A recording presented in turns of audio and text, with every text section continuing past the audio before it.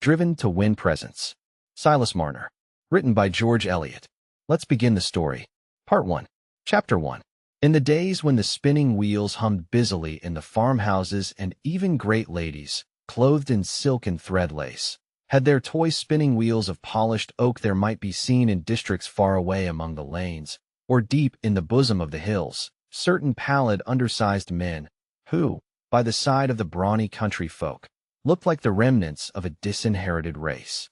The shepherd's dog barked fiercely when one of these alien-looking men appeared on the upland, dark against the early winter sunset. For what dog likes a figure bent under a heavy bag? And these pale men rarely stirred abroad without that mysterious burden. The shepherd himself, though he had good reason to believe that the bag held nothing but flaxen thread, or else the long rolls of strong linen spun from that thread, was not quite sure that this trade of weaving, indispensable though it was, could be carried on entirely without the help of the evil one. In that far-off time superstition clung easily round every person or thing that was at all unwanted, or even intermittent and occasional merely, like the visits of the peddler or the knife grinder.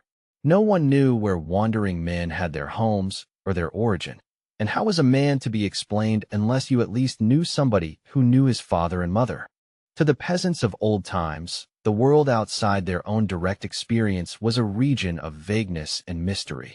To their untraveled thought, a state of wandering was a conception as dim as the winter life of the swallows that came back with the spring, and even a settler, if he came from distant parts, hardly ever ceased to be viewed with a remnant of distrust, which would have prevented any surprise if a long course of inoffensive conduct on his part had ended in the commission of a crime, especially if he had any reputation for knowledge, or showed any skill in handicraft. All cleverness, whether in the rapid use of that difficult instrument the tongue, or in some other art unfamiliar to villagers, was in itself suspicious. Honest folk, born and bred in a visible manner, were mostly not overwise or clever, at least, not beyond such a matter as knowing the signs of the weather, and the process by which rapidity and dexterity of any kind were acquired was so wholly hidden that they partook of the nature of conjuring. In this way it came to pass that those scattered linen weavers, emigrants from the town into the country, were to the last regarded as aliens by their rustic neighbors, and usually contracted the eccentric habits which belong to a state of loneliness. In the early years of this century, such a linen weaver, named Silas Marner, worked at his vocation in a stone cottage that stood among the nutty hedgerows near the village of Raveloe, and not far from the edge of a deserted stone pit. The questionable sound of Silas's loom, so unlike the natural cheerful trotting of the winnowing machine, or the simpler rhythm of the flail, had a half-fearful fascination for the Raveloe boys, who would often leave off their nutting or birds nesting to peep in at the window of the stone cottage, counterbalancing a certain awe at the mysterious action of the loom by a pleasant sense of scornful superiority, drawn from the mockery of its alternating noises along with the bent treadmill attitude of the weaver. But sometimes it happened that Marner, pausing to adjust an irregularity in his thread, became aware of the small scoundrels, and, though chary of his time, he liked their intrusion so ill that he would descend from his loom, and, opening the door, would fix on them a gaze that was always enough to make them take to their legs in terror. For how was it possible to believe that those large brown protuberant eyes in Silas Marner's pale face really saw nothing very distinctly that was not close to them, and not rather that their dreadful stare could dart cramp, or rickets, or a wry mouth at any boy who happened to be in the rear? They had, perhaps, heard their fathers and mothers hint that Silas Marner could cure folks' rheumatism if he had a mind, and add, still more darkly, that if you could only speak the devil fair enough, he might save you the cost of the doctor. Such strange lingering echoes of the old demon worship might perhaps even now be caught by the diligent listener among the gray-haired peasantry, for the rude mind with difficulty associates the ideas of power and benignity. A shadowy conception of power that by much persuasion can be induced to refrain from inflicting harm is the shape most easily taken by the sense of the invisible in the minds of men who have always been pressed close by primitive wants, and to whom a life of hard toil has never been illuminated by any enthusiastic religious faith. To them pain and mishap present a far wider range of possibilities than gladness and enjoyment. Their imagination is almost barren of the images that feed desire and hope, but is all overgrown by recollections that are a perpetual pasture to fear. Is there anything you can fancy that you would like to eat? I once said to an old laboring man, who was in his last illness, and who had refused all the food his wife had offered him. No, he answered. I've never been used to nothing but common victual, and I can't eat that. Experience had bred no fancies in him that could raise the phantasm of appetite. And Ravelot was a village where many of the old echoes lingered, undrowned by new voices. Not that it was one of those barren parishes lying on the outskirts of civilization inhabited by meager sheep and thinly scattered shepherds. On the contrary, it lay in the rich central plain of what we are pleased to call Merry England, and held farms which, speaking from a spiritual point of view, paid highly desirable tithes. But it was nestled in a snug, well-wooded hollow, quite an hour's journey on horseback from any turnpike, where it was never reached by the vibrations of the coach horn or of public opinion.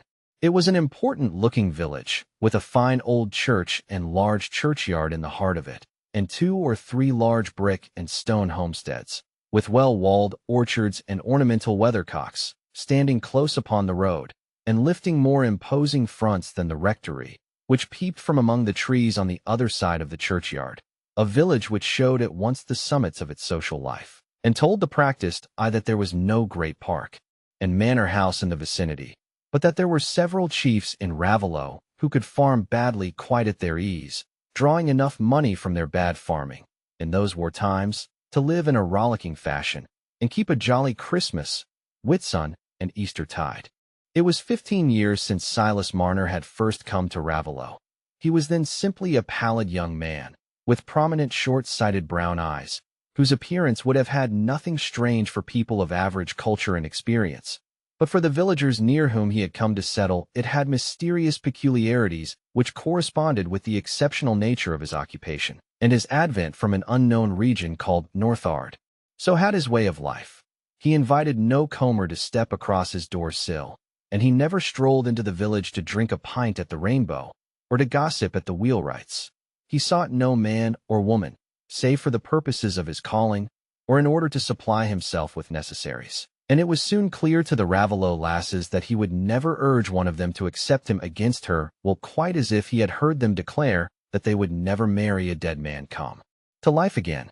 This view of Marner's personality was not without another ground than his pale face and unexampled eyes, for Jim Rodney, the mole-catcher, averred that one evening as he was returning homeward, he saw Silas Marner leaning against a stile with a heavy bag on his back, instead of resting the bag on the stile as a man in his senses would have done, and that, on coming up to him, he saw that Marner's eyes were set like a dead man's, and he spoke to him, and shook him, and his limbs were stiff, and his hands clutched the bag as if they'd been made of iron.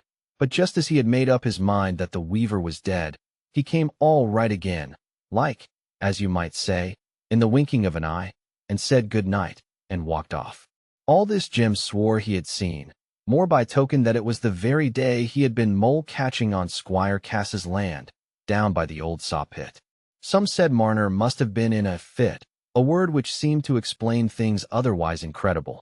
But the argumentative Mr. Macy, clerk of the parish, shook his head, and asked if anybody was ever known to go off in a fit and not fall down. A fit was a stroke, wasn't it? And it was in the nature of a stroke to partly take away the use of a man's limbs and throw him on the parish, if he'd got no children to look to.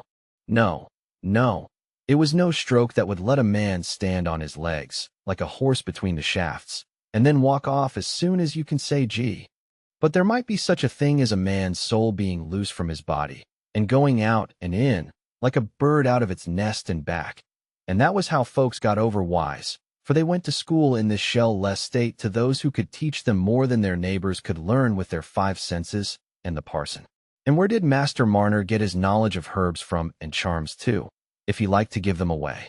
Jim Rodney's story was no more than what might have been expected by anybody who had seen how Marner had cured Sally Oates, and made her sleep like a baby, when her heart had been beating enough to burst her body, for 2 months and more, while she had been under the doctor's care. He might cure more folks if he would, but he was worth speaking fair, if it was only to keep him from doing you a mischief. It was partly to this vague fear that Marner was indebted for protecting him from the persecution that his singularities might have drawn upon him, but still more to the fact that, the old linen weaver in the neighboring parish of Tarley being dead, his handicraft made him a highly welcome settler to the richer housewives of the district, and even to the more provident cottagers, who had their little stock of yarn at the year's end. Their sense of his usefulness would have counteracted any repugnance or suspicion which was not confirmed by a deficiency in the quality or the tale of the cloth he wove for them. And the years had rolled on without producing any change in the impressions of the neighbors concerning Marner, except the change from novelty to habit. At the end of 15 years, the Raveloe men said just the same things about Silas Marner as at the beginning. They did not say them quite so often, but they believed them much more strongly when they did say them. There was only one important addition which the years had brought. It was that Master Marner had laid by a fine sight of money somewhere, and that he could buy up bigger men than himself. But while opinion concerning him had remained nearly stationary, and his daily habits had presented scarcely any visible change, Marner's inward life had been a history and a metamorphosis, as that of every fervid nature must be when it has fled or been condemned to solitude. His life, before he came to Raveloe, had been filled with the movement, the mental activity, and the close fellowship, which, in that day as in this, marked the life of an artisan early incorporated in a narrow religious sect, where the poorest layman has the chance of distinguishing himself by gifts of speech, and has, at the very least, the weight of a silent voter in the government of his community. Marner was highly thought of in that little hidden world, known to itself as the church assembling in Lantern Yard. He was believed to be a young man of exemplary life and ardent faith, and a peculiar interest had been centered in him ever since he had fallen, at a prayer meeting, into a mysterious rigidity and suspension of consciousness, which, lasting for an hour or more, had been mistaken for death. To have sought a medical explanation for this phenomenon would have been held by Silas himself, as well as by his minister and fellow members, a willful self-exclusion from the spiritual significance that might lie therein. Silas was evidently a brother selected for a peculiar discipline, and though the effort to interpret this discipline was discouraged by the absence, on his part, of any spiritual vision during his outward trance, yet it was believed by himself and others that its effect was seen in an accession of light and fervor. A less truthful man than he might have been tempted into the subsequent creation of a vision in the form of resurgent memory. A less sane man might have believed in such a creation, but Silas was both sane and honest, though, as with many honest and fervent men, culture had not defined any channels for his sense of mystery, and so it spread itself over the proper pathway of inquiry and knowledge.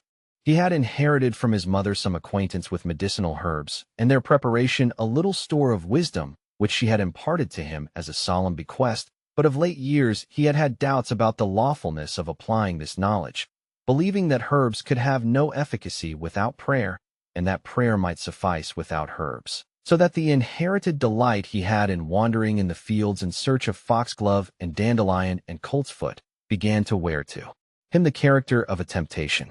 Among the members of his church there was one young man, a little older than himself, with whom he had long lived in such close friendship that it was the custom of their Lantern Yard brethren to call them David and Jonathan.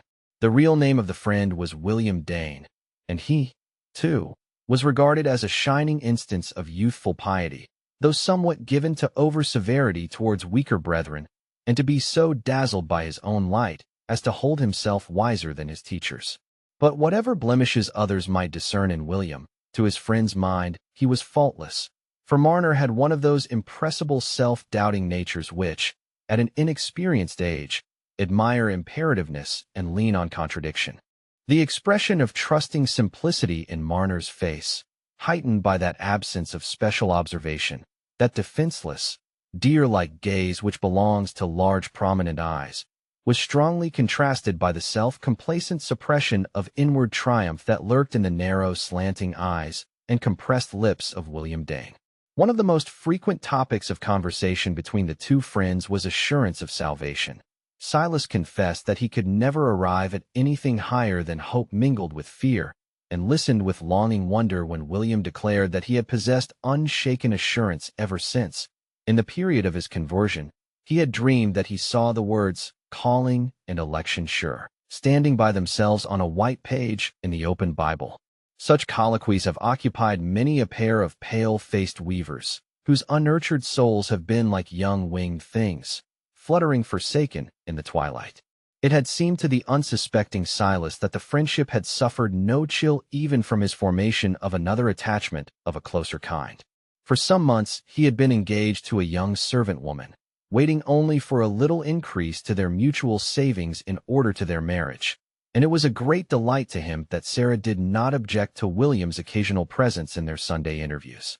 It was at this point in their history that Silas's cataleptic fit occurred during the prayer meeting, and amidst the various queries and expressions of interest addressed to him by his fellow members, William's suggestion alone jarred with the general sympathy towards a brother thus singled out for special dealings. He observed that, to him, this trance looked more like a visitation of Satan than a proof of divine favor, and exhorted his friend to see that he hid no accursed thing within his soul. Silas, feeling bound to accept rebuke and admonition as a brotherly office, felt no resentment, but only pain, at his friend's doubts concerning him, and to this was soon added some anxiety at the perception that Sarah's manner towards him began to exhibit a strange fluctuation between an effort at an increased manifestation of regard and involuntary signs of shrinking and dislike. He asked her if she wished to break off their engagement, but she denied this. Their engagement was known to the church and had been recognized in the prayer meetings. It could not be broken off without strict investigation, and Sarah could render no reason that would be sanctioned by the feeling of the community. At this time the senior deacon was taken dangerously ill, and, being a childless widower, he was tended night and day by some of the younger brethren or sisters. Silas frequently took his turn in the night watching with William, the one relieving the other at 2 in the morning. The old man, contrary to expectation, seemed to be on the way to recovery, when one night Silas, sitting up by his bedside, observed that his usual audible breathing had ceased. The candle was burning low, and he had to lift it to see the patient's face distinctly. Examination convinced him that the deacon had been dead some time, for the limbs were rigid. Silas asked himself if he had been asleep, and looked at the clock. It was already 4 in the morning. How was it that William had not come? In much anxiety, he went to seek for help, and soon there were several friends assembled in the house, the minister among them, while Silas went away to his work, wishing he could have met William to know the reason of his non-appearance. But at 6 o'clock, as he was thinking of going to seek his friend, William came, and with him the minister. They came to summon him to Lantern Yard, to meet the church members there, and to his inquiry concerning the cause of the summons the only reply was, "You will hear." Nothing further was said until Silas was seated in the vestry, in front of the minister, with the eyes of those who to him represented God's people fixed solemnly upon him. Then the minister, taking out a pocket knife, showed it to Silas, and asked him if he knew where he had left that knife. Silas said he did not know that he had left it anywhere out of his own pocket, but he was trembling at this strange interrogation. He was then exhorted not to hide his sin, but to confess and repent. The knife had been found in the bureau by the departed deacon's bedside, found in the place where the little bag of church money had lain, which the minister himself had seen the day before. Some hand had removed that bag, and whose hand could it be, if not that of the man to whom the knife belonged? For some time Silas was mute with astonishment. Then he said, "God will clear me. I know nothing about the knife being there, or the money being gone. Search me and my dwelling. You will find nothing but £3.5 of my own savings, which William Dane knows I have had these 6 months." At this William groaned, but the minister said, "The proof is heavy against you, Brother Marner. The money was taken in the night last past, and no man was with our departed brother but you. For William Dane declares to us that he was hindered by sudden sickness from going to take his place as usual, and you yourself said that he had not come, and, moreover, you neglected the dead body." "I must have slept," said Silas. Then, after a pause, he added, "Or I must have had another visitation like that which you have all seen me under, so that the thief must have come and gone while I was not in the body, but out of the body. But, I say again, search me and my dwelling, for I have been nowhere else." The search was made, and it ended in William Dane's finding the well-known bag, empty, tucked behind the chest of drawers in Silas's chamber. On this, William exhorted his friend to confess, and not to hide his sin any longer. Silas turned a look of keen reproach on him, and said, "William, for 9 years that we have gone in and out together, have you ever known me tell a lie? But God will clear me." "Brother," said William, "how do I know what you may have done in the secret chambers of your heart, to give Satan an advantage over you?" Silas was still looking at his friend. Suddenly a deep flush came over his face, and he was about to speak impetuously, when he seemed checked again by some inward shock that sent the flush back and made him tremble. But at last he spoke feebly, looking at William. "I remember now the knife wasn't in my pocket." William said, "I know nothing of what you mean." The other persons present, however, began to inquire where Silas meant to say that the knife was, but he would give no further explanation. He only said, "I am sore stricken. I can say nothing. God will clear me." On their return to the vestry, there was further deliberation. Any resort to legal measures for ascertaining the culprit was contrary to the principles of the church in Lantern Yard, according to which prosecution was forbidden to Christians, even had the case held less scandal to the community. But the members were bound to take other measures for finding out the truth, and they resolved on praying and drawing lots. This resolution can be a ground of surprise only to those who are unacquainted with that obscure religious life which has gone on in the alleys of our towns. Silas knelt with his brethren, relying on his own innocence being certified by immediate divine interference, but feeling that there was sorrow and mourning behind for him even then that his trust in man had been cruelly bruised. The lots declared that Silas Marner was guilty. He was solemnly suspended from church membership and called upon to render up the stolen money.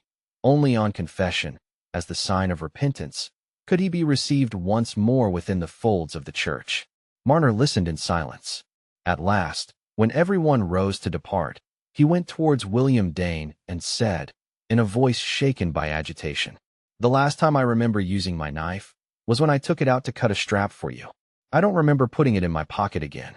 You stole the money, and you have woven a plot to lay the sin at my door. But you may prosper, for all that. There is no just God that governs the earth righteously, but a God of lies that bears witness against the innocent." There was a general shudder at this blasphemy. William said meekly, "I leave our brethren to judge whether this is the voice of Satan or not. I can do nothing but pray for you, Silas." Poor Marner went out with that despair in his soul, that shaken trust in God and man, which is little short of madness to a loving nature. In the bitterness of his wounded spirit, he said to himself, "She will cast me off too." And he reflected that, if she did not believe the testimony against him, her whole faith must be upset as his was. To people accustomed to reason about the forms in which their religious feeling has incorporated itself, it is difficult to enter into that simple, untaught state of mind in which the form and the feeling have never been severed by an act of reflection. We are apt to think it inevitable that a man in Marner's position should have begun to question the validity of an appeal to the divine judgment by drawing lots. But to him this would have been an effort of independent thought such as he had never known, and he must have made the effort at a moment when all his energies were turned into the anguish of disappointed faith. If there is an angel who records the sorrows of men as well as their sins, he knows how many and deep are the sorrows that spring from false ideas for which no man is culpable. Marner went home, and for a whole day sat alone, stunned by despair, without any impulse to go to Sarah and attempt to win her belief in his innocence. The second day he took refuge from benumbing unbelief by getting into his loom and working away as usual, and before many hours were past, the minister and one of the deacons came to him with the message from Sarah that she held her engagement to him at an end. Silas received the message mutely, and then turned away from the messengers to work at his loom again. In little more than a month from that time, Sarah was married to William Dane, and not long afterwards it was known to the brethren in Lantern Yard that Silas Marner had departed from the town. Chapter 2. Even people whose lives have been made various by learning sometimes find it hard to keep a fast hold on their habitual views of life, on their faith in the invisible, nay, on the sense that their past joys and sorrows are a real experience, when they are suddenly transported to a new land, where the beings around them know nothing of their history, and share none of their ideas, where their Mother Earth shows another lap. And human life has other forms than those on which their souls have been nourished. Minds that have been unhinged from their old faith and love have perhaps sought this Lethean influence of exile, in which the past becomes dreamy because its symbols have all vanished, and the present too is dreamy because it is linked with no memories. But even their experience may hardly enable them thoroughly to imagine what was the effect on a simple weaver like Silas Marner, when he left his own country and people and came to settle in Ravello.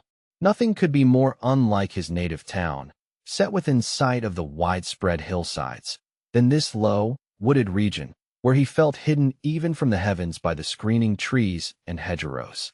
There was nothing here, when he rose in the deep morning quiet and looked out on the dewy brambles and rank tufted grass, that seemed to have any relation with that life centering in Lantern Yard, which had once been to him the altar place of high dispensations. The whitewashed walls, the little pews where well-known figures entered with a subdued rustling, and where first one well-known voice, and then another, pitched in a peculiar key of petition, uttered phrases at once occult and familiar, like the amulet worn on the heart. The pulpit where the minister delivered unquestioned doctrine, and swayed to and fro, and handled the book in a long accustomed manner. The very pauses between the couplets of the hymn, as it was given out, and the recurrent swell of voices and song. These things had been the channel of divine influences to Marner. They were the fostering home of his religious emotions. They were Christianity and God's kingdom upon earth. A weaver who finds hard words in his hymn book knows nothing of abstractions, as the little child knows nothing of parental love, but only knows one face and one lap, towards which it stretches its arms for refuge and nurture. And what could be more unlike that Lantern Yard world than the world in Ravello? Orchards looking lazy with neglected plenty, the large church in the wide churchyard, which men gazed at lounging at their own doors in service time. The purple-faced farmers jogging along the lanes or turning in at the Rainbow homesteads, where men supped heavily and slept in the light of the evening hearth, and where women seemed to be laying up a stock of linen for the life to come. There were no lips in Ravello from which a word could fall that would stir Silas Marner's benumbed faith to a sense of pain. In the early ages of the world, we know, it was believed that each territory was inhabited and ruled by its own divinities, so that a man could cross the bordering heights and be out of the reach of his native gods, whose presence was confined to the streams and the groves and the hills among which he had lived from his birth. And poor Silas was vaguely conscious of something not unlike the feeling of primitive men when they fled thus, in fear or in sullenness, from the face of an unpropitious deity. It seemed to him that the power he had vainly trusted in among the streets and at the prayer meetings was very far away from this land in which he had taken refuge, where men lived in careless abundance, knowing and needing nothing of that trust, which, for him, had been turned to bitterness. The little light he possessed spread its beams so narrowly that frustrated belief was a curtain broad enough to create for him the blackness of night. His first movement after the shock had been to work in his loom, and he went on with this unremittingly, never asking himself why. Now he was come to Ravello. He worked far on into the night to finish the tale of Mrs. Osgood's table linen sooner than she expected, without contemplating beforehand the money she would put into his hand for the work. He seemed to weave, like the spider, from pure impulse, without reflection. Every man's work, pursued steadily, tends in this way to become an end in itself, and so to bridge over the loveless chasms of his life. Silas's hand satisfied itself with throwing the shuttle, and his eye with seeing the little squares in the cloth complete themselves under his effort. Then there were the calls of hunger, and Silas, in his solitude, had to provide his own breakfast, dinner, and supper, to fetch his own water from the well, and put his own kettle on the fire, and all these immediate promptings helped, along with the weaving, to reduce his life to the unquestioning activity of a spinning insect. He hated the thought of the past. There was nothing that called out his love and fellowship toward the strangers he had come amongst, and the future was all dark, for there was no unseen love that cared for him. Thought was arrested by utter bewilderment. Now its old narrow pathway was closed, and affection seemed to have died under the bruise that had fallen on its keenest nerves. But at last Mrs. Osgood's table linen was finished, and Silas was paid in gold. His earnings in his native town, where he worked for a wholesale dealer, had been after a lower rate. He had been paid weekly, and of his weekly earnings a large proportion had gone to objects of piety and charity. Now, for the first time in his life, he had 5 bright guineas put into his hand. No man expected a share of them, and he loved no man that he should offer him a share. But what were the guineas to him, who saw no vista beyond countless days of weaving? It was needless for him to ask that, for it was pleasant to him to feel them in his palm, and look at their bright faces, which were all his own. It was another element of life, like the weaving and the satisfaction of hunger, subsisting quite aloof from the life of belief and love from which he had been cut off. The weaver's hand had known the touch of hard-won money even before the palm had grown to its full breadth. For 20 years, mysterious money had stood to him as the symbol of earthly good and the immediate object of toil. He had seemed to love it little in the years when every penny had its purpose for him, for he loved the purpose then. But now, when all purpose was gone, that habit of looking towards the money and grasping it with a sense of fulfilled effort made a loam that was deep enough for the seeds of desire. And as Silas walked homeward across the fields in the twilight, he drew out the money and thought it was brighter in the gathering gloom. About this time an incident happened which seemed to open a possibility of some fellowship with his neighbors. One day, taking a pair of shoes to be mended, he saw the cobbler's wife seated by the fire, suffering from the terrible symptoms of heart disease and dropsy, which he had witnessed as the precursors of his mother's death. He felt a rush of pity at the mingled sight and remembrance, and, recalling the relief his mother had found from a simple preparation of foxglove, he promised Sally Oates to bring her something that would ease her, since the doctor did her no good. In this office of charity, Silas felt, for the first time since he had come to Raveloe, a sense of unity between his past and present life, which might have been the beginning of his rescue from the insect-like existence into which his nature had shrunk. But Sally Oates's disease had raised her into a personage of much interest and importance among the neighbors, and the fact of her having found relief from drinking Silas Marner's stuff became a matter of general discourse. When Dr. Kimball gave physic, it was natural that it should have an effect, but when a weaver, who came from nobody knew where, worked wonders with a bottle of brown waters, the occult character of the process was evident. Such a sort of thing had not been known since the wise woman at Tarley died, and she had charms as well as stuff. Everybody went to her when their children had fits. Silas Marner must be a person of the same sort, for how did he know what would bring back Sally Oates's breath? If he didn't know a fine sight more than that. The wise woman had words that she muttered to herself, so that you couldn't hear what they were, and if she tied a bit of red thread round the child's toe the while, it would keep off the water in the head.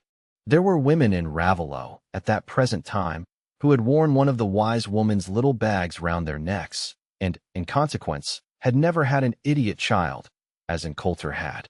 Silas Marner could very likely do as much, and more, and now it was all clear how he should have come from unknown parts, and be so comical-looking. But Sally Oates must mind and not tell the doctor, for he would be sure to set his face against Marner. He was always angry about the wise woman, and used to threaten those who went to her that they should have none of his help any more. Silas now found himself in his cottage suddenly beset by mothers who wanted him to charm away the whooping cough, or bring back the milk, and by men who wanted stuff against the rheumatics or the knots in the hands. And, to secure themselves against a refusal, the applicants brought silver in their palms. Silas might have driven a profitable trade in charms as well as in his small list of drugs, but money on this condition was no temptation to him. He had never known an impulse towards falsity, and he drove one after another away with growing irritation, for the news of him as a wise man had spread even to Tarley, and it was long before people ceased to take long walks for the sake of asking his aid.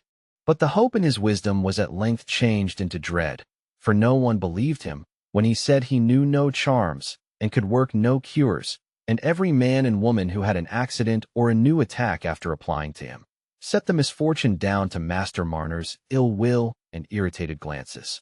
Thus it came to pass that his movement of pity towards Sally Oates, which had given him a transient sense of brotherhood, heightened the repulsion between him and his neighbors, and made his isolation more complete.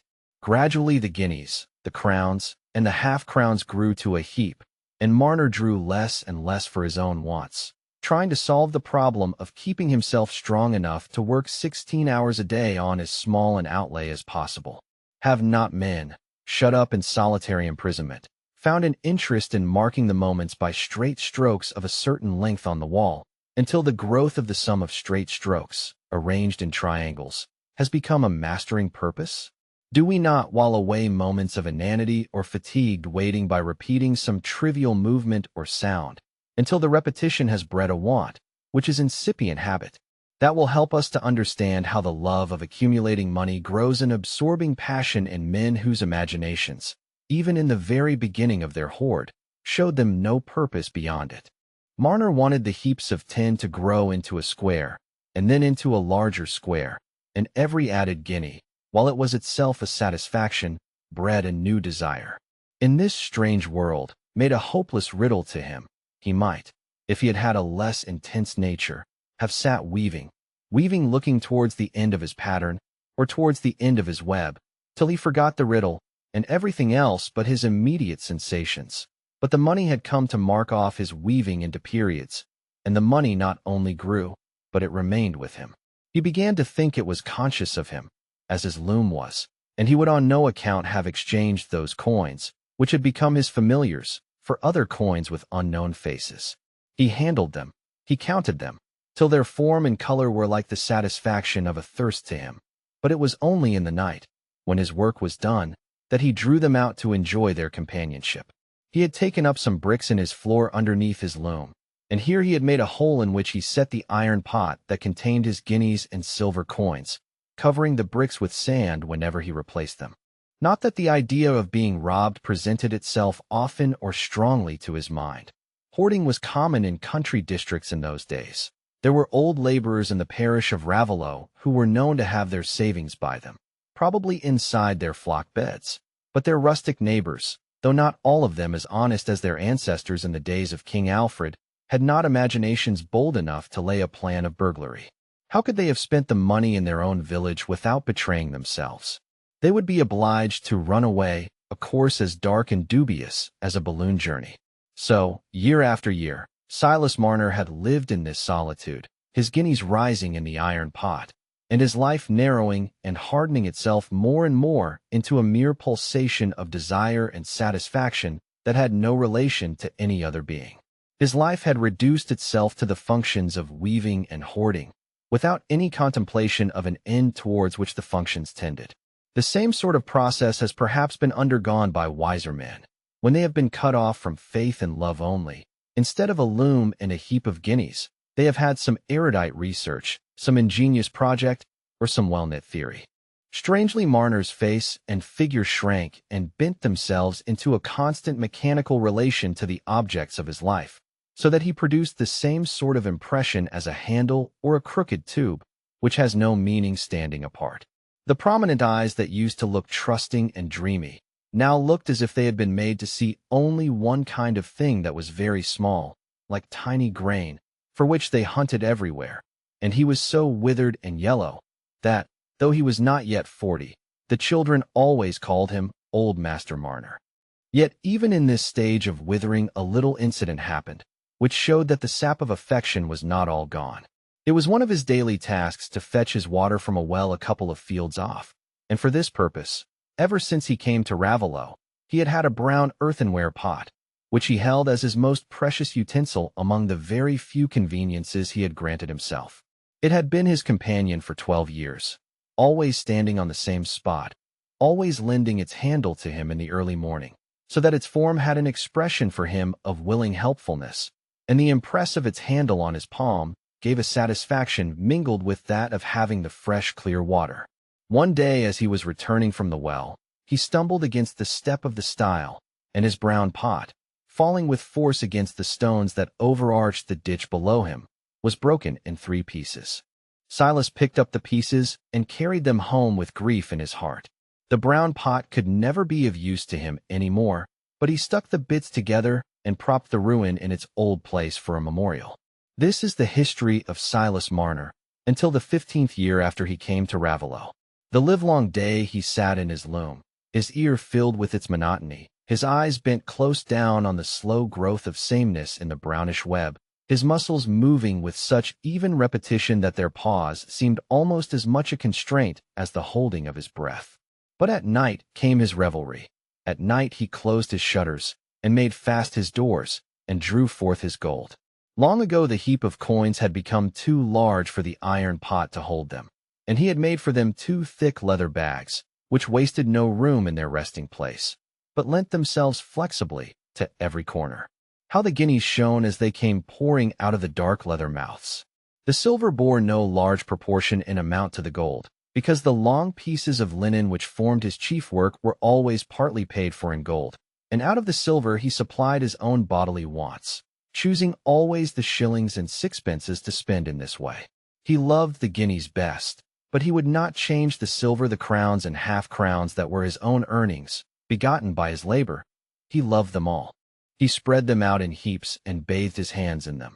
Then he counted them and set them up in regular piles, and felt their rounded outline between his thumb and fingers, and thought fondly of the guineas that were only half earned by the work in his loom, as if they had been unborn children, thought of the guineas that were coming slowly through the coming years, through all his life, which spread far away before him, the end quite hidden by countless days of weaving. No wonder his thoughts were still with his loom and his money when he made his journeys through the fields and the lanes to fetch and carry home his work, so that his steps never wandered to the hedge banks and the lane side in search of the once familiar herbs. These too belonged to the past, from which his life had shrunk away, like a rivulet that has sunk far down from the grassy fringe of its old breadth into a little shivering thread that cuts a groove for itself in the barren sand. But about the Christmas of that 15th year, a second great change came over Marner's life, and his history became blent in a singular manner with the life of his neighbors. Chapter 3. The greatest man in Raveloe was Squire Cass, who lived in the large red house with the handsome flight of stone steps in front and the high stables behind it, nearly opposite the church. He was only one among several landed parishioners, but he alone was honored with the title of squire, for though Mr. Osgood's family was also understood to be of timeless origin, the Raveloe imagination having never ventured back to that fearful blank when there were no Osgoods still. He merely owned the farm he occupied, whereas Squire Cass had a tenant or two, who complained of the game to him quite as if he had been a lord. It was still that glorious wartime which was felt to be a peculiar favor of Providence towards the landed interest, and the fall of prices had not yet come to carry the race of small squires and yeomen down that road to ruin for which extravagant habits and bad husbandry were plentifully anointing their wheels. I am speaking now in relation to Raveloe and the parishes that resembled it, for our old-fashioned country life had many different aspects, as all life must have when it is spread over a various surface, and breathed on variously by multitudinous currents, from the winds of heaven to the thoughts of men, which are forever moving and crossing each other with incalculable results. Raveloe lay low among the bushy trees and the rutted lanes, aloof from the currents of industrial energy and Puritan earnestness. The rich ate and drank freely, accepting gout and apoplexy as things that ran mysteriously in respectable families, and the poor thought that the rich were entirely in the right of it to lead a jolly life. Besides, their feasting caused a multiplication of orts, which were the heirlooms of the poor. Betty J. scented the boiling of Squire Cass's hams, but her longing was arrested by the unctuous liquor in which they were boiled, and when the seasons brought round the great merry-makings, they were regarded on all hands as a fine thing for the poor. For the Raveloe feasts were like the rounds of beef and the barrels of ale. They were on a large scale, and lasted a good while, especially in the winter time. After ladies had packed up their best gowns and top knots in bandboxes, and had incurred the risk of fording streams on pillions with the precious burden in rainy or snowy weather, when there was no knowing how high the water would rise, it was not to be supposed that they looked forward to a brief pleasure. On this ground it was always contrived in the dark seasons, when there was little work to be done, and the hours were long, that several neighbors should keep open house in succession. So soon as Squire Cass's standing dishes diminished in plenty and freshness, his guests had nothing to do but to walk a little higher up the village to Mr. Osgood's, at the orchards, and they found hams and chins uncut, pork pies with the scent of the fire in them, spun butter in all its freshness, everything, in fact, that appetites at leisure could desire, in perhaps greater perfection, though not in greater abundance, than at Squire Cass's.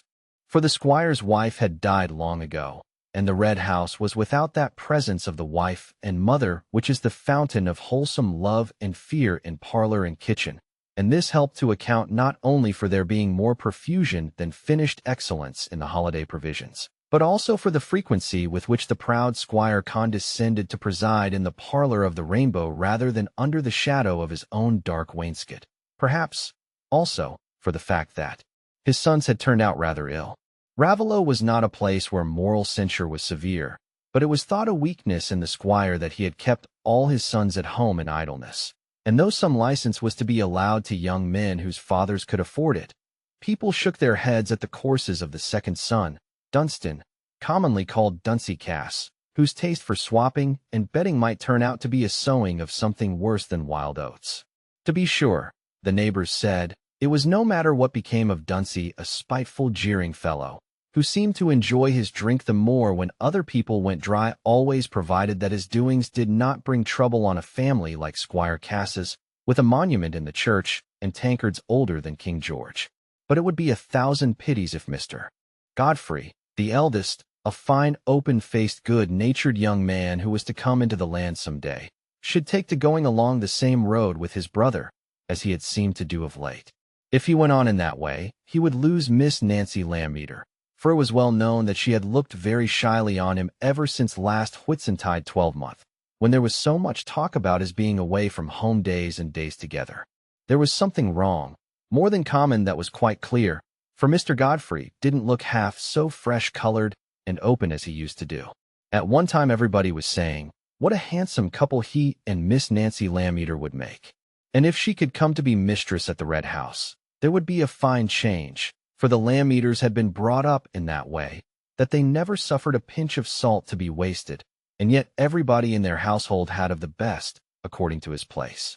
Such a daughter-in-law would be a saving to the old squire, if she never brought a penny to her fortune, for it was to be feared that, notwithstanding his incomings, there were more holes in his pocket than the one where he put his own hand in. But if Mr. Godfrey didn't turn over a new leaf, he might say good-bye to Miss Nancy Lammeter. It was the once hopeful Godfrey who was standing, with his hands in his side pockets and his back to the fire, in the dark wainscoted parlor, one late November afternoon in that 15th year of Silas Marner's life at Raveloe. The fading gray light fell dimly on the walls decorated with guns, whips, and foxes' brushes, on coats and hats flung on the chairs, on tankards sending forth a scent of flat ale, and on a half-choked fire, with pipes propped up in the chimney corners, signs of a domestic life destitute of any hallowing charm, with which the look of gloomy vexation on Godfrey's blond face was in sad accordance. He seemed to be waiting and listening for someone's approach, and presently the sound of a heavy step, with an accompanying whistle, was heard across the large, empty entrance hall. The door opened, and a thick-set, heavy-looking young man entered, with the flushed face and the gratuitously elated bearing which marked the first stage of intoxication. It was Dunsey, and at the sight of him Godfrey's face parted with some of its gloom to take on the more active expression of hatred. The handsome brown spaniel that lay on the hearth retreated under the chair in the chimney corner. "Well, Master Godfrey, what do you want with me?" said Dunsey, in a mocking tone. "You're my elders and betters, you know. I was obliged to come when you sent for me. Why, this is what I want, and just shake yourself sober and listen, will you?" said Godfrey savagely. He had himself been drinking more than was good for him, trying to turn his gloom into uncalculating anger. "I want to tell you, I must hand over that rent of Fowler's to the squire, or else tell him I gave it you, for he's threatening to distrain for it, and it'll all be out soon, whether I tell him or not. He said, just now, before he went out, he should send word to Cox to distrain, if Fowler didn't come and pay up his arrears this week. The squire's short o' cash, and in no humor to stand any nonsense, and you know what he threatened, if ever he found you making away with his money again. So, see and get the money, and pretty quickly, will you?" "Oh," said Dunsey, sneeringly, coming nearer to his brother and looking in his face. "Suppose, now, you get the money yourself, and save me the trouble, eh? Since he was so kind as to hand it over to me, you'll not refuse me the kindness to pay it back for me. It was your brotherly love made you do it, you know." Godfrey bit his lips and clenched his fist. "Don't come near me with that look, else I'll knock you down." "Oh no, You won't, said Dunsey, turning away on his heel. However, because I'm such a good-natured brother, you know, I might get you turned out of house and home and cut off with a shilling any day. I might tell the squire how his handsome son was married to that nice young woman, Molly Farron, and was very unhappy because he couldn't live with his drunken wife, and I should slip into your place as comfortable as could be. But you see, I don't do it. I'm so easy and good-natured. You'll take any trouble for me. You'll get the £100 for me, I know you will. How can I get the money? Said Godfrey, quivering. I haven't a shilling to bless myself with. And it's a lie that you'd slip into my place. You'd get yourself turned out too, that's all. For if you begin telling tales, I'll follow. Bob's my father's favorite, you know that very well. He'd only think himself well rid of you. Never mind, said Dunsey, nodding his head sideways as he looked out of the window. You'd be very pleasant to me to go in your company. You're such a handsome brother, and we've always been so fond of quarreling with one another. I shouldn't know what to do without you. But you'd like better for us both to stay at home together. I know you would. So you'll manage to get that little sum o' money, and I'll bid you goodbye, though I'm sorry to part. Dunstan was moving off, but Godfrey rushed after him and seized him by the arm, saying, with an oath, I tell you, I have no money. I can get no money. Borrow of old Kimball. I tell you, he won't lend me any more, and I shan't ask him. Well, then, sell Wildfire. Yes, that's easy talking. I must have the money directly. Well, you've only got to ride him to the hunt tomorrow. There'll be Bryce and Keating there, for sure. You'll get more bids than one, I dare say, and get back home at 8 o'clock, splashed up to the chin. I'm going to Mrs. Osgood's birthday dance. Oh ho, said Dunsey, turning his head on one side and trying to speak in a small, mincing treble. And there's sweet Miss Nancy coming, and we shall dance with her, and promise never to be naughty again, and be taken into favor, and— Hold your tongue about Miss Nancy, you fool, said Godfrey, turning red. Else I'll throttle you.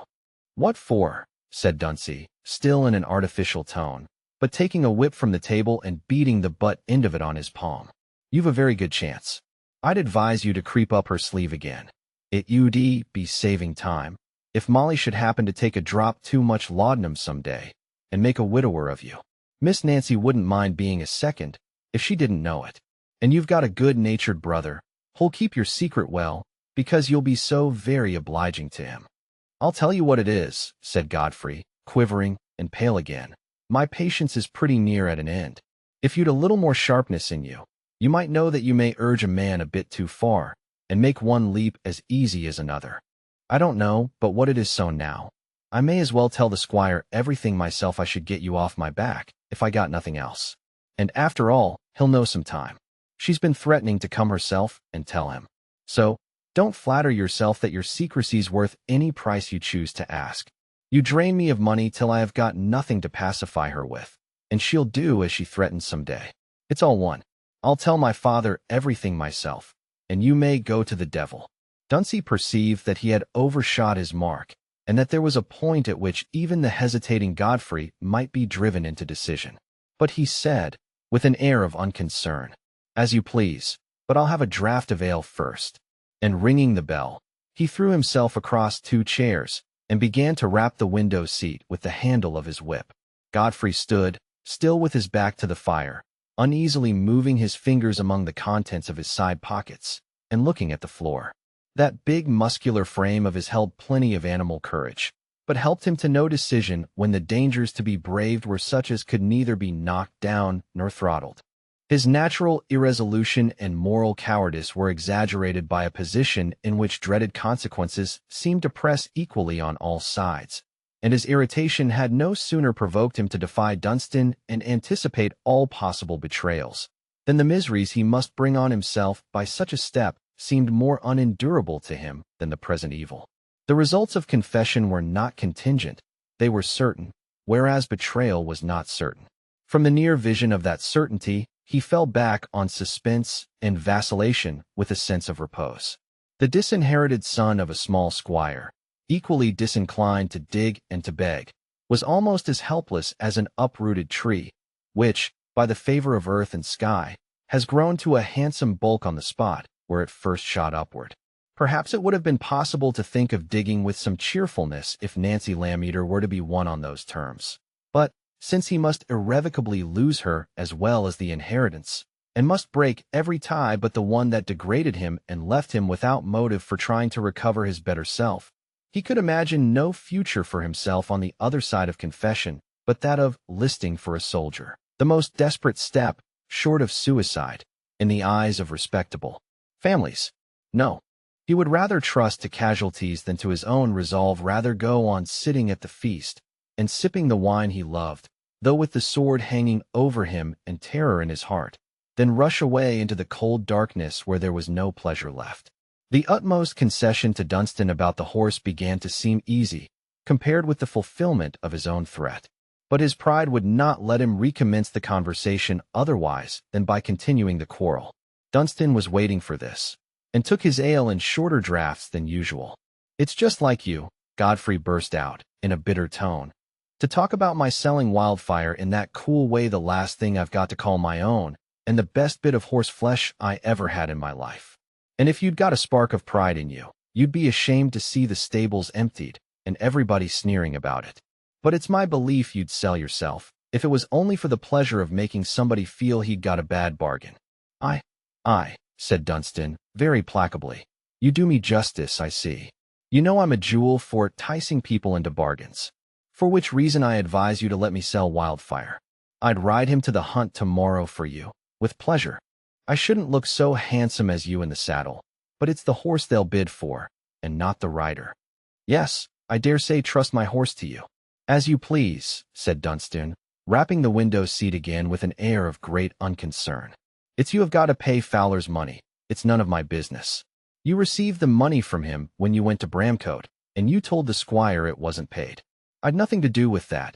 You chose to be so obliging as to give it me, that was all. If you don't want to pay the money, let it alone. It's all one to me. But I was willing to accommodate you by undertaking to sell the horse, seeing it's not convenient to you to go so far tomorrow." Godfrey was silent for some moments. He would have liked to spring on Dunstan, wrench the whip from his hand, and flog him to within an inch of his life, and no bodily fear could have deterred him. But he was mastered by another sort of fear, which was fed by feelings stronger even than his resentment. When he spoke again, it was in a half-conciliatory tone. "Well, you mean no nonsense about the horse, eh? You'll sell him all fair, and hand over the money? If you don't, you know, everything you'll go to smash, for I've got nothing else to trust to. And you'll have less pleasure in pulling the house over my head, when your own skull's to be broken too." I, said Dunstan, rising. "All right. I thought you'd come round. I'm the fellow to bring old Bryce up to the scratch. I'll get you 120 for him, if I get you a penny. But it'll perhaps rain cats and dogs tomorrow, as it did yesterday, and then you can't go," said Godfrey, hardly knowing whether he wished for that obstacle or not. "Not it," said Dunstan. "I'm always lucky in my weather. It might rain if you wanted to go yourself. You never hold trumps, you know I always do. You've got the beauty, you see, and I've got the luck, so you must keep me by you for your crooked sixpence. You'll never get along without me." "Confound you! Hold your tongue," said Godfrey, impetuously, "and take care to keep sober tomorrow, else you'll get pitched on your head coming home, and Wildfire might be the worse for it." "Make your tender heart easy," said Dunstan, opening the door. "You never knew me see double when I got a bargain to make. It ud spoil the fun. Besides, whenever I fall, I'm warranted to fall on my legs." With that, Dunstan slammed the door behind him, and left Godfrey to that bitter rumination on his personal circumstances, which was now unbroken from day to day save by the excitement of sporting, drinking, card-playing, or the rarer and less oblivious pleasure of seeing Miss Nancy Lammeter. The subtle and varied pains springing from the higher sensibility that accompanies higher culture are perhaps less pitiable than that dreary absence of impersonal enjoyment and consolation which leaves ruder minds to the perpetual urgent companionship of their own griefs and discontents. The lives of those rural forefathers, whom we are apt to think very prosaic figures, men whose only work was to ride round their land, getting heavier and heavier in their saddles, and who passed the rest of their days in the half-listless gratification of senses dulled by monotony, had a certain pathos in them nevertheless. Calamities came to them too, and their early errors carried hard consequences. Perhaps the love of some sweet maiden, the image of purity, order, and calm, had opened their eyes to the vision of a life in which the days would not seem too long, even without rioting. But the maiden was lost, and the vision passed away, and then what was left to them, especially when they had become too heavy for the hunt, or for carrying a gun over the furrows, but to drink and get merry, or to drink and get angry, so that they might be independent of variety, and say over again with eager emphasis the things they had said already any time that 12-month? Assuredly, among these flushed and dull-eyed men, there were some whom, thanks to their native human kindness, even riot could never drive into brutality.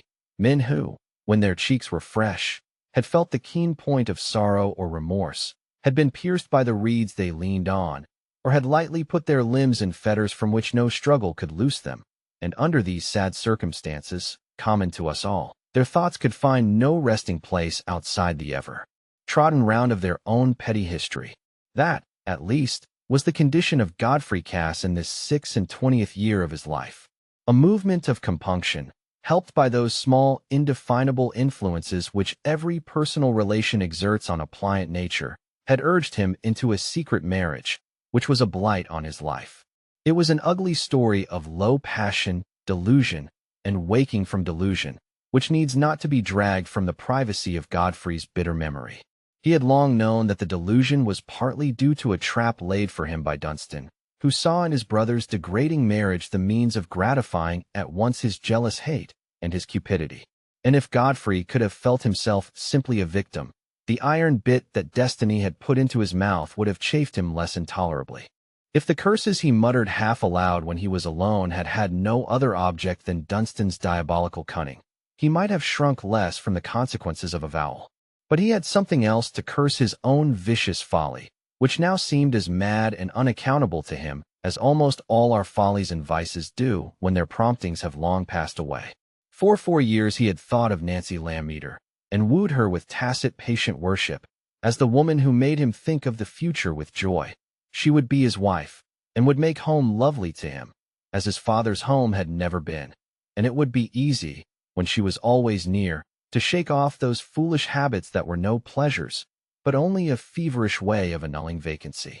Godfrey's was an essentially domestic nature, bred up in a home where the hearth had no smiles, and where the daily habits were not chastised by the presence of household order.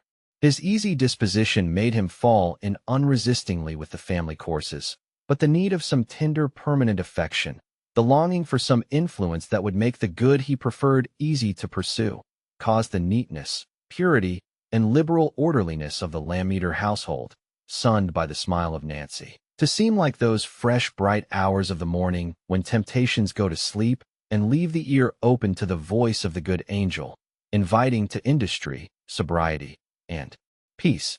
And yet the hope of this paradise had not been enough to save him from a course which shut him out of it forever. Instead of keeping fast hold of the strong silken rope by which Nancy would have drawn him safe to the green banks where it was easy to step firmly, he had let himself be dragged back into mud and slime, in which it was useless to struggle. He had made ties for himself which robbed him of all wholesome motive, and were a constant exasperation. Still, there was one position worse than the present. It was the position he would be in when the ugly secret was disclosed, and the desire that continually triumphed over every other was that of warding off the evil day, when he would have to bear the consequences of his father's violent resentment for the wound inflicted on his family pride, would have, perhaps, to turn his back on that hereditary ease and dignity which, after all, was a sort of reason for living, and would carry with him the certainty that he was banished forever from the sight and esteem of Nancy Lammeter. The longer the interval, the more chance there was of deliverance from some, at least, of the hateful consequences to which he had sold himself. The more opportunities remained for him to snatch the strange gratification of seeing Nancy, and gathering some faint indications of her lingering regard. Towards this gratification he was impelled, fitfully, every now and then, after having passed weeks in which he had avoided her as the far-off, bright-winged prize that only made him spring forward and find his chain all the more galling. One of those fits of yearning was on him now, and it would have been strong enough to have persuaded him to trust Wildfire to Dunstan rather than disappoint the yearning, even if he had not had another reason for his disinclination towards the morrow's hunt. That other reason was the fact that the morning's meet was near Batherley, the market town where the unhappy woman lived, whose image became more odious to him every day, and to his thought the whole vicinage was haunted by her. The yoke a man creates for himself by wrong-doing will breed hate in the kindliest nature, and the good-humored, affectionate-hearted Godfrey Cass was fast becoming a bitter man, visited by cruel wishes that seemed to enter and depart and enter again, like demons who had found in him a ready garnished home. What was he to do this evening to pass the time? He might as well go to the Rainbow and hear the talk about the cock-fighting. Everybody was there, and what else was there to be done? Though, for his own part, he did not care a button for cock-fighting. Snuff, the brown spaniel, who had placed herself in front of him and had been watching him for some time, now jumped up in impatience for the expected caress. But Godfrey thrust her away without looking at her, and left the room, followed humbly by the unresenting Snuff, perhaps because she saw no other career open to her. Chapter 4. Dunstan Cass, setting off in the raw morning, at the judiciously quiet pace of a man who is obliged to ride to cover on his hunter, had to take his way along the lane which, at its farther extremity, passed by the piece of unenclosed ground called the Stone Pit, where stood the cottage, once a stone cutter's shed, now for 15 years inhabited by Silas Marner. The spot looked very dreary at this season, with the moist trodden clay about it, and the red, muddy water high up in the deserted quarry. That was Dunstan's first thought as he approached it. The second was that the old fool of a weaver, whose loom he heard rattling already, had a great deal of money hidden somewhere. How was it that he, Dunstan Cass, who had often heard talk of Marner's miserliness, had never thought of suggesting to Godfrey that he should frighten or persuade the old fellow into lending the money on the excellent security of the young squire's prospects? The resource occurred to him now as so easy and agreeable, especially as Marner's hoard was likely to be large enough to leave Godfrey a handsome surplus beyond his immediate needs, and enable him to accommodate his faithful brother, that he had almost turned the horse's head towards home again. Godfrey would be ready enough to accept the suggestion. He would snatch eagerly at a plan that might save him from parting with Wildfire. But when Dunstan's meditation reached this point, the inclination to go on grew strong and prevailed. He didn't want to give Godfrey that pleasure. He preferred that Master Godfrey should be vexed. Moreover, Dunstan enjoyed the self-important consciousness of having a horse to sell, and the opportunity of driving a bargain, swaggering, and possibly taking somebody in. He might have all the satisfaction attendant on selling his brother's horse, and not the less have the further satisfaction of setting Godfrey to borrow Marner's money. So he rode on to cover. Bryce and Keating were there, as Dunstan was quite sure they would be. He was such a lucky fellow. "Hey day," said Bryce, who had long had his eye on Wildfire. "You're on your brother's horse today. How's that?" "Oh, I've swapped with him," said Dunstan, whose delight in lying, grandly independent of utility, was not to be diminished by the likelihood that his hearer would not believe him. Wildfire's mine now. "What? Has he swapped with you for that big-boned hack of yours?" said Bryce, quite aware that he should get another lie in answer. "Oh, there was a little account between us," said Dunsey, carelessly, "and Wildfire made it even. I accommodated him by taking the horse, though it was against my will, for I'd got an itch for a mare o' Jordan's as rare a bit o' blood as ever you threw your leg across. But I shall keep Wildfire, now I've got him, though I'd a bid of 150 for him the other day, from a man over at Flitton. He's buying for Lord Cromlech, a fellow with a cast in his eye and a green waistcoat. But I mean to stick to Wildfire. I shan't get a better at a fence in a hurry. The mare's got more blood, but she's a bit too weak in the hind quarters." Bryce of course divined that Dunstan wanted to sell the horse, and Dunstan knew that he divined it. Horse dealing is only one of many human transactions carried on in this ingenious manner, and they both considered that the bargain was in its first stage, when Bryce replied ironically, "I wonder at that now. I wonder you mean to keep him, for I never heard of a man who didn't want to sell his horse getting a bid of half as much again as the horse was worth. You'll be lucky if you get 100. Keating rode up now, and the transaction became more complicated. It ended in the purchase of the horse by Bryce for 120, to be paid on the delivery of Wildfire, safe and sound, at the Batherley stables. It did occur to Dunsey that it might be wise for him to give up the day's hunting, proceed at once to Batherley, and, having waited for Bryce's return, hire a horse to carry him home with the money in his pocket.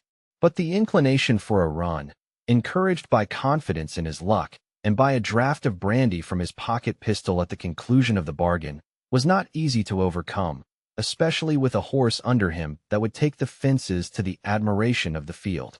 Dunstan, however, took one fence too many, and got his horse pierced with a hedge stake. His own ill-favored person, which was quite unmarketable, escaped without injury, but poor Wildfire, unconscious of his price, turned on his flank and painfully panted his last. It happened that Dunstan, a short time before, having had to get down to arrange his stirrup, had muttered a good many curses at this interruption, which had thrown him in the rear of the hunt near the moment of glory, and under this exasperation had taken the fences more blindly.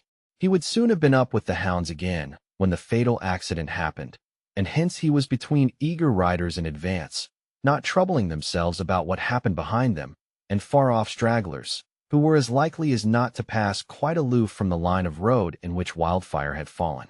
Dunstan, whose nature it was to care more for immediate annoyances than for remote consequences, no sooner recovered his legs, and saw that it was all over with Wildfire, than he felt a satisfaction at the absence of witnesses to a position which no swaggering could make enviable. Reinforcing himself, after his shake, with a little brandy and much swearing, he walked as fast as he could to a coppice on his right hand, through which it occurred to him that he could make his way to Batherley without danger of encountering any member of the hunt. His first intention was to hire a horse there and ride home forthwith, for to walk many miles without a gun in his hand, and along an ordinary road, was as much out of the question to him as to other spirited young men of his kind. He did not much mind about taking the bad news to Godfrey, for he had to offer him at the same time the resource of Marner's money, and if Godfrey kicked, as he always did, at the notion of making a fresh debt from which he himself got the smallest share of advantage, why, he wouldn't kick long. Dunstan felt sure he could worry Godfrey into anything. The idea of Marner's money kept growing in vividness. Now the want of it had become immediate. The prospect of having to make his appearance with the muddy boots of a pedestrian at Batherley, and to encounter the grinning queries of stablemen, stood unpleasantly in the way of his impatience to be back at Raveloe and carry out his felicitous plan, and a casual visitation of his waistcoat pocket, as he was ruminating, awakened his memory to the fact that the 2 or 3 small coins his forefinger encountered there were of too pale a color to cover that small debt, without payment of which the stable-keeper had declared he would never do any more business with Dunsey Cass. After all, according to the direction in which the run had brought him, he was not so very much farther from home than he was from Batherley, but Dunsey, not being remarkable for clearness of head, was only led to this conclusion by the gradual perception that there were other reasons for choosing the unprecedented course of walking home. It was now nearly 4 o'clock, and a mist was gathering. The sooner he got into the road the better. He remembered having crossed the road and seen the finger-post only a little while before Wildfire broke down. So, buttoning his coat, twisting the lash of his hunting whip compactly round the handle, and wrapping the tops of his boots with a self-possessed air, as if to assure himself that he was not at all taken by surprise, he set off with the sense that he was undertaking a remarkable feat of bodily exertion, which somehow, and at some time, he should be able to dress up and magnify to the admiration of a select circle at the Rainbow. When a young gentleman like Dunsey is reduced to so exceptional a mode of locomotion as walking, a whip in his hand is a desirable corrective to a too bewildering, dreamy sense of unwantedness in his position, and Dunstan, as he went along through the gathering mist, was always rapping his whip somewhere.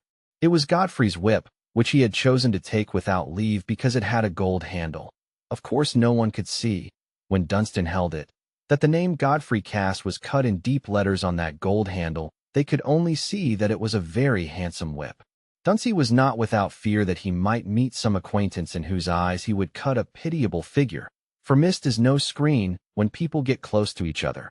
But when he at last found himself in the well-known Raveloe lanes without having met a soul, he silently remarked that that was part of his usual good luck. But now the mist, helped by the evening darkness, was more of a screen than he desired, for it hid the ruts into which his feet were liable to slip, hid everything, so that he had to guide his steps by dragging his whip along the low bushes in advance of the hedgerow. He must soon, he thought, be getting near the opening at the stone pits. He should find it out by the break in the hedgerow. He found it out, however, by another circumstance which he had not expected, namely, by certain gleams of light, which he presently guessed to proceed from Silas Marner's cottage.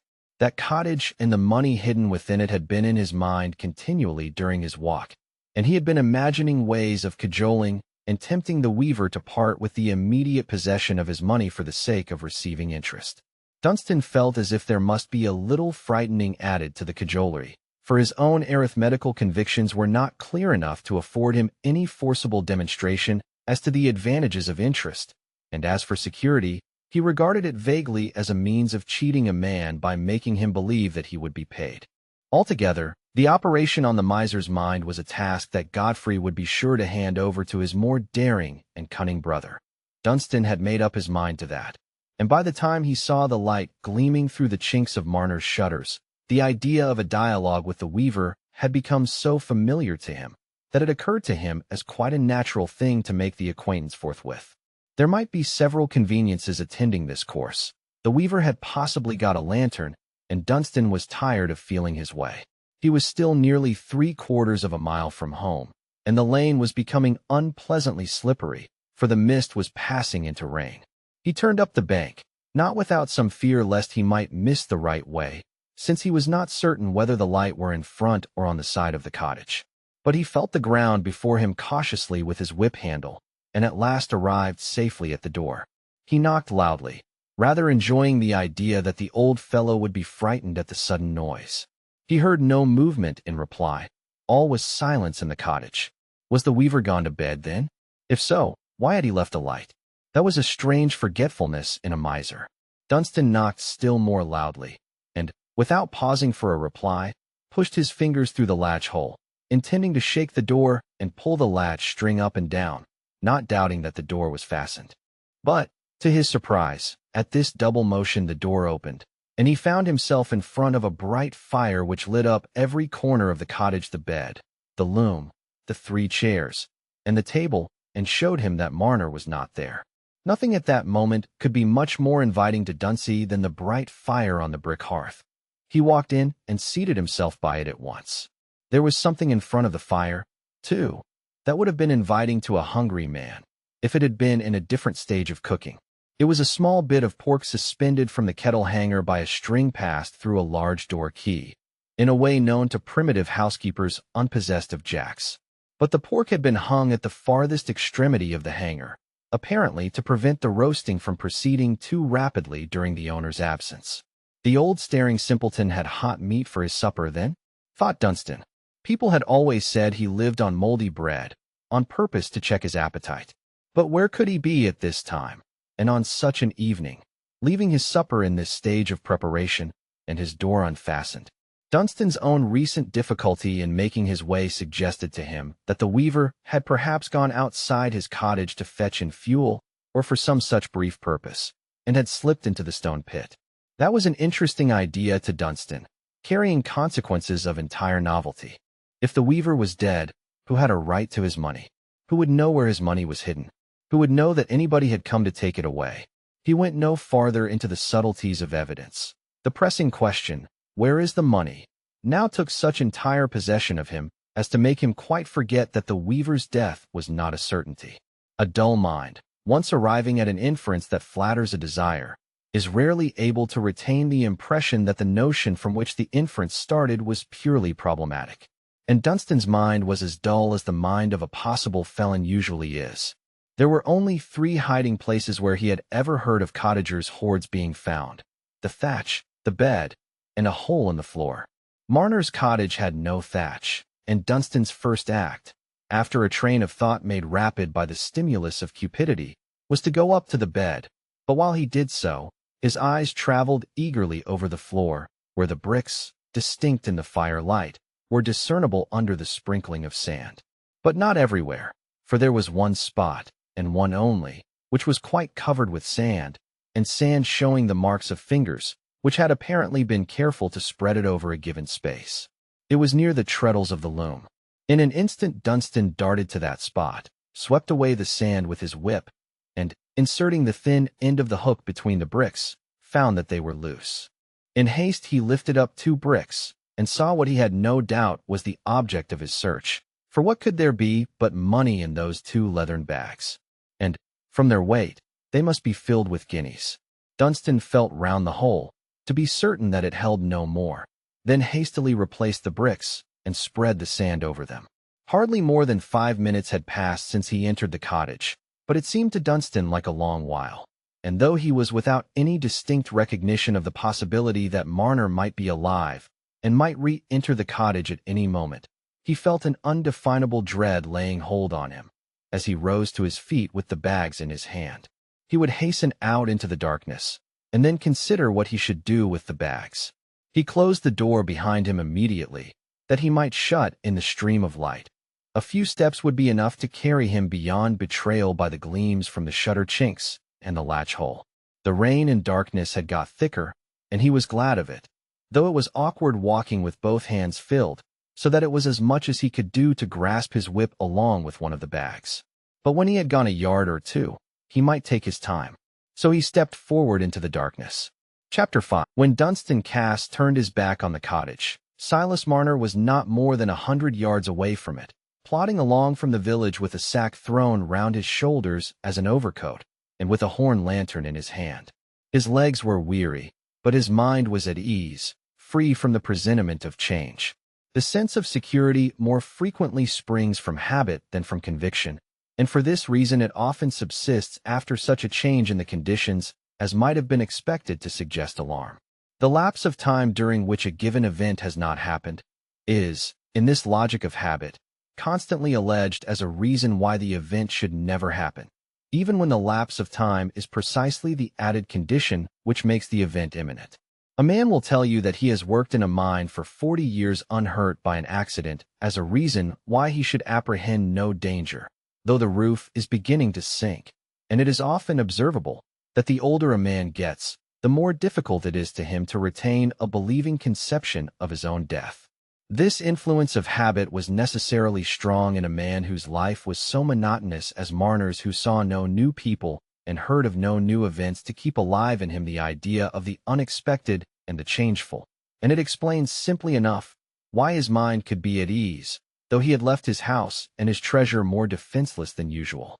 Silas was thinking with double complacency of his supper. First, because it would be hot and savory, and secondly, because it would cost him nothing. For the little bit of pork was a present from that excellent housewife, Miss Priscilla Lammeter, to whom he had this day carried home a handsome piece of linen, and it was only on occasion of a present like this that Silas indulged himself with roast meat. Supper was his favorite meal, because it came at his time of revelry, when his heart warmed over his gold. Whenever he had roast meat, he always chose to have it for supper.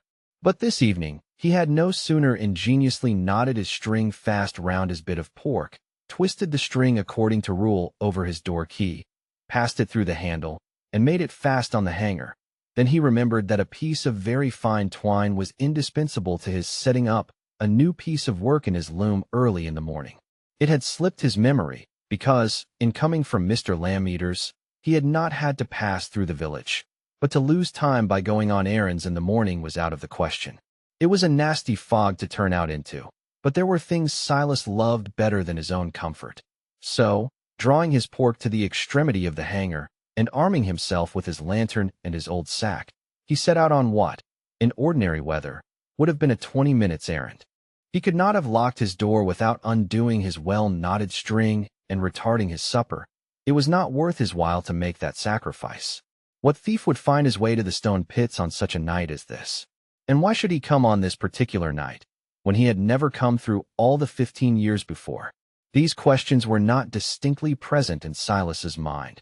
They merely served to represent the vaguely felt foundation of his freedom from anxiety. He reached his door in much satisfaction that his errand was done. He opened it, and to his short-sighted eyes everything remained as he had left it, except that the fire sent out a welcome increase of heat. He trod about the floor while putting by his lantern and throwing aside his hat and sack, so as to merge the marks of Dunstan's feet on the sand in the marks of his own nailed boots. Then he moved his pork nearer to the fire, and sat down to the agreeable business of tending the meat and warming himself at the same time. Anyone who had looked at him as the red light shone upon his pale face, strange straining eyes, and meager form, would perhaps have understood the mixture of contemptuous pity, dread, and suspicion with which he was regarded by his neighbors in Ravelot. Yet few men could be more harmless than poor Marner. In his truthful, simple soul, not even the growing greed and worship of gold could beget any vice directly injurious to others. The light of his faith quite put out, and his affections made desolate, he had clung with all the force of his nature to his work and his money, and like all objects to which a man devotes himself, they had fashioned him into correspondence with themselves. His loom, as he wrought in it without ceasing, had in its turn wrought on him, and confirmed more and more the monotonous craving for its monotonous response. His gold, as he hung over it and saw it grow, gathered his power of loving together into a hard isolation like its own. As soon as he was warm, he began to think it would be a long while to wait till after supper before he drew out his guineas, and it would be pleasant to see them on the table before him as he ate his unwonted feast. For joy is the best of wine, and Silas's guineas were a golden wine of that sort. He rose and placed his candle unsuspectingly on the floor near his loom, swept away the sand without noticing any change, and removed the bricks. The sight of the empty hole made his heart leap violently, but the belief that his gold was gone could not come at once, only terror, and the eager effort to put an end to the terror. He passed his trembling hand all about the hole, trying to think it possible that his eyes had deceived him. Then he held the candle in the hole and examined it curiously, trembling more and more. At last he shook so violently that he let fall the candle and lifted his hands to his head, trying to steady himself, that he might think. Had he put his gold somewhere else, by a sudden resolution last night, and then forgotten it? A man falling into dark waters seeks a momentary footing even on sliding stones, and Silas, by acting as if he believed in false hopes, warded off the moment of despair. He searched in every corner, he turned his bed over, and shook it, and kneaded it. He looked in his brick oven where he laid his sticks. When there was no other place to be searched, he kneeled down again and felt once more all round the hole. There was no untried refuge left for a moment's shelter from the terrible truth. Yes, there was a sort of refuge which always comes with the prostration of thought under an overpowering passion.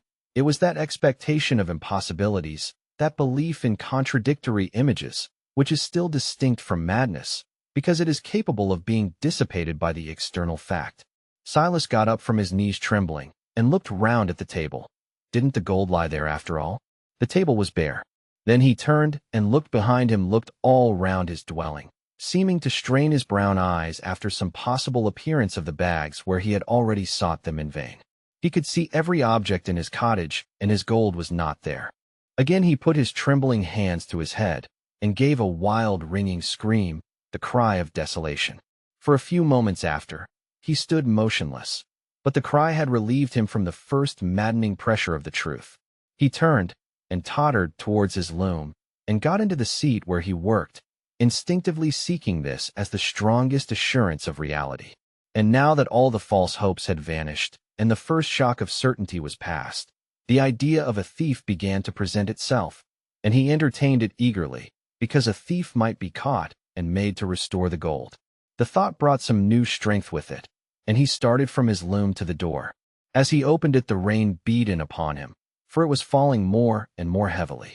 There were no footsteps to be tracked on such a night. Footsteps? When had the thief come? During Silas's absence in the daytime, the door had been locked, and there had been no marks of any inroad on his return by daylight. And in the evening, too, he said to himself, everything was the same as when he had left it. The sand and bricks looked as if they had not been moved. Was it a thief who had taken the bags? Or was it a cruel power that no hands could reach, which had delighted in making him a second time desolate? He shrank from this vaguer dread, and fixed his mind with struggling effort on the robber with hands, who could be reached by hands. His thoughts glanced at all the neighbors who had made any remarks, or asked any questions which he might now regard as a ground of suspicion. There was Jim Rodney, a known poacher, and otherwise disreputable. He had often met Marner in his journeys across the fields, and had said something jestingly about the weaver's money.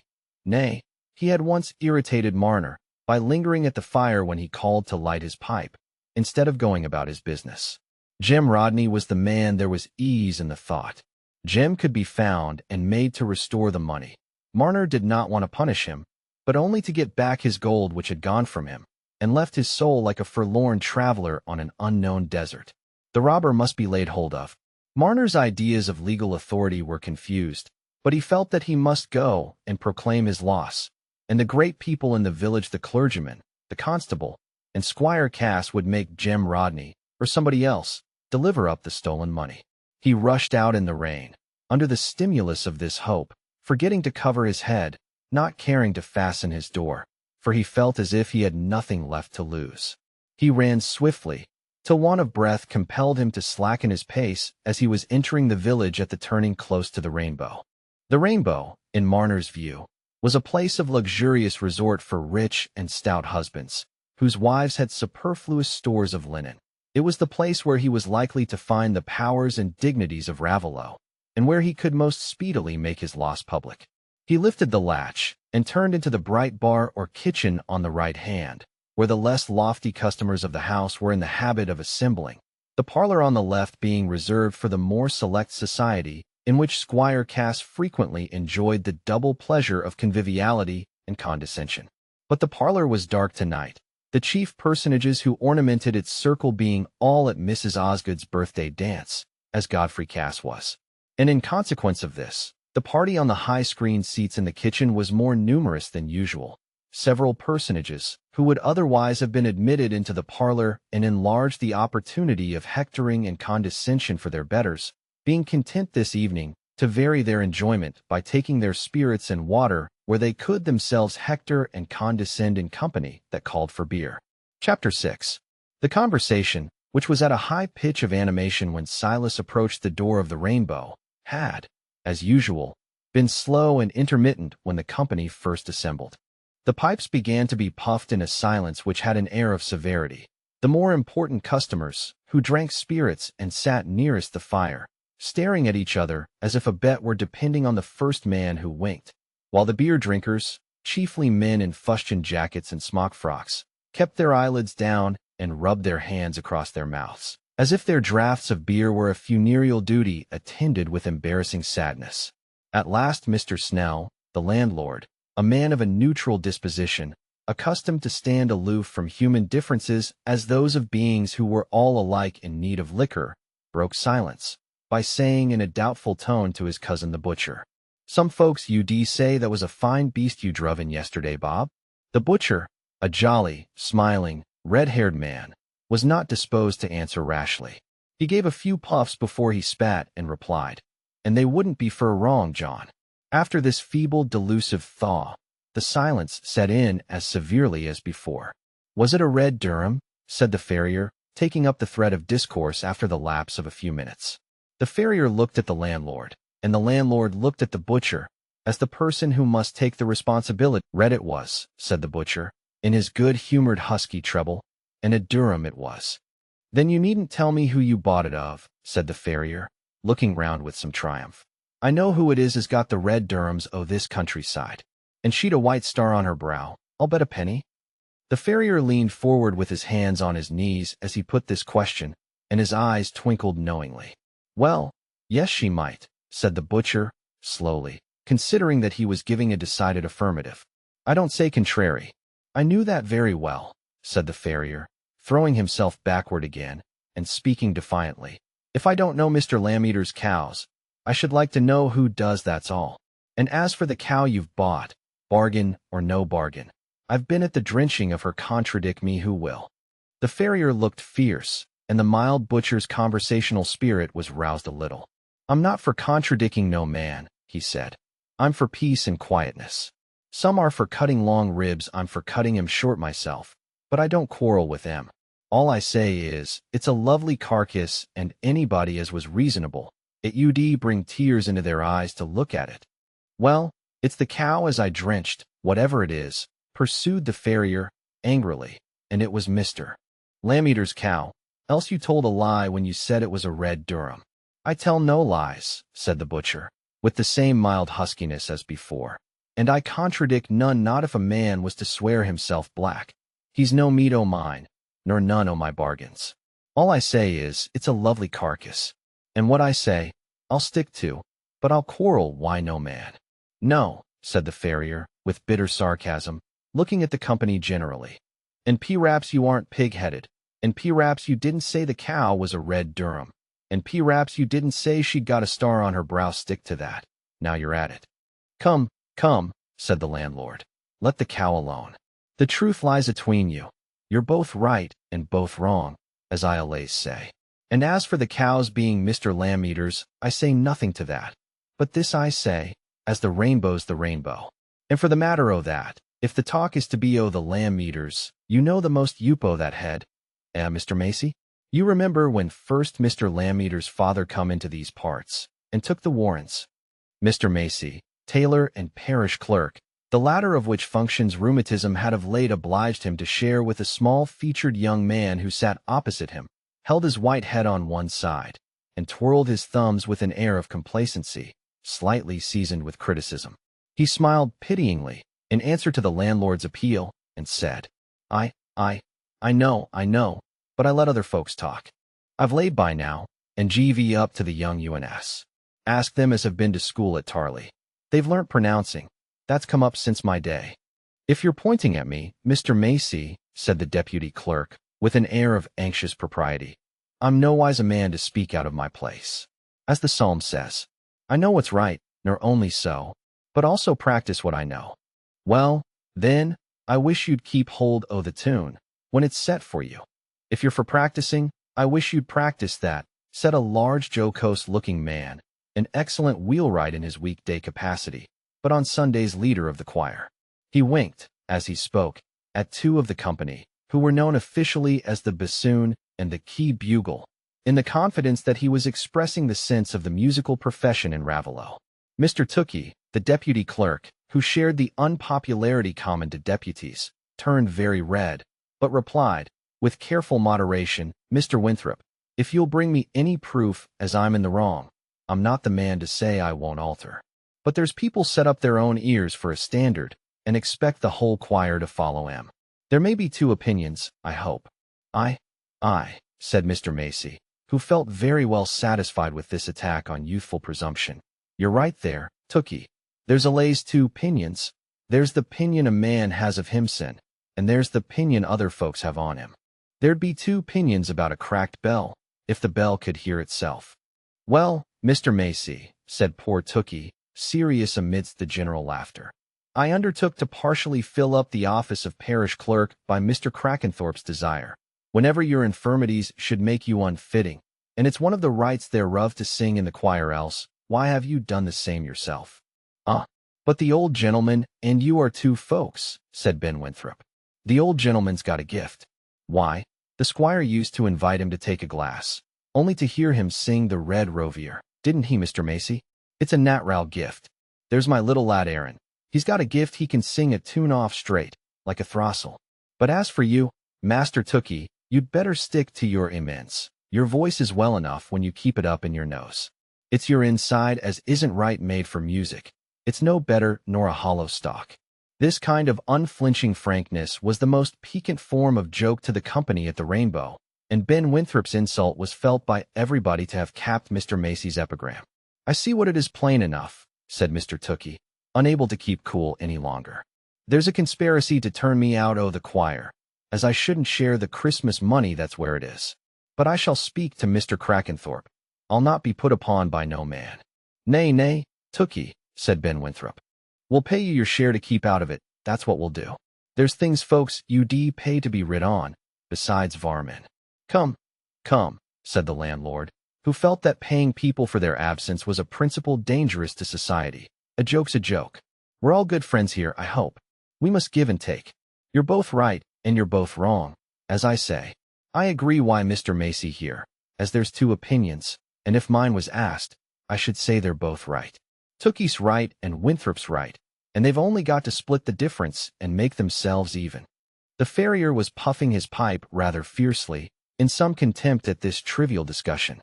He had no ear for music himself, and never went to church, as being of the medical profession, and likely to be in requisition for delicate cows. But the butcher, having music in his soul, had listened with a divided desire for Tookie's defeat and for the preservation of the peace. "To be sure," he said, following up the landlord's conciliatory view. "We're fond of our old clerk, it's Nat Rao, and him used to be such a singer, and got a brother as is known for the first fiddler in this countryside. It's a pity but what Solomon lived in our village and could give us a tune when we liked. Mr. Macy? I'd keep him in liver and lights for nothing that I would." I, said Mr. Macy, in the height of complacency. "Our family's been known for musicianers as far back as anybody can tell. But them things are dying out, as I tell Solomon every time he comes round. There's no voices like what there used to be, and there's nobody remembers what we remember, if it isn't the old crows. You remember when first Mr. Lammeter's father come into these parts, don't you, Mr. Macy?" said the landlord. "I should think I did," said the old man, who had now gone through that complimentary process necessary to bring him up to the point of narration.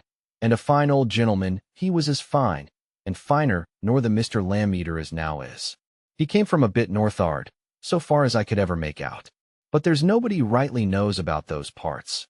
Only it couldn't be far north'ard, nor much different from this country, for he brought a fine breed o' sheep with him, so there must be pastures there, and everything reasonable. We heerd tell as he'd sold his own land to come and take the Warrens, and that seemed odd for a man as had land of his own, to come and rent a farm in a strange place.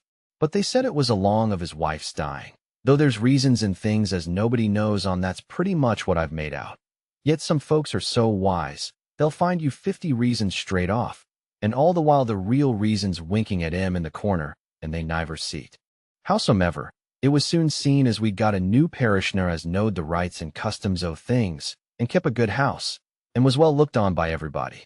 And the young man that's the Mr. Lammeter as now is, for he'd niver a sister soon begun to court Miss Osgood. That's the sister o' the Mr. Osgood as now is, and a fine handsome lass she was. You can't think they pretend this young lass is like her. But that's the way why people as don't know what come before 'em. I should know, for I helped the old rector, Mr. Drumlow as was. I helped him marry 'em." Here Mr. Macy paused. He always gave his narrative in installments, expecting to be questioned according to precedent. "And a particular thing happened, didn't it, Mr. Macy, so as you were likely to remember that marriage?" said the landlord, in a congratulatory tone.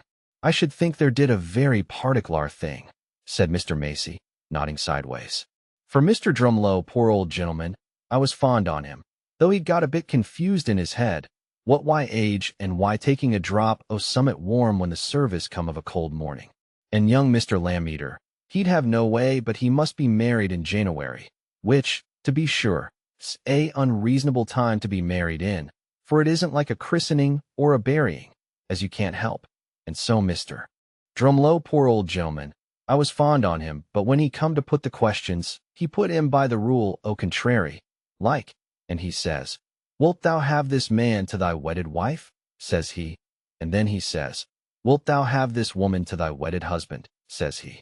But the particularest thing of all is, as nobody took any notice on it but me, and they answered straight off yes, like as if it had been me saying in the right place, without listening to what went before. But you knew what was going on well enough, didn't you, Mr. Macy? You were live enough?" Said the butcher. "Lord bless you," said Mr. Macy, pausing and smiling in pity at the impotence of his hearer's imagination. "Why, I was all of a tremble. It was as if I'd been a coat pulled by the two tails, like, for I couldn't stop the parson, I couldn't take upon me to do that, and yet I said to myself, I says, suppose they shouldn't be fast married, 'cause the words are contrary, and my head went working like a mill, for I was a laze uncommon for turning things over and seeing all round 'em, and I says to myself, is the mayoneen or the words as makes folks fast I wedlock? For the parson meant right, and the bride and bridegroom meant right. But then, when I come to think on it, mayoneen goes but a little way I most things, for you may mean to stick things together, and your glue may be bad. And then where are you? And so I says to myson, it isn't the mayoneen, it's the glue. And I was worrited as if I'd got 3 bells to pull at once, when we went into the vestry, and they begun to sign their names. But where's the use o' talking? You can't think what goes on in a cute man's inside. But you held in for all that, didn't you, Mr. Macy? Said the landlord. I held in tight till I was by mice and why Mr. Drumlow, and then I out why everything, but respectful, as I allays did. And he made light on it. And he says, Pooh, pooh, Macy, make yourself easy, he says. It's neither the meaning nor the words, it's the register does it, that's the glue. So you see he settled it easy, for parsons and doctors know everything by heart. Like, so as they aren't worded why thinking what's the rights and wrongs o' things, as I'n been many and many's the time. And sure enough the wedding turned out all right. Onny poor Mrs. Lammeter, that's Miss Osgood, as was died afore the lasses was growed up, but for prosperity and everything respectable, there's no family more looked on. Every one of Mr. Macy's audience had heard this story many times, but it was listened to as if it had been a favorite tune, and at certain points the puffing of the pipes was momentarily suspended, that the listeners might give their whole minds to the expected words. But there was more to come, and Mr. Snell, the landlord, duly put the leading question. Why, old Mr. Lammeter had a pretty fortin, didn't they say, when he come into these parts? Well, yes, said Mr. Macy, but I dare say it's as much as this Mr. Lammeter's done to keep it whole. For there was a lays a talk as nobody could get rich on the warrants, though he holds it cheap, for it's what they call charity land. Aye, and there's few folks know so well as you how it come to be charity land. Mr. Macy, said the butcher. How should they? Said the old clerk, with some contempt. Why, my grandfather made the groom's livery for that Mr. Cliff as came and built the big stables at the warrants. Why, there's stables 4 times as big as Squire Cass's, for he thought o' nothing but hosses and hunting. Cliff didn't a Lunnon tailor, some folks said, as had gone mad why cheating. For he couldn't ride, Lord bless you.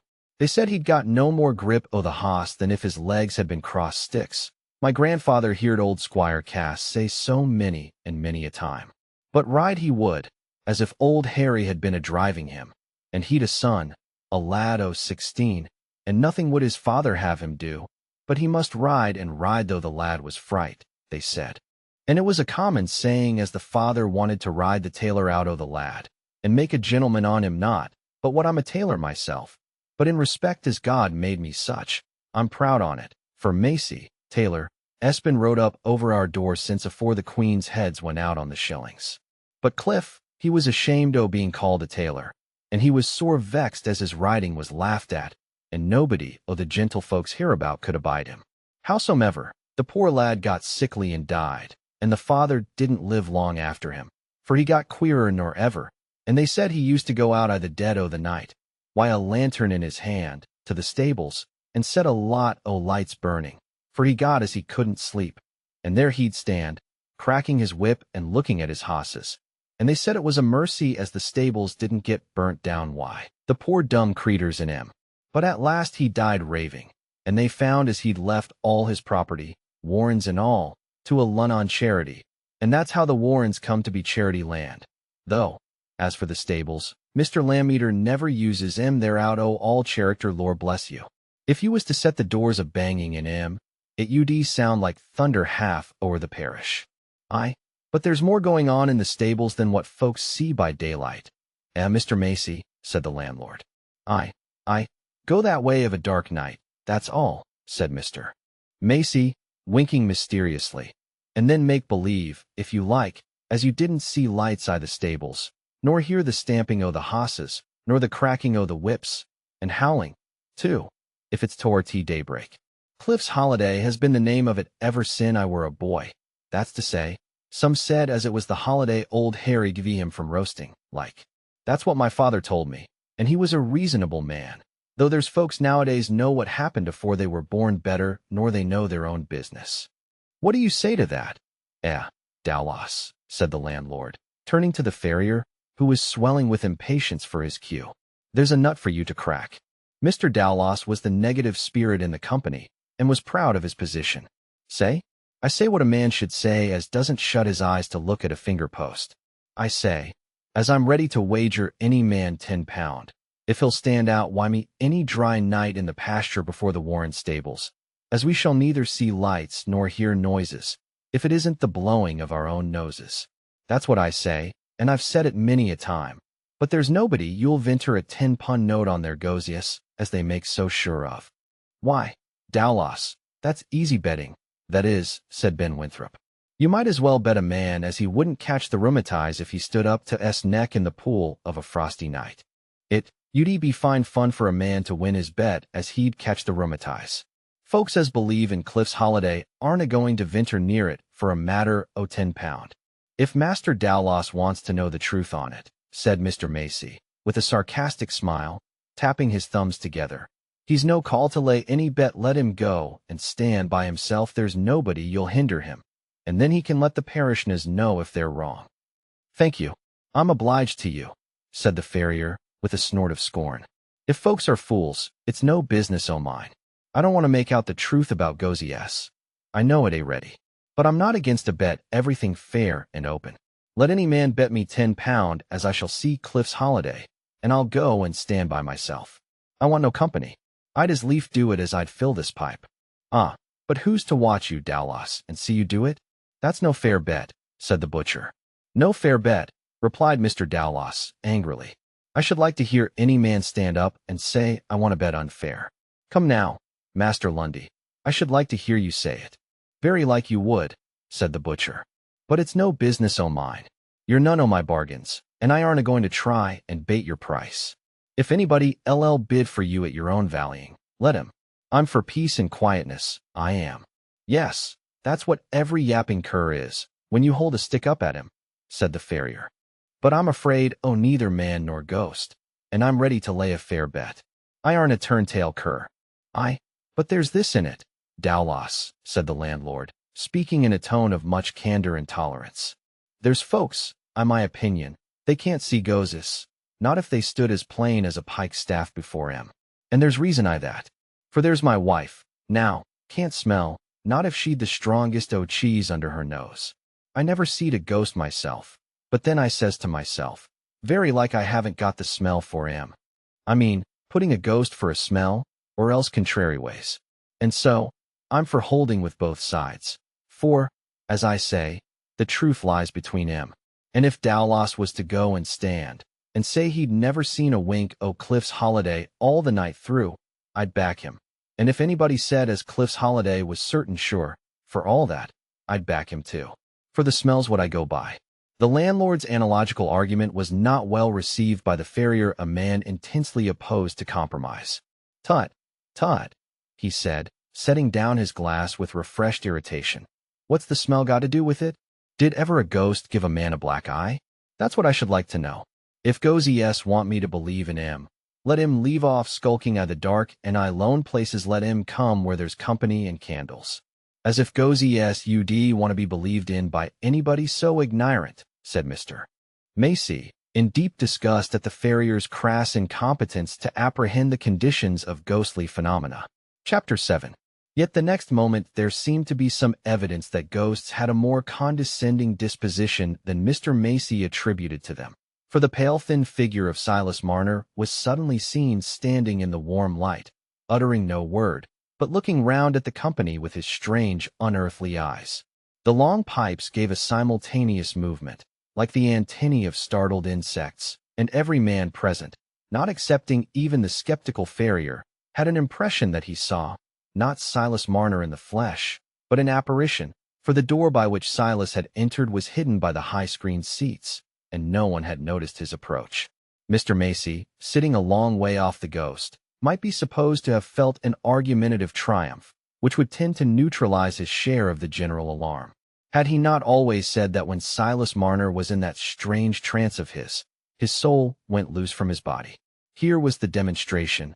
Nevertheless, on the whole, he would have been as well contented without it.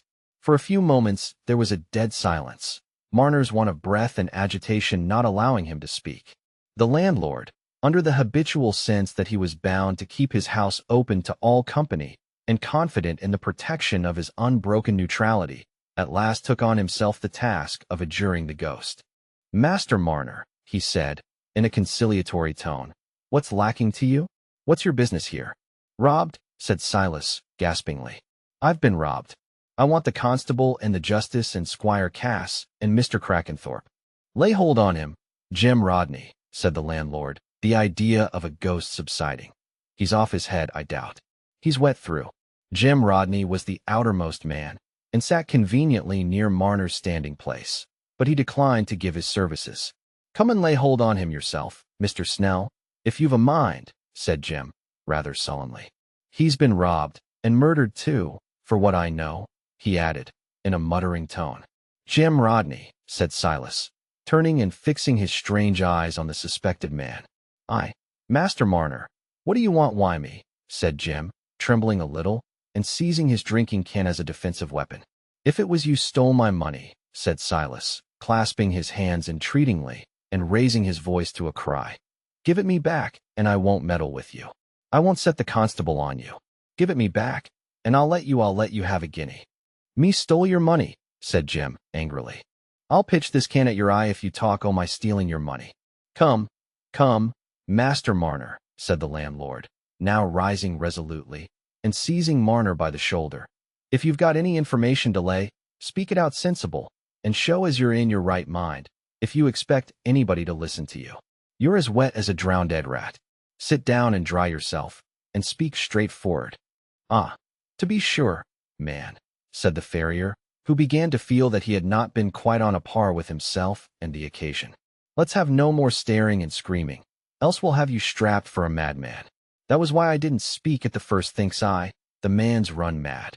I make him sit down," said several voices at once, well pleased that the reality of ghosts remained still an open question. The landlord forced Marner to take off his coat, and then to sit down on a chair aloof from everyone else, in the center of the circle and in the direct rays of the fire. The weaver, too feeble to have any distinct purpose beyond that of getting help to recover his money, submitted unresistingly. The transient fears of the company were now forgotten in their strong curiosity, and all faces were turned towards Silas, when the landlord, having seated himself again, said, "Now then, Master Marner, what's this you've got to say as you've been robbed? Speak out." "He'd better not say again as it was me robbed him," cried Jim Rodney, hastily. "What could I ha' done with his money? I could as easy steal the parson's surplice, and wear it." "Hold your tongue, Jim, and let's hear what he's got to say," said the landlord. "Now then, Master Marner." Silas now told his story, under frequent questioning as the mysterious character of the robbery became evident. This strangely novel situation of opening his trouble to his Ravelot neighbors, of sitting in the warmth of a hearth not his own, and feeling the presence of faces and voices which were his nearest promise of help, had doubtless its influence on Marner, in spite of his passionate preoccupation with his loss. Our consciousness rarely registers the beginning of a growth within us any more than without us. There have been many circulations of the sap before we detect the smallest sign of the bud. The slight suspicion with which his hearers at first listened to him gradually melted away before the convincing simplicity of his distress. It was impossible for the neighbors to doubt that Marner was telling the truth, not because they were capable of arguing at once from the nature of his statements to the absence of any motive for making them falsely, but because, as Mr. Macy observed, folks as had the devil to back, and were not likely to be so mushed as poor Silas was. Rather, from the strange fact that the robber had left no traces and had happened to know the nick of time, utterly incalculable by mortal agents, when Silas would go away from home without locking his door, the more probable conclusion seemed to be that his disreputable intimacy in that quarter, if it ever existed, had been broken up, and that, in consequence, this ill turn had been done to Marner by somebody it was quite in vain to set the constable after. Why this preternatural felon should be obliged to wait till the door was left unlocked was a question which did not present itself. "It isn't Jim Rodney as has done this work, Master Marner," said the landlord.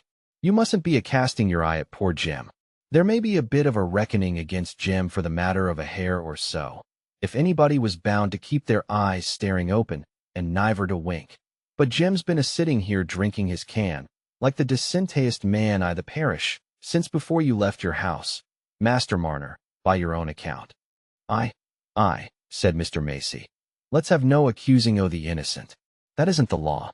There must be folks to swear again a man before he can be ta'en up. Let's have no accusing o' the innocent, Master Marner." Memory was not so utterly torpid in Silas that it could not be awakened by these words. With a movement of compunction as new and strange to him as everything else within the last hour, He started from his chair and went close up to Jim, looking at him as if he wanted to assure himself of the expression in his face. "I was wrong," he said. Yes, I ought to have thought. There's nothing to witness against you, Jim. Only you'd been into my house oftener than anybody else, and so you came into my head. I don't accuse you, I won't accuse anybody only," he added, lifting up his hands to his head and turning away with bewildered misery. I try to think where my guineas can be. They're gone where it's hot enough to melt them, I doubt," said Mr. Macy. "Chew," said the farrier. And then he asked, with a cross-examining air, "How much money might there be in the bags, Master Marner?"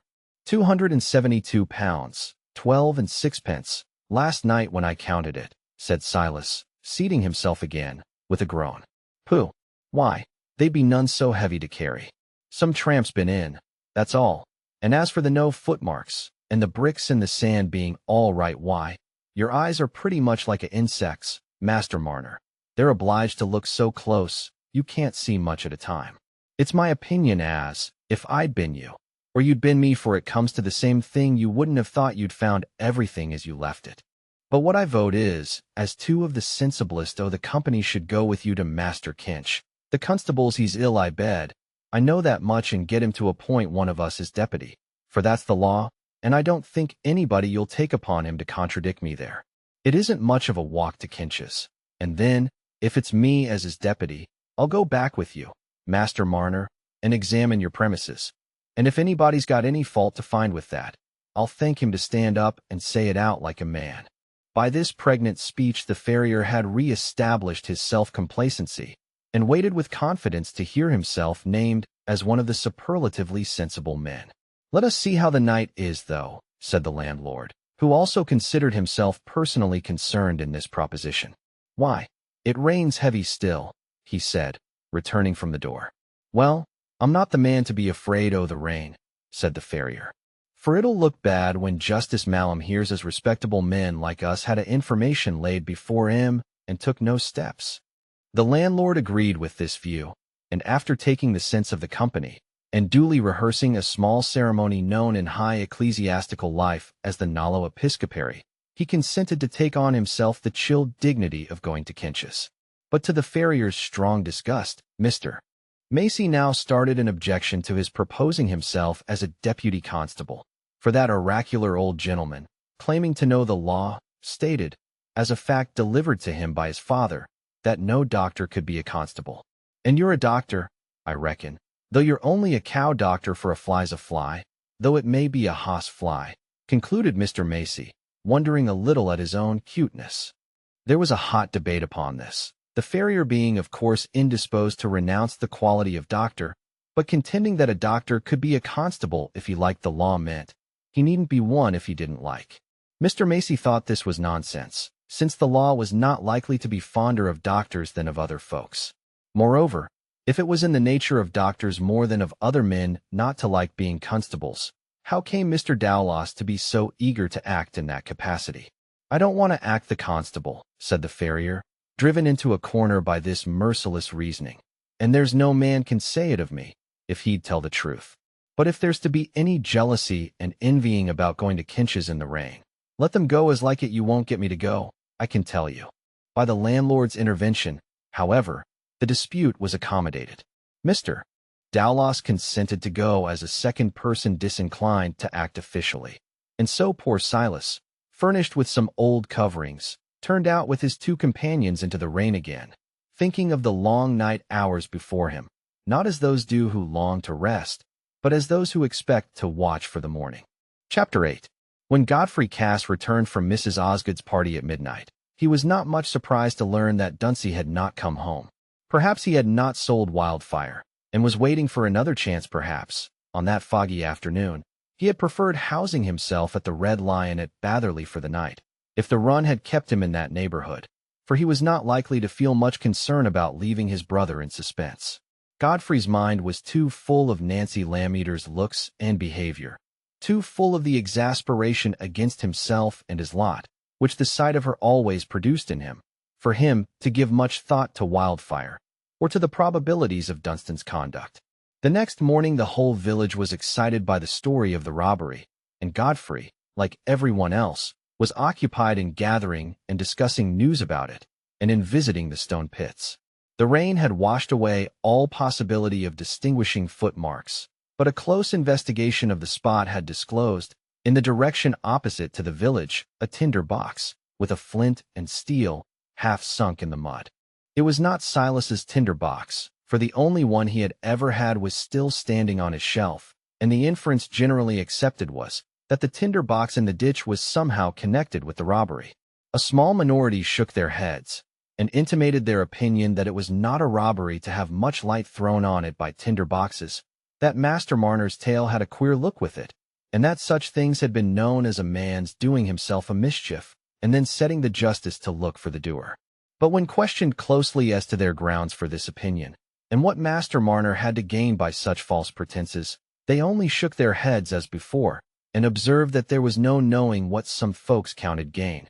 Moreover, that everybody had a right to their own opinions, grounds or no grounds, and that the weaver, as everybody knew, was partly crazy.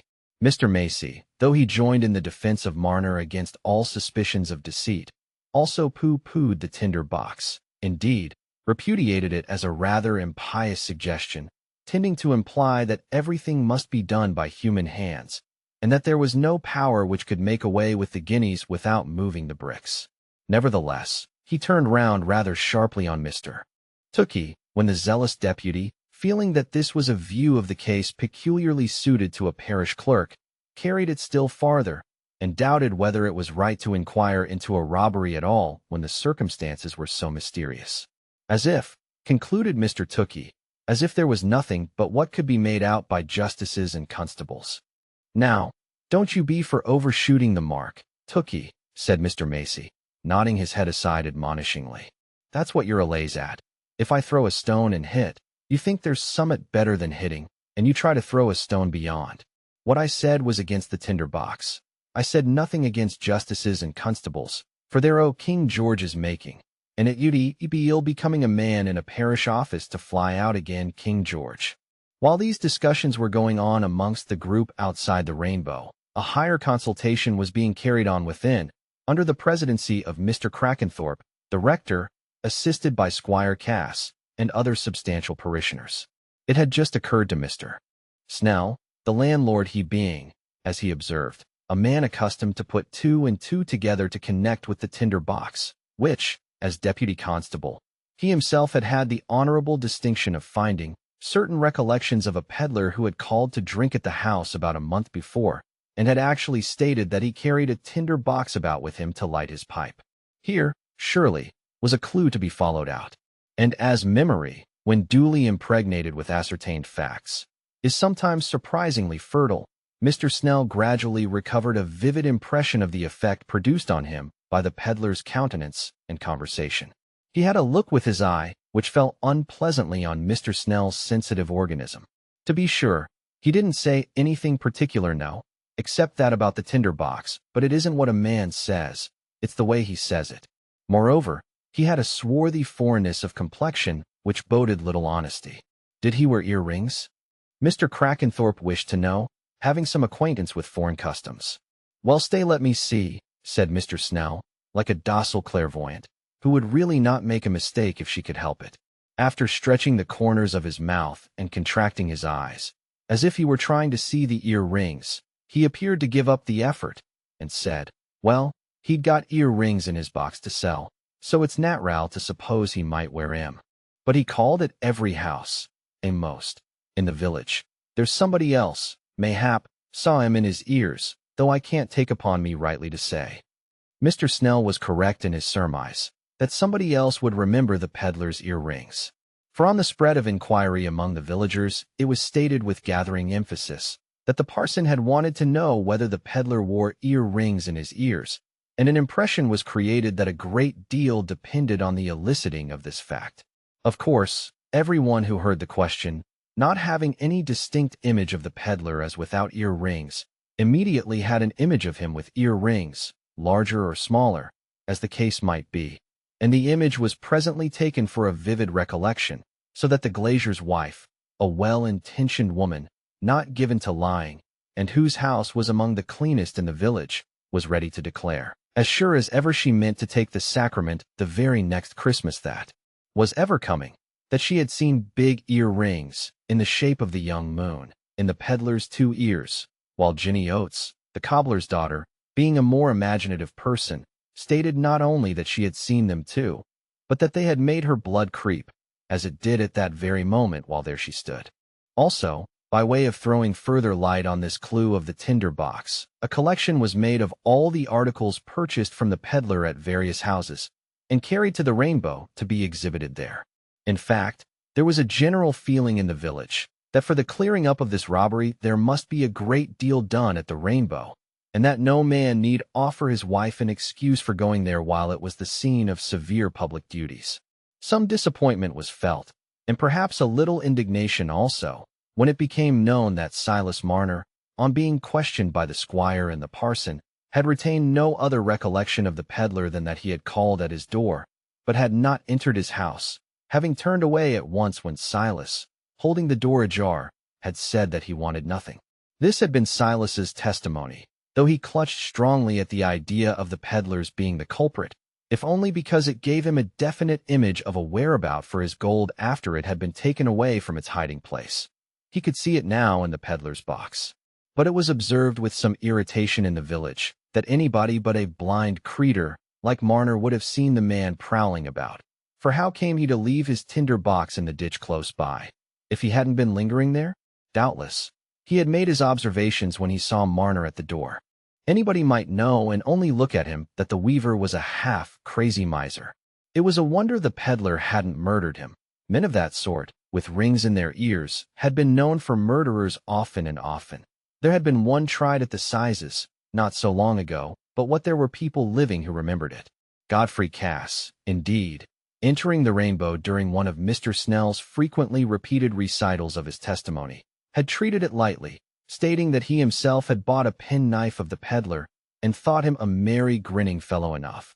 It was all nonsense, he said, about the man's evil looks.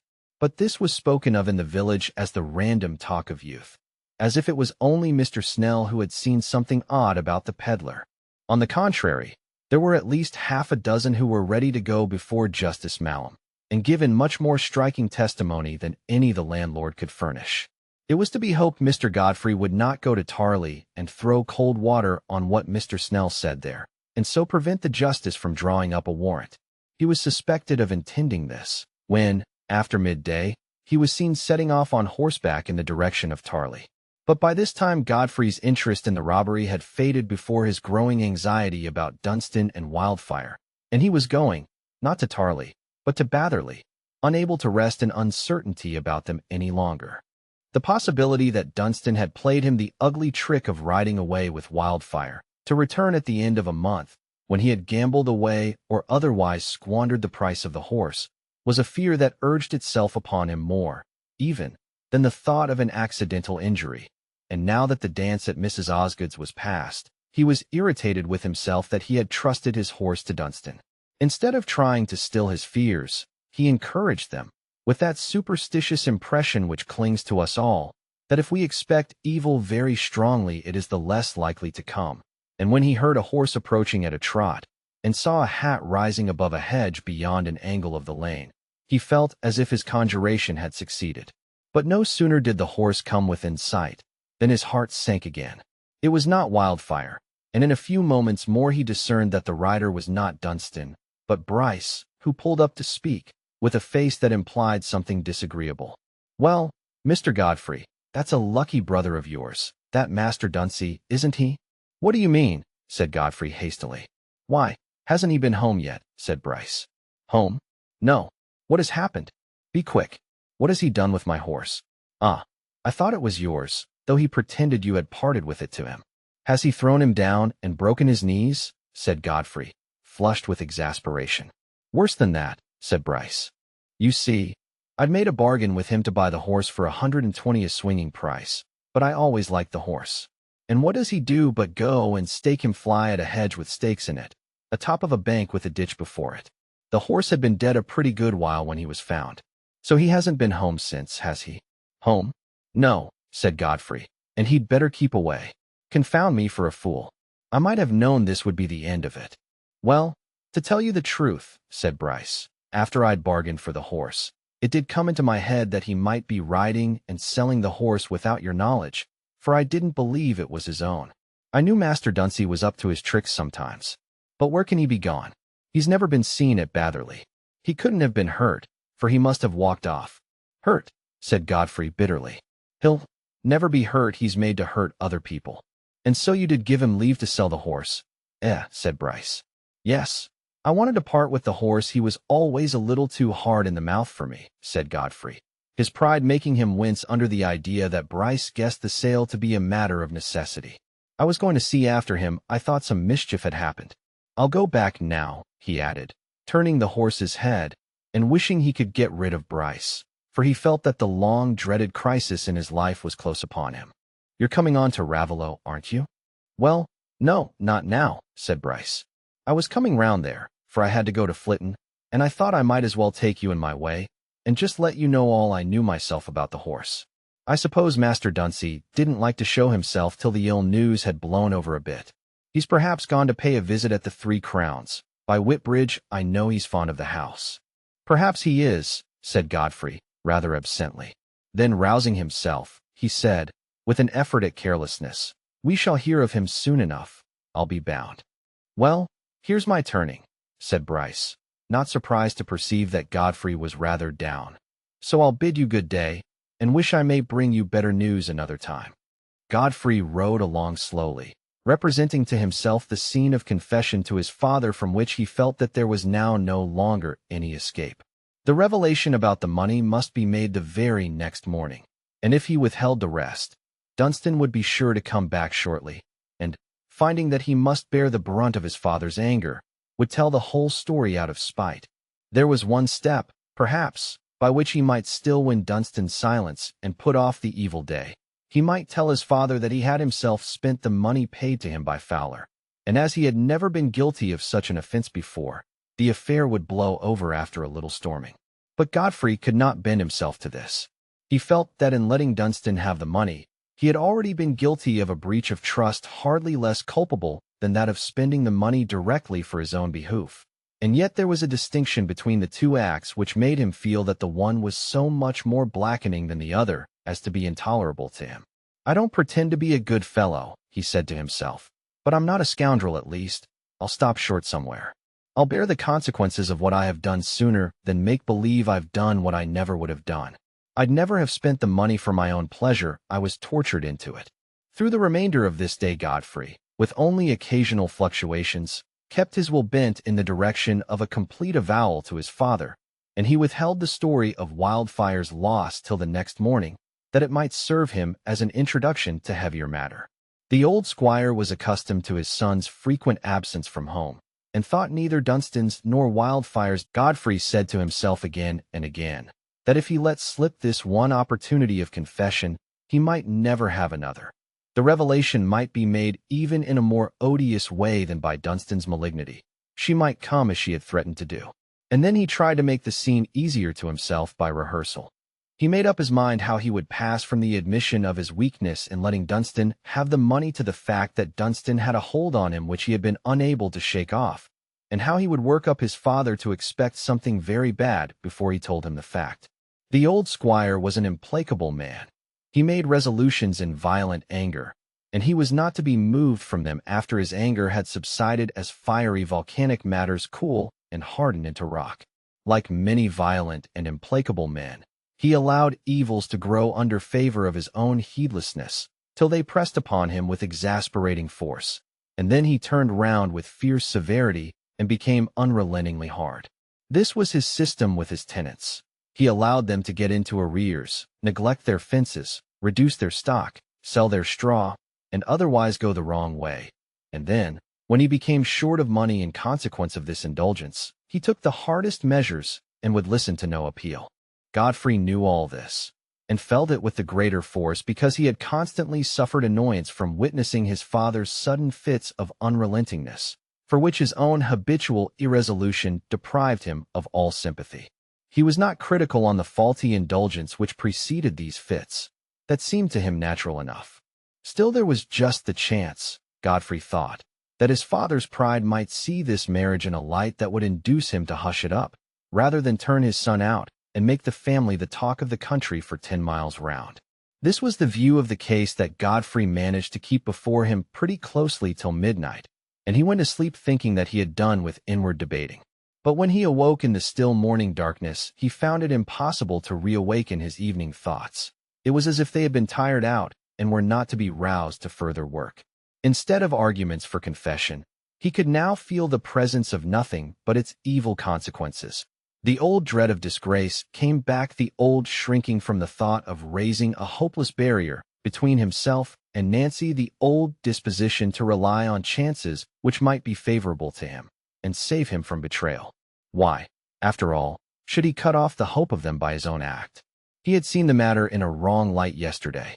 He had been in a rage with Dunstan, and had thought of nothing but a thorough break-up of their mutual understanding. But what it would be really wisest for him to do was to try and soften his father's anger against Dunsey, and keep things as nearly as possible in their old condition. If Dunsey did not come back for a few days, and Godfrey did not know but that the rascal had enough money in his pocket to enable him to keep away still longer, everything might blow over. Chapter 9. Godfrey rose and took his own breakfast earlier than usual, but lingered in the wainscoted parlor till his younger brothers had finished their meal and gone out, awaiting his father, who always took a walk with his managing man before breakfast. Every one breakfasted at a different hour in the Red House, and the squire was always the latest, giving a long chance to a rather feeble morning appetite before he tried it. The table had been spread with substantial eatables nearly 2 hours before he presented himself, a tall, stout man of 60, with a face in which the knit brow and rather hard glance seemed contradicted by the slack and feeble mouth. His person showed marks of habitual neglect, his dress was slovenly, and yet there was something in the presence of the old squire distinguishable from that of the ordinary farmers in the parish, who were perhaps every whit as refined as he, but, having slouched their way through life with a consciousness of being in the vicinity of their betters, wanted that self-possession and authoritativeness of voice and carriage which belonged to a man who thought of superiors as remote existences, with whom he had personally little more to do than with America or the stars. The squire had been used to parish homage all his life, used to the presupposition that his family, his tankards, and everything that was his, were the oldest and best, and as he never associated with any gentry higher than himself, his opinion was not disturbed by comparison. He glanced at his son as he entered the room, and said, "What, sir? Haven't you had your breakfast yet?"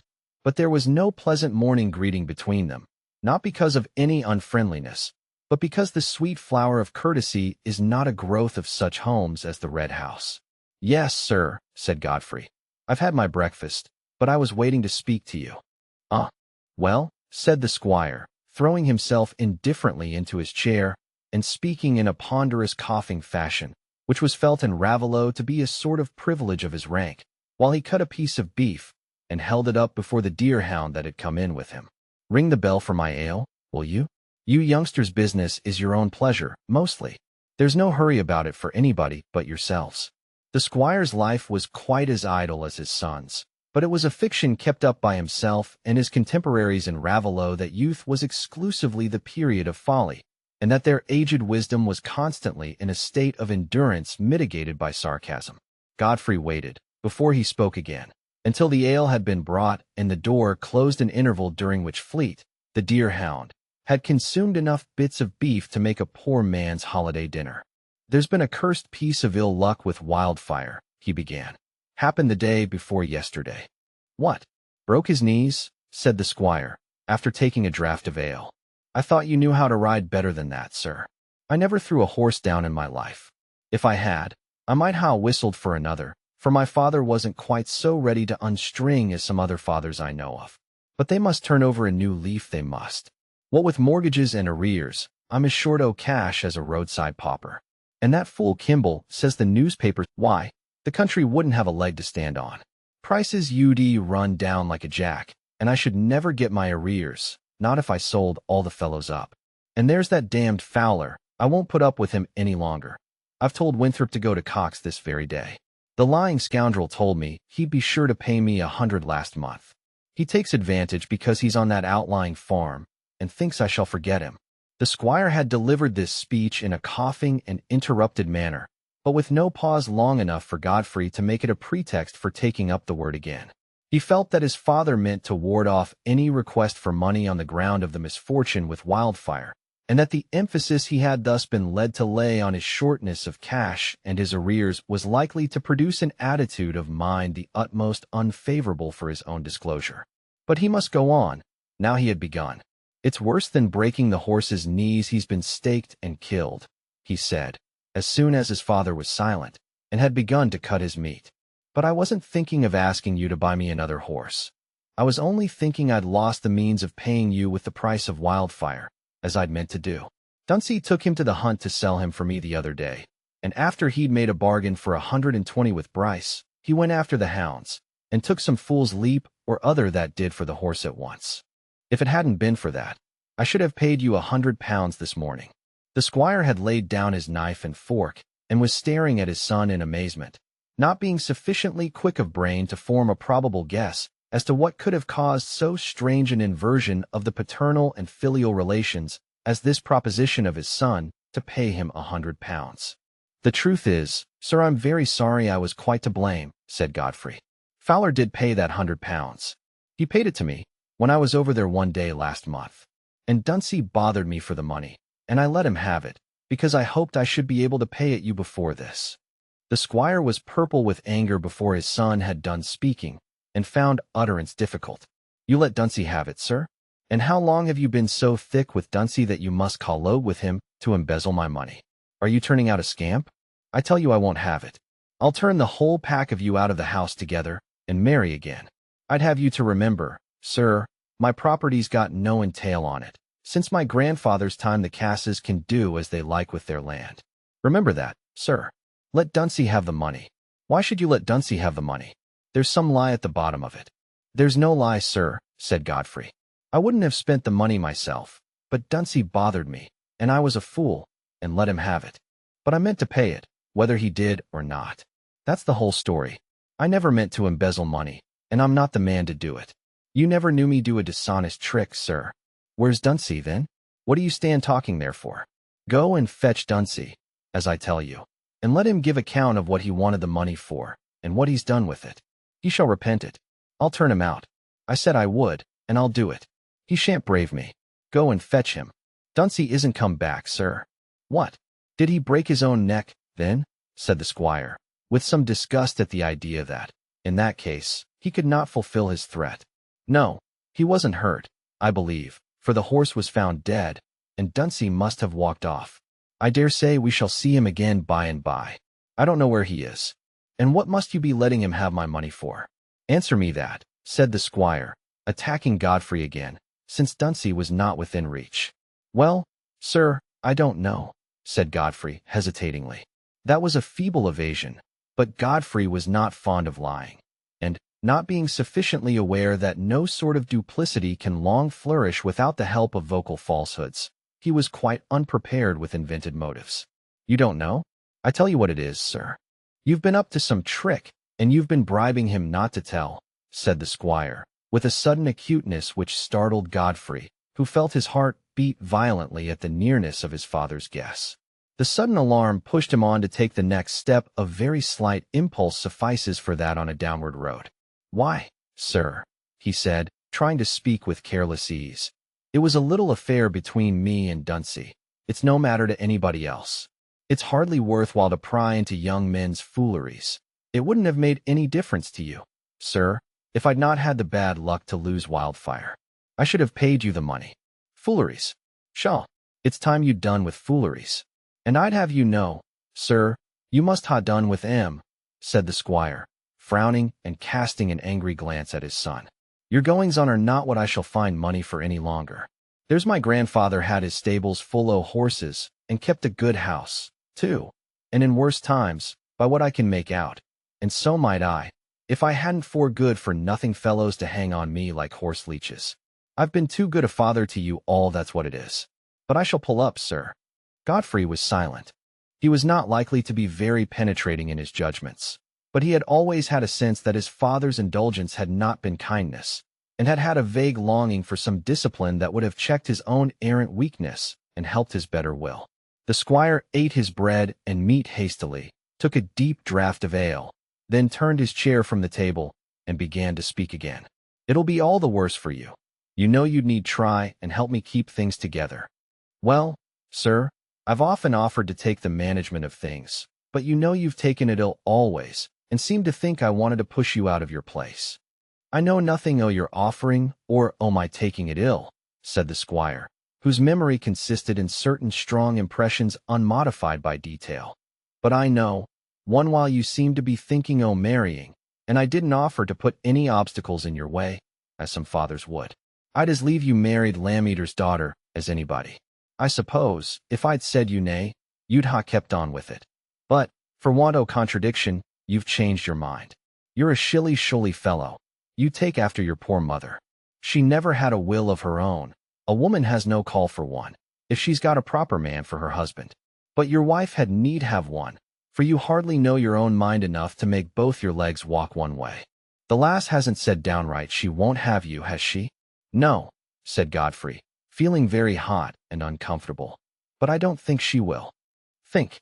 Why haven't you the courage to ask her? Do you stick to it? You want to have her, that's the thing." "There's no other woman I want to marry," said Godfrey, evasively. "Well, then, let me make the offer for you. That's all, if you haven't the pluck to do it yourself. Lamb-eater isn't likely to be loath for his daughter to marry into my family, I should think. And as for the pretty lass, she wouldn't have her cousin, and there's nobody else, as I see, could ha' stood in your way. I'd rather let it be, please, sir, at present," said Godfrey, in alarm. "I think she's a little offended with me just now, and I should like to speak for myself. A man must manage these things for himself." "Well, speak, then, and manage it, and see if you can't turn over a new leaf. That's what a man must do when he thinks o' marrying." "I don't see how I can think of it at present, sir. You wouldn't like to settle me on one of the farms, I suppose, and I don't think she'd come to live in this house with all my brothers. It's a different sort of life to what she's been used to. Not come to live in this house. Don't tell me. You ask her, that's all," said the squire, with a short, scornful laugh. "I'd rather let the thing be, at present, sir," said Godfrey. "I hope you won't try to hurry it on by saying anything." "I shall do what I choose," said the squire, "and I shall let you know I'm master. Else you may turn out and find an estate to drop into somewhere else. Go out and tell Winthrop not to go to Cox's, but wait for me. And tell him to get my horse saddled. And stop. Look out and get that hack O'Duncey's sold, and hand me the money, will you? He'll keep no more hacks at my expense. And if you know where he's sneaking, I dare say you may tell him to spare himself the journey o' coming back home. Let him turn ostler, and keep himself. He shan't hang on me any more. I don't know where he is, sir, and if I did, it isn't my place to tell him to keep away," said Godfrey, moving towards the door. "Confound it, sir, don't stay arguing, but go and order my horse," said the squire, taking up a pipe. Godfrey left the room, hardly knowing whether he were more relieved by the sense that the interview was ended without having made any change in his position, or more uneasy that he had entangled himself still further in prevarication and deceit. What had passed about his proposing to Nancy had raised a new alarm, lest by some after-dinner words of his father's to Mr. Lamb-eater he should be thrown into the embarrassment of being obliged absolutely to decline her when she seemed to be within his reach. He fled to his usual refuge, that of hoping for some unforeseen turn of fortune, some favorable chance which would save him from unpleasant consequences, perhaps even justify his insincerity by manifesting its prudence. And in this point of trusting to some throw of fortune's dice, Godfrey can hardly be called specially old-fashioned. Favorable chance, I fancy, is the god of all men who follow their own devices instead of obeying a law they believe in. Let even a polished man of these days get into a position he is ashamed to avow, and his mind will be bent on all the possible issues that may deliver him from the calculable results of that position. Let him live outside his income, or shirk the resolute honest work that brings wages, and he will presently find himself dreaming of a possible benefactor, a possible simpleton who may be cajoled into using his interest, a possible state of mind in some possible person not yet forthcoming. Let him neglect the responsibilities of his office, and he will inevitably anchor himself on the chance that the thing left undone may turn out not to be of the supposed importance. Let him betray his friend's confidence, and he will adore that same cunning complexity called chance, which gives him the hope that his friend will never know. Let him forsake a decent craft that he may pursue the gentilities of a profession to which nature never called him, and his religion will infallibly be the worship of blessed chance, which he will believe in as the mighty creator of success. The evil principle deprecated in that religion is the orderly sequence by which the seed brings forth a crop after its kind. Chapter 10. Justice Malum was naturally regarded in Tarley and Raveloe as a man of capacious mind, seeing that he could draw much wider conclusions without evidence than could be expected of his neighbors who were not on the commission of the peace. Such a man was not likely to neglect the clue of the tinder box, and an inquiry was set on foot concerning a peddler, name unknown, with curly black hair and a foreign complexion, carrying a box of cutlery and jewelry, and wearing large rings in his ears.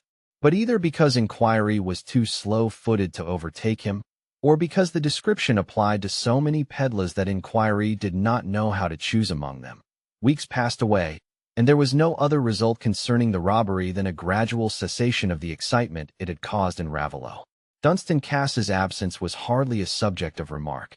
He had once before had a quarrel with his father, and had gone off, nobody knew whither, to return at the end of 6 weeks, take up his old quarters unforbidden, and swagger as usual. His own family, who equally expected this issue, with the sole difference that the squire was determined this time to forbid him the old quarters, never mentioned his absence, and when his Uncle Kimball or Mr. Osgood noticed it, the story of his having killed Wildfire and committed some offense against his father was enough to prevent surprise. To connect the fact of Dunsey's disappearance with that of the robbery occurring on the same day lay quite away from the track of everyone's thought, even Godfrey's, who had better reason than anyone else to know what his brother was capable of. He remembered no mention of the weaver between them since the time, 12 years ago, when it was their boyish sport to deride him, and, besides, his imagination constantly created an alibi for Dunstan. He saw him continually in some congenial haunt, to which he had walked off on leaving Wildfire, saw him sponging on chance acquaintances, and meditating a return home to the old amusement of tormenting his elder brother. Even if any brain in Raveloe had put the said two facts together, I doubt whether a combination so injurious to the prescriptive respectability of a family with a mural monument and venerable tankards would not have been suppressed as of unsound tendency. But Christmas puddings, brawn, and abundance of spirituous liquors, throwing the mental originality into the channel of nightmare, are great preservatives against a dangerous spontaneity of waking thought. When the robbery was talked of at the Rainbow and elsewhere, in good company, the balance continued to waver between the rational explanation founded on the tinder box and the theory of an impenetrable mystery that mocked investigation. The advocates of the tinderbox and peddler view considered the other side a muddle-headed and credulous set, who, because they themselves were wall-eyed, supposed everybody else to have the same blank outlook, and the adherents of the inexplicable more than hinted that their antagonists were animals inclined to crow before they had found any corn mere skimming dishes in point of depth, whose clear-sightedness consisted in supposing there was nothing behind a barn door because they couldn't see through it, so that, though their controversy did not serve to elicit the fact concerning the robbery, it elicited some true opinions of collateral importance. But while poor Silas's loss served thus to brush the slow current of Raveloe conversation, Silas himself was feeling the withering desolation of that bereavement about which his neighbors were arguing at their ease. To anyone who had observed him before he lost his gold, it might have seemed that so withered and shrunken a life as his could hardly be susceptible of a bruise, could hardly endure any subtraction but such as would put an end to it altogether. But in reality it had been an eager life, filled with immediate purpose which fenced him in from the wide, cheerless unknown. It had been a clinging life, and though the object round which its fibers had clung was a dead, disrupted thing, it satisfied the need for clinging. But now the fence was broken down, the support was snatched away. Marner's thoughts could no longer move in their old round, and were baffled by a blank like that which meets a plodding ant when the earth has broken away on its homeward path. The loom was there, and the weaving, and the growing pattern in the cloth, but the bright treasure in the hole under his feet was gone. The prospect of handling and counting it was gone. The evening had no phantasm of delight to still the poor soul's craving. The thought of the money he would get by his actual work could bring no joy, for its meager image was only a fresh reminder of his loss. And hope was too heavily crushed by the sudden blow for his imagination to dwell on the growth of a new hoard from that small beginning. He filled up the blank with grief. As he sat weaving, he every now and then moaned low, like one in pain. It was the sign that his thoughts had come round again to the sudden chasm to the empty evening time. And all the evening, as he sat in his loneliness by his dull fire, he leaned his elbows on his knees and clasped his head with his hands, and moaned very low, not as one who seeks to be heard. And yet he was not utterly forsaken in his trouble. The repulsion Marner had always created in his neighbors was partly dissipated by the new light in which this misfortune had shown him. Instead of a man who had more cunning than honest folks could come by, and, what was worse, had not the inclination to use that cunning in a neighborly way, it was now apparent that Silas had not cunning enough to keep his own. He was generally spoken of as a poor mushed creature, and that avoidance of his neighbors, which had before been referred to his ill will and to a probable addiction to worse company, was now considered mere craziness. This change to a kindlier feeling was shown in various ways. The odor of Christmas cooking being on the wind, it was the season when superfluous pork and black puddings are suggestive of charity in well-to-do families, and Silas's misfortune had brought him uppermost in the memory of housekeepers like Mrs. Osgood. Mr. Crackenthorpe, too, while he admonished Silas that his money had probably been taken from him because he thought too much of it and never came to church, enforced the doctrine by a present of pig's pettitoes, well calculated to dissipate unfounded prejudices against the clerical character. Neighbors who had nothing but verbal consolation to give showed a disposition not only to greet Silas and discuss his misfortune at some length when they encountered him in the village, but also to take the trouble of calling at his cottage and getting him to repeat all the details on the very spot. And then they would try to cheer him by saying, "Well, Master Marner, you're no worse off nor other poor folks, after all. And if you was to be crippled, the parish UD give you allowance." I suppose one reason why we are seldom able to comfort our neighbors with our words is that our goodwill gets adulterated, in spite of ourselves, before it can pass our lips. We can send black puddings and pettitoes without giving them a flavor of our own egoism, but language is a stream that is almost sure to smack of a mingled soil. There was a fair proportion of kindness in Raveloe, but it was often of a beery and bungling sort, and took the shape least allied to the complimentary and hypocritical. Mr. Macy, for example, coming one evening expressly to let Silas know that recent events had given him the advantage of standing more favorably in the opinion of a man whose judgment was not formed lightly, opened the conversation by saying, as soon as he had seated himself and adjusted his thumbs, "Come, Master Marner, why, you've no call to sit a-moaning. You're a deal better off to ha lost your money, nor to ha kept it by foul means. I used to think, when you first come into these parts, as you were no better nor you should be. You were younger a deal than what you are now, but you were allays a staring, white-faced creetur, partly like a bald-faced calf, as I may say. But there's no knowing. It isn't every queer-looks thing as old Harry's had the making of, I mean, speaking o' toads and such, for they're often harmless, like, and useful against varmin. And it's pretty much the same why you, as far as I can see. Though as to the yarbs and stuff to cure the breathing, if you brought that sort o' knowledge from distant parts, you might ha' been a bit freer of it. And if the knowledge wasn't well come by, why, you might ha' made up for it by coming to church reg'lar. For, as for the children as the wise woman charmed, I've been at the christening of 'em again and again, and they took the water just as well. And that's reasonable, for if old Harry's a mind to do a bit o' kindness for a holiday, like, who's got anything against it? That's my thinking. And I've been clerk o' this parish 40 year, and I know, when the parson and me does the cussing of a Ash Wednesday, there's no cussing o' folks as have a mind to be cured without a doctor, let Kimball say what he will. And so, Master Marner, as I was saying, for there's windings I things as they may carry you to the fur end o' the prayer book afore you get back to 'em. My advice is, as you keep up your sperrits, for as for thinking you're a deep un, and ha got more inside you nor you'll bear daylight, I'm not o' that opinion at all, and so I tell the neighbors. For, says I, you talk o' Master Marner making out a tale, why, it's nonsense. that is, it would take a cute man to make a tale like that. And, says I, he looked as scared as a rabbit. During this discursive address, Silas had continued motionless in his previous attitude, leaning his elbows on his knees and pressing his hands against his head. Mr. Macy, not doubting that he had been listened to, paused, in the expectation of some appreciatory reply, but Marner remained silent. He had a sense that the old man meant to be good-natured and neighborly, but the kindness fell on him as sunshine falls on the wretched. He had no heart to taste it, and felt that it was very far off him. "Come, Master Marner, have you got nothing to say to that?" said Mr. Macy at last, with a slight accent of impatience. "Oh," said Marner, slowly, shaking his head between his hands. "I thank you kindly. To be sure. I thought you would," said Mr. Macy. "And my advice is, have you got a Sunday suit?" "No," said Marner. "I doubted it was so," said Mr. Macy. "Now, let me advise you to get a Sunday suit. There's Tookie, he's a poor creetur, but he's got my tailoring business, and some o' my money in it, and he shall make a suit at a low price, and give you trust, and then you can come to church, and be a bit neighborly.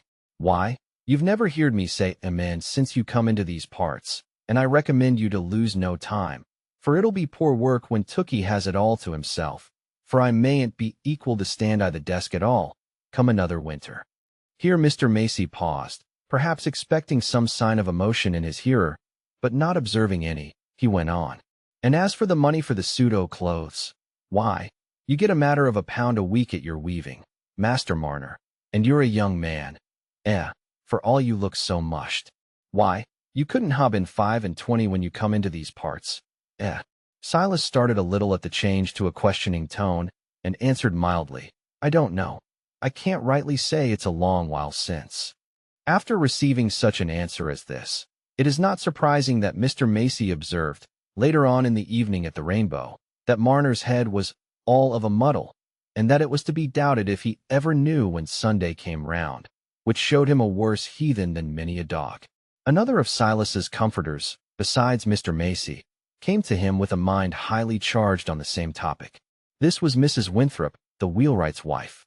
The inhabitants of Raveloe were not severely regular in their church-going, and perhaps there was hardly a person in the parish who would not have held that to go to church every Sunday in the calendar would have shown a greedy desire to stand well with heaven, and get an undue advantage over their neighbors, a wish to be better than the common run. That would have implied a reflection on those who had had godfathers and godmothers as well as themselves, and had an equal right to the burying service. At the same time, it was understood to be requisite for all who were not household servants, or young men, to take the sacrament at one of the great festivals. Squire Cass himself took it on Christmas Day, while those who were held to be good livers went to church with greater, though still with moderate, frequency. Mrs. Winthrop was one of these. She was in all respects a woman of scrupulous conscience, so eager for duties that life seemed to offer them too scantily unless she rose at 4:30, though this threw a scarcity of work over the more advanced hours of the morning, which it was a constant problem with her to remove. Yet she had not the vixenish temper which is sometimes supposed to be a necessary condition of such habits. She was a very mild, patient woman, whose nature it was to seek out all the sadder and more serious elements of life, and pasture her mind upon them. She was the person always first thought of in Raveloe when there was illness or death in a family, when leeches were to be applied, or there was a sudden disappointment in a monthly nurse. She was a comfortable woman, good-looking, fresh-complexioned, having her lips always slightly screwed, as if she felt herself in a sick room with the doctor or the clergyman present. But she was never whimpering. No one had seen her shed tears. She was simply grave and inclined to shake her head and sigh, almost imperceptibly, like a funereal mourner who is not a relation. It seemed surprising that Ben Winthrop, who loved his quart pot and his joke, got along so well with Dolly. But she took her husband's jokes and joviality as patiently as everything else, considering that men would be so, and viewing the stronger sex in the light of animals whom it had pleased heaven to make naturally troublesome, like bulls and turkey-cocks. This good, wholesome woman could hardly fail to have her mind drawn strongly towards Silas Marner, now that he appeared in the light of a sufferer, and one Sunday afternoon she took her little boy Aaron with her, and went to call on Silas, carrying in her hand some small lard cakes, flat paste-like articles much esteemed in Ravelot. Aaron, an apple-cheeked youngster of 7, with a clean-starched frill which looked like a plate for the apples, needed all his adventurous curiosity to embolden him against the possibility that the big-eyed weaver might do him some bodily injury, and his dubiety was much increased when, on arriving at the stone pits, they heard the mysterious sound of the loom. "Ah, it is as I thought," said Mrs. Winthrop sadly. They had to knock loudly before Silas heard them, but when he did come to the door he showed no impatience, as he would once have done, at a visit that had been unasked for and unexpected. Formerly, his heart had been as a locked casket with its treasure inside, but now the casket was empty, and the lock was broken. Left groping in darkness, with his prop utterly gone, Silas had inevitably a sense, though a dull and half-despairing one, that if any help came to him it must come from without, and there was a slight stirring of expectation at the sight of his fellow men, a faint consciousness of dependence on their goodwill.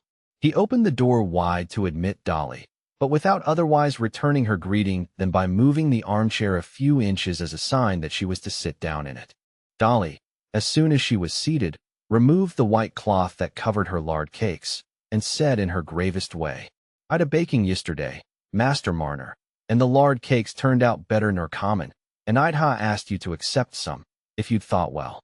I don't eat such things myself, for a bit o' bread's what I like from one year's end to the other, but men's stomachs are made so comical, they want a change they do. I know, God help 'em." Dolly sighed gently as she held out the cakes to Silas, who thanked her kindly and looked very close at them.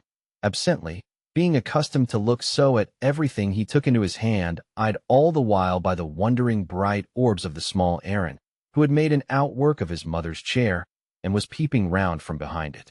"There's letters pricked on 'em," said Dolly. "I can't read 'em myself, and there's nobody, not Mr. Macy himself, rightly knows what they mean. But they've a good meaning, for they're the same as is on the pulpit cloth at church." "What are they, Aaron, my dear?" Aaron retreated completely behind his outwork. "Oh, go. That's naughty," said his mother mildly. "Well, whatever the letters are, they've a good meaning, and it's a stamp as has been in our house, Ben says, ever since he was a little un, and his mother used to put it on the cakes, and I've allays put it on too, for if there's any good, we've need of it this world." "It's IHS," said Silas, at which proof of learning Aaron peeped round the chair again. "Well, to be sure, you can read 'em off," said Dolly. "Ben's read 'em to me many and many a time, but they slip out o' my mind again. The more's the pity, for they're good letters, else they wouldn't be in the church, and so I prick 'em on all the loaves and all the cakes, though sometimes they won't hold, because o' the rising for, as I said, if there's any good to be got we've need of it this world that we have, and I hope they'll bring good to you, Master Marner, for it's why that will I brought you the cakes, and you see the letters, have held better nor common." Silas was as unable to interpret the letters as Dolly, but there was no possibility of misunderstanding the desire to give comfort that made itself heard in her quiet tones. He said, with more feeling than before, thank you kindly." But he laid down the cakes and seated himself absently, drearily unconscious of any distinct benefit towards which the cakes and the letters, or even Dolly's kindness, could tend for him. "Ah, if there's good anywhere, we've need of it," repeated Dolly, who did not lightly forsake a serviceable phrase. She looked at Silas pityingly as she went on. "But you didn't hear the church bells this morning, Master Marner? I doubt you didn't know it was Sunday. Living so lone here, you lose your count, I dare say. And then, when your loom makes a noise, you can't hear the bells, more particular now the frost kills the sound." "Yes, I did. I heard him," said Silas, to whom Sunday bells were a mere accident of the day, and not part of its sacredness. There had been no bells in Lantern Yard. "Dear heart," said Dolly, pausing before she spoke again. "But what a pity it is you should work of a Sunday, and not clean yourself if you didn't go to church, for if you'd a roasting bit, it might be as you couldn't leave it, being a lone man. But there's the bake-hiss, if you could make up your mind to spend a tuppence on the oven now and then, not every week. In course I shouldn't like to do that myself. You might carry your bit o' dinner there, for it's nothing but right to have a bit o' summat hot of a Sunday, and not to make it as you can't know your dinner from Saturday. But now, Yupo Christmas Day, this blessed Christmas as is ever coming. If you was to take your dinner to the bakehouse, and go to church, and see the holly and the yew, and hear the anthem, and then take the sacrament, you'd be a deal the better, and you'd know which end you stood on, and you could put your trust I them as knows better nor we do, seeing you'd ha done what it lies on us all to do. Dolly's exhortation, which was an unusually long effort of speech for her, was uttered in the soothing, persuasive tone with which she would have tried to prevail on a sick man to take his medicine, or a basin of gruel for which he had no appetite. Silas had never before been closely urged on the point of his absence from church, which had only been thought of as a part of his general queerness, and he was too direct and simple to evade Dolly's appeal. "Nay, nay," he said, "I know nothing o' church. I've never been to church." "No," said Dolly, in a low tone of wonderment. Then, bethinking herself of Silas's advent from an unknown country, she said, "Could it ha been as they'd no church where you was born?" "Oh, yes," said Silas, meditatively, sitting in his usual posture of leaning on his knees and supporting his head. "There was churches a many, it was a big town. But I knew nothing of 'em, I went to chapel." Dolly was much puzzled at this new word, but she was rather afraid of inquiring further, lest chapel might mean some haunt of wickedness. After a little thought, she said, "Well, Master Marner, it's never too late to turn over a new leaf, and if you've never had no church, there's no telling the good it'll do you. For I feel so set up and comfortable as never was, when I've been and heard the prayers, and the singing to the praise and glory o' God, as Mr. Macy gives out, and Mr. Crackenthorpe saying good words, and more particular on Sacrament Day. And if a bit o' trouble comes, I feel as I can put up wi't, for I've looked for help i' the right quarter, and give myself up to them, as we must all give ourselves up to at the last. And if we ain't done our part, it isn't to be believed as them as are above us, you'll be worse nor we are, and come short o' therein." Poor Dolly's exposition of her simple Ravelot theology fell rather unmeaningly on Silas's ears, for there was no word in it that could rouse a memory of what he had known as religion, and his comprehension was quite baffled by the plural pronoun, which was no heresy of Dolly's, but only her way of avoiding a presumptuous familiarity. He remained silent, not feeling inclined to assent to the part of Dolly's speech which he fully understood her recommendation that he should go to church. Indeed, Silas was so unaccustomed to talk beyond the brief questions and answers necessary for the transaction of his simple business, that words did not easily come to him without the urgency of a distinct purpose. But now, little Aaron, having become used to the weaver's awful presence, had advanced to his mother's side, and Silas, seeming to notice him for the first time, tried to return Dolly's signs of goodwill by offering the lad a bit of lard cake. Aaron shrank back a little and rubbed his head against his mother's shoulder, but still thought the piece of cake worth the risk of putting his hand out for it. "Oh, for shame, Aaron," said his mother, taking him on her lap. "However, why, you don't want cake again yet a while. He's wonderful hearty," she went on, with a little sigh, "that he is, God knows. He's my youngest, and we spoil him sadly, for either me or the father must allays hev him in our sight, that we must." She stroked Aaron's brown head, and thought it must do Master Marner good to see such a picture of a child. But Marner, on the other side of the hearth, saw the neat-featured rosy face as a mere dim round, with 2 dark spots in it. "And he's got a voice like a bird you wouldn't think," Dolly went on. "He can sing a Christmas carol as his father's taught him, and I take it for a token as he'll come to good, as he can learn the good tunes so quick. Come, Aaron, stand up and sing the carol to Master Marner, come." Aaron replied by rubbing his forehead against his mother's shoulder. "Oh, that's naughty," said Dolly gently. "Stand up when Mother tells you, and let me hold the cake till you've done." Aaron was not indisposed to display his talents, even to an ogre, under protecting circumstances, and after a few more signs of coyness, consisting chiefly in rubbing the backs of his hands over his eyes, and then peeping between them at Master Marner, to see if he looked anxious for the caril, he at length allowed his head to be duly adjusted, and standing behind the table, which let him appear above it only as far as his broad frill, so that he looked like a cherubic head untroubled with a body, he began with a clear chirp, and in a melody that had the rhythm of an industrious hammer. "God rest you, merry gentlemen. Let nothing you dismay. For Jesus Christ our Savior, was born on Christmas Day. Dolly listened with a devout look, glancing at Marner in some confidence that this strain would help to allure him to church.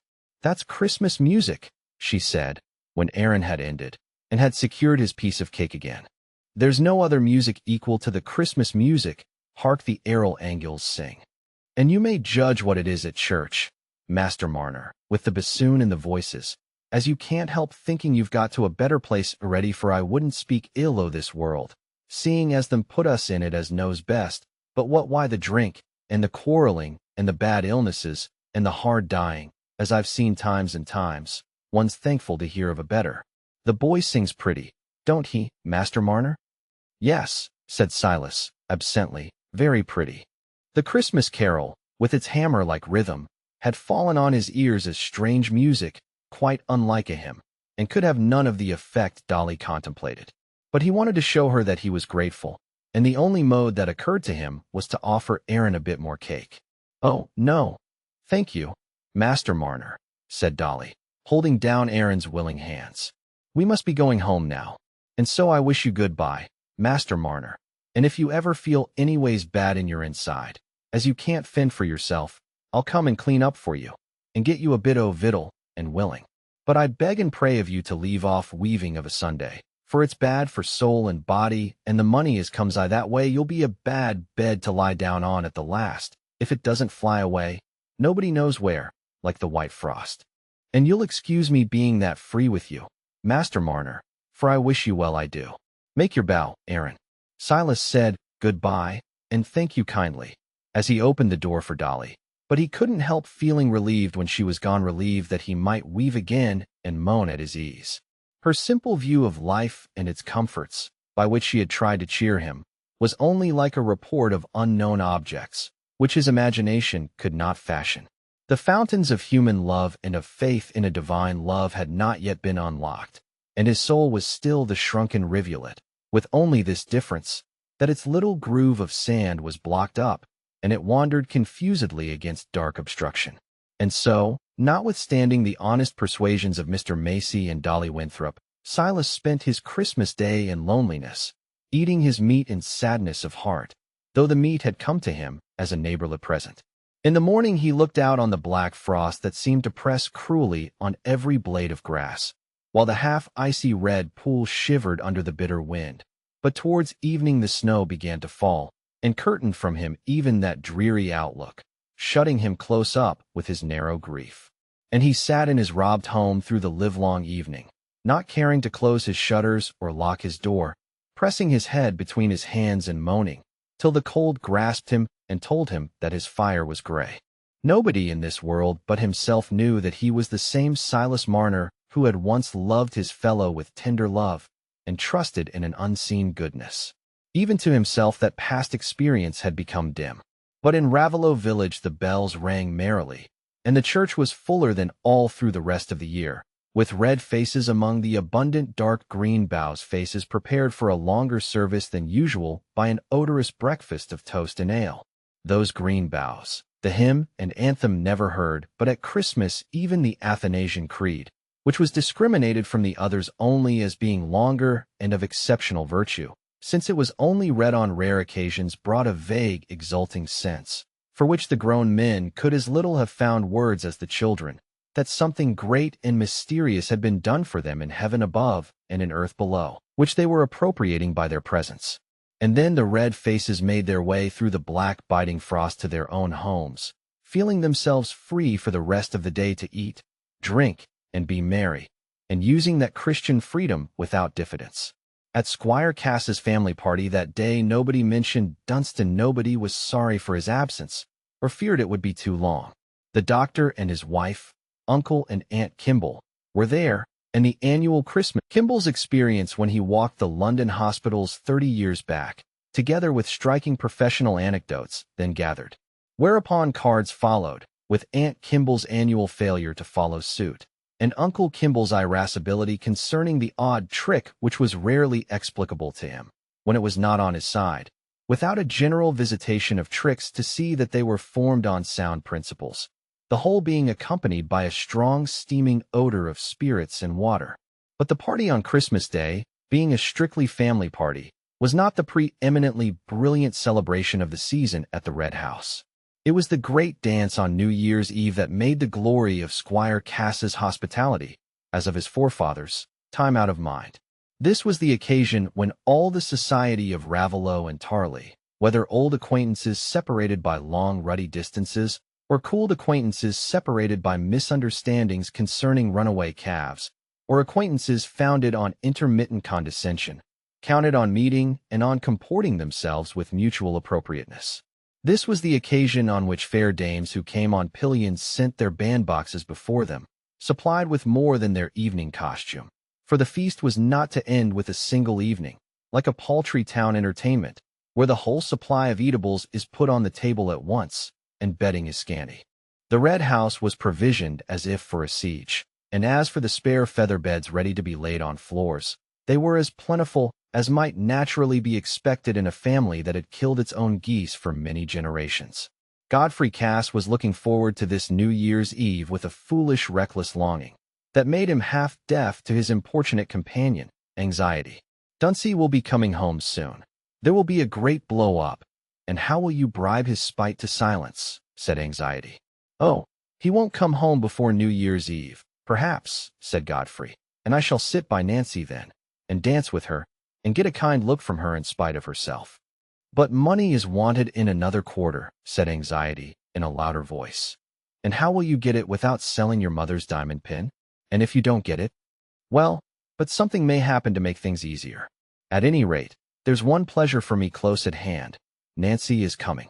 Yes, and suppose your father should bring matters to a pass that will oblige you to decline marrying her, and to give your reasons. Hold your tongue, and don't worry me. I can see Nancy's eyes, just as they will look at me, and feel her hand in mine already. But Anxiety went on, though in noisy Christmas company, refusing to be utterly quieted even by much drinking. Chapter 11.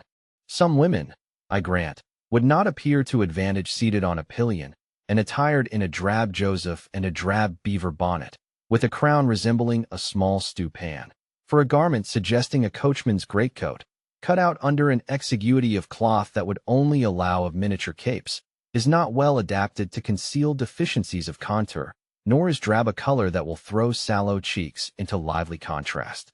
It was all the greater triumph to Miss Nancy Lammeter's beauty that she looked thoroughly bewitching in that costume, as, seated on the pillion behind her tall, erect father, she held one arm round him, and looked down, with open-eyed anxiety, at the treacherous snow-covered pools and puddles, which sent up formidable splashings of mud under the stamp of Dobbin's foot.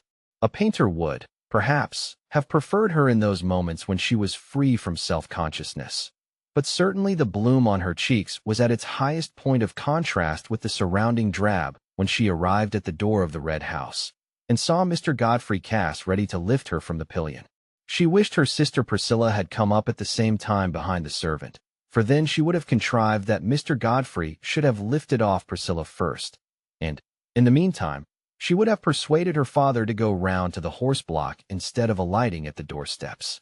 It was very painful, when you had made it quite clear to a young man that you were determined not to marry him, however much he might wish it, that he would still continue to pay you marked attentions. Besides, why didn't he always show the same attentions, if he meant them sincerely, instead of being so strange as Mr. Godfrey Cass was, sometimes behaving as if he didn't want to speak to her, and taking no notice of her for weeks and weeks, and then, all on a sudden, almost making love again? Moreover, it was quite plain he had no real love for her, else he would not let people have that to say of him which they did say. Did he suppose that Miss Nancy Lammeter was to be won by any man, squire or no squire, who led a bad life? That was not what she had been used to see in her own father, who was the soberest and best man in that countryside, only a little hot and hasty now and then, if things were not done to the minute. All these thoughts rushed through Miss Nancy's mind, in their habitual succession, in the moments between her first sight of Mr. Godfrey Cass standing at the door and her own arrival there. Happily, the squire came out too and gave a loud greeting to her father, so that, somehow, under cover of this noise she seemed to find concealment for her confusion and neglect of any suitably formal behavior, while she was being lifted from the pillion by strong arms which seemed to find her ridiculously small and light. And there was the best reason for hastening into the house at once, since the snow was beginning to fall again, threatening an unpleasant journey for such guests as were still on the road.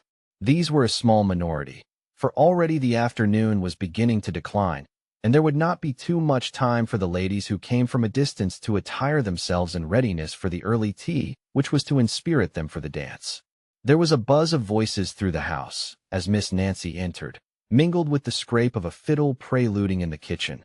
But the lamb-eaters were guests whose arrival had evidently been thought of so much that it had been watched for from the windows. For Mrs. Kimball, who did the honors at the Red House on these great occasions, came forward to meet Miss Nancy in the hall and conduct her upstairs. Mrs. Kimball was the squire's sister, as well as the doctor's wife, a double dignity, with which her diameter was in direct proportion, so that, a journey upstairs being rather fatiguing to her, she did not oppose Miss Nancy's request to be allowed to find her way alone to the Blue Room, where the Miss Lamb-eaters' bandboxes had been deposited on their arrival in the morning. There was hardly a bedroom in the house where feminine compliments were not passing and feminine toilets going forward, in various stages, in space made scanty by extra beds spread upon the floor, and Miss Nancy, as she entered the Blue Room, had to make her little formal curtsy to a group of 6. On the one hand, there were ladies no less important than the 2 Miss Guns, the wine merchant's daughters from Litherley, dressed in the height of fashion, with the tightest skirts and the shortest waists, and gazed at by Miss Ladbrokes of the Old Pastures, with a shyness not unsustained by inward criticism.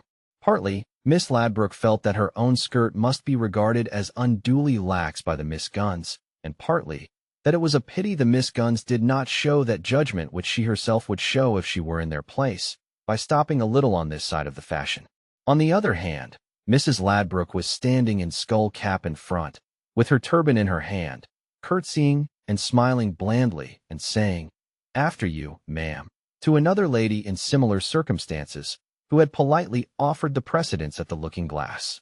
But Miss Nancy had no sooner made her curtsy than an elderly lady came forward, whose full white muslin kerchief and mob-cap round her curls of smooth gray hair were in daring contrast with the puffed yellow satins and top-knotted caps of her neighbors.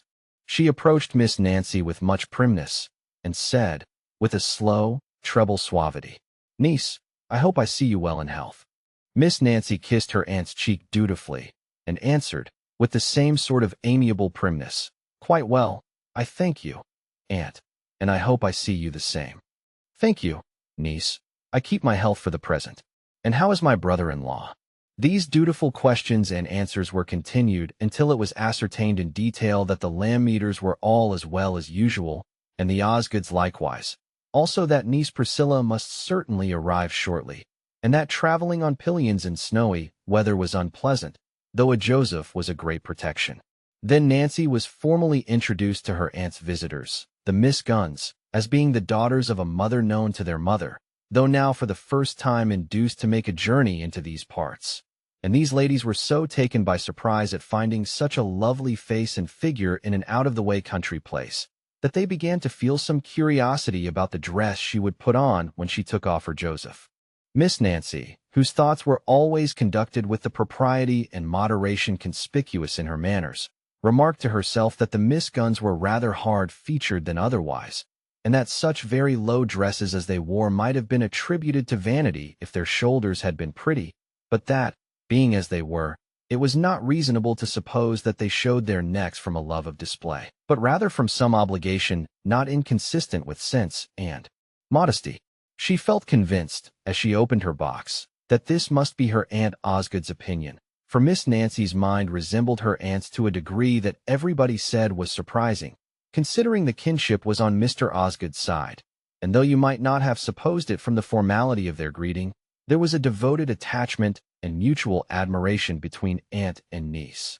Even Miss Nancy's refusal of her cousin Gilbert Osgood, on the ground solely that he was her cousin, though it had grieved her aunt greatly, had not in the least cooled the preference which had determined her to leave Nancy several of her hereditary ornaments, let Gilbert's future wife be whom she might.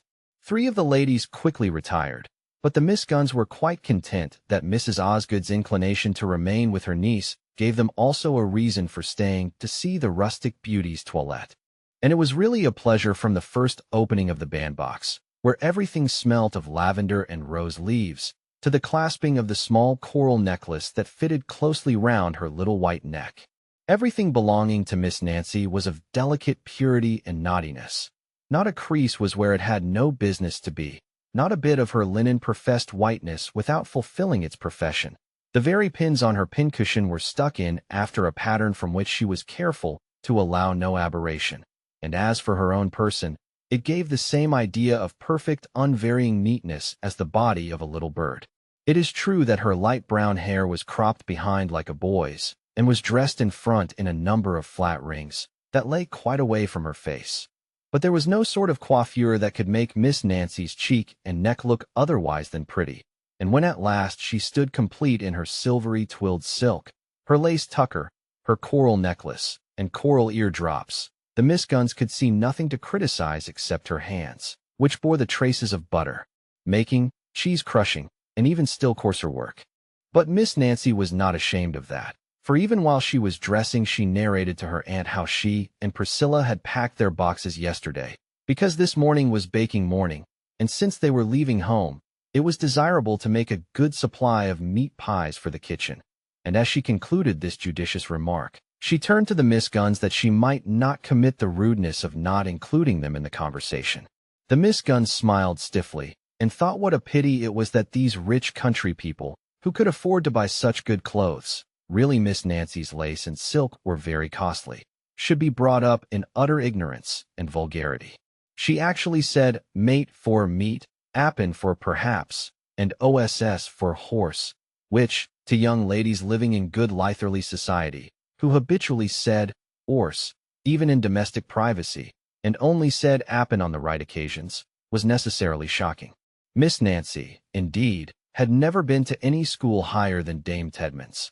Her acquaintance with profane literature hardly went beyond the rhymes she had worked in her large sampler under the Lamb and the Shepherdess. And in order to balance an account, she was obliged to effect her subtraction by removing visible metallic shillings and sixpences from a visible metallic total. There is hardly a servant maid in these days who is not better informed than Miss Nancy. Yet she had the essential attributes of a lady: high veracity, delicate honor in her dealings, deference to others, and refined personal habits, and lest these should not suffice to convince grammatical fair ones that her feelings can at all resemble theirs, I will add that she was slightly proud and exacting, and as constant in her affection towards a baseless opinion as towards an erring lover. The anxiety about Sister Priscilla, which had grown rather active by the time the coral necklace was clasped, was happily ended by the entrance of that cheerful-looking lady herself, with a face made blowsy by cold and damp. After the first questions and greetings, she turned to Nancy, and surveyed her from head to foot, then wheeled her round, to ascertain that the back view was equally faultless. "What do you think o' these gowns, Aunt Osgood?" said Priscilla, while Nancy helped her to unrobe. "Very handsome indeed, niece," said Mrs. Osgood, with a slight increase of formality. She always thought niece Priscilla too rough. "I'm obliged to have the same as Nancy, you know, for all I'm 5 years older, and it makes me look yallow, for she never will have anything without I have mine just like it, because she wants us to look like sisters. And I tell her, folks, you'll think it's my weakness makes me fancy as I shall look pretty in what she looks pretty in. For I am ugly, there's no denying that. I feature my father's family. But law, I don't mind, do you?" Priscilla here turned to the Miss Guns, rattling on in too much preoccupation with the delight of talking, to notice that her candor was not appreciated. "The pretty UNS do for fly catchers, they keep the men off us. I've no opinion o' the men, Miss Gunn, I don't know what you have. And as for fretting and stewing about what they'll think of you from morning till night, and making your life uneasy about what they're doing when they're out o' your sight, as I tell Nancy, it's a folly no woman need be guilty of, if she's got a good father and a good home. Let her leave it to them as have got no fortin and can't help themselves. As I say, Mr. Have Your Own Way is the best husband, and the only one I'd ever promise to obey. I know it isn't pleasant, when you've been used to living in a big way and managing hogsheads and all that, to go and put your nose in by somebody else's fireside, or to sit down by yourself to a scrag or a knuckle. But, thank God, my father's a sober man and likely to live, and if you've got a man by the chimney corner, it doesn't matter if he's childish, the business needn't be broke up. The delicate process of getting her narrow gown over her head without injury to her smooth curls obliged Miss Priscilla to pause in this rapid survey of life, and Mrs. Osgood seized the opportunity of rising and saying, "Well, niece, you'll follow us. The Miss Guns will like to go down." "Sister," said Nancy, when they were alone, "you've offended the Miss Guns, I'm sure." "What have I done, child?" said Priscilla, in some alarm. "Why, you asked them if they minded about being ugly. You're so very blunt." "Law, did I? Well, it popped out. It's a mercy I said no more, for I'm a bad un to live with folks when they don't like the truth. But as for being ugly, look at me, child. In this silver-colored silk I told you how it ud be I look as yallow as a daffodil. Anybody ud say you wanted to make a mockin of me? No, Prissy, don't say so. I begged and prayed of you not to let us have this silk if you'd like another better." "I was willing to have your choice, you know I was," said Nancy, in anxious self-vindication. "Nonsense, child. You know you'd set your heart on this, and reason good, for you're the color o' cream. You'd be fine doings for you to dress yourself to suit my skin. What I find fault with is that notion o' yours as I must dress myself just like you. But you do as you like with me, you always did, from when first you begun to walk. If you wanted to go the field's length you'd go, and there was no whipping you, for you looked as prim and innocent as a daisy all the while." "Prissy," said Nancy, gently, as she fastened a coral necklace, exactly like her own, round Priscilla's neck, which was very far from being like her own. "I'm sure I'm willing to give way as far as is right, but who shouldn't dress alike if it isn't sisters? Would you have us go about looking as if we were no kin to one another, us that have got no mother and not another sister in the world? I'd do what was right, if I dressed in a gown dyed with cheese coloring, and I'd rather you'd choose, and let me wear what pleases you." "There you go again. You'd come round to the same thing if one talked to you from Saturday night till Saturday morning. It'll be fine fun to see how you'll master your husband and never raise your voice above the singing o' the kettle all the while. I like to see the men mastered." "Don't talk so, Prissy," said Nancy, blushing. "You know I don't mean ever to be married." "Oh, you never mean a fiddlestick's end," said Priscilla, as she arranged her discarded dress and closed her bandbox. "Who shall I have to work for when father's gone?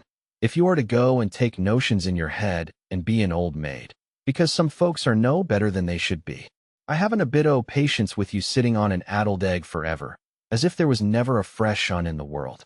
One old maid's enough out o' two sisters, and I shall do credit to a single life, for God A'mighty meant me for it. Come, we can go down now. I'm as ready as a mock-in can be. There's nothing a-wanting to frighten the crows. Now I've got my ear-droppers in." As the two Miss Lammeters walked into the large parlor together, anyone who did not know the character of both might certainly have supposed that the reason why the square-shouldered, clumsy, high-featured Priscilla wore a dress the facsimile of her pretty sister's was either the mistaken vanity of the one or the malicious contrivance of the other in order to set off her own rare beauty.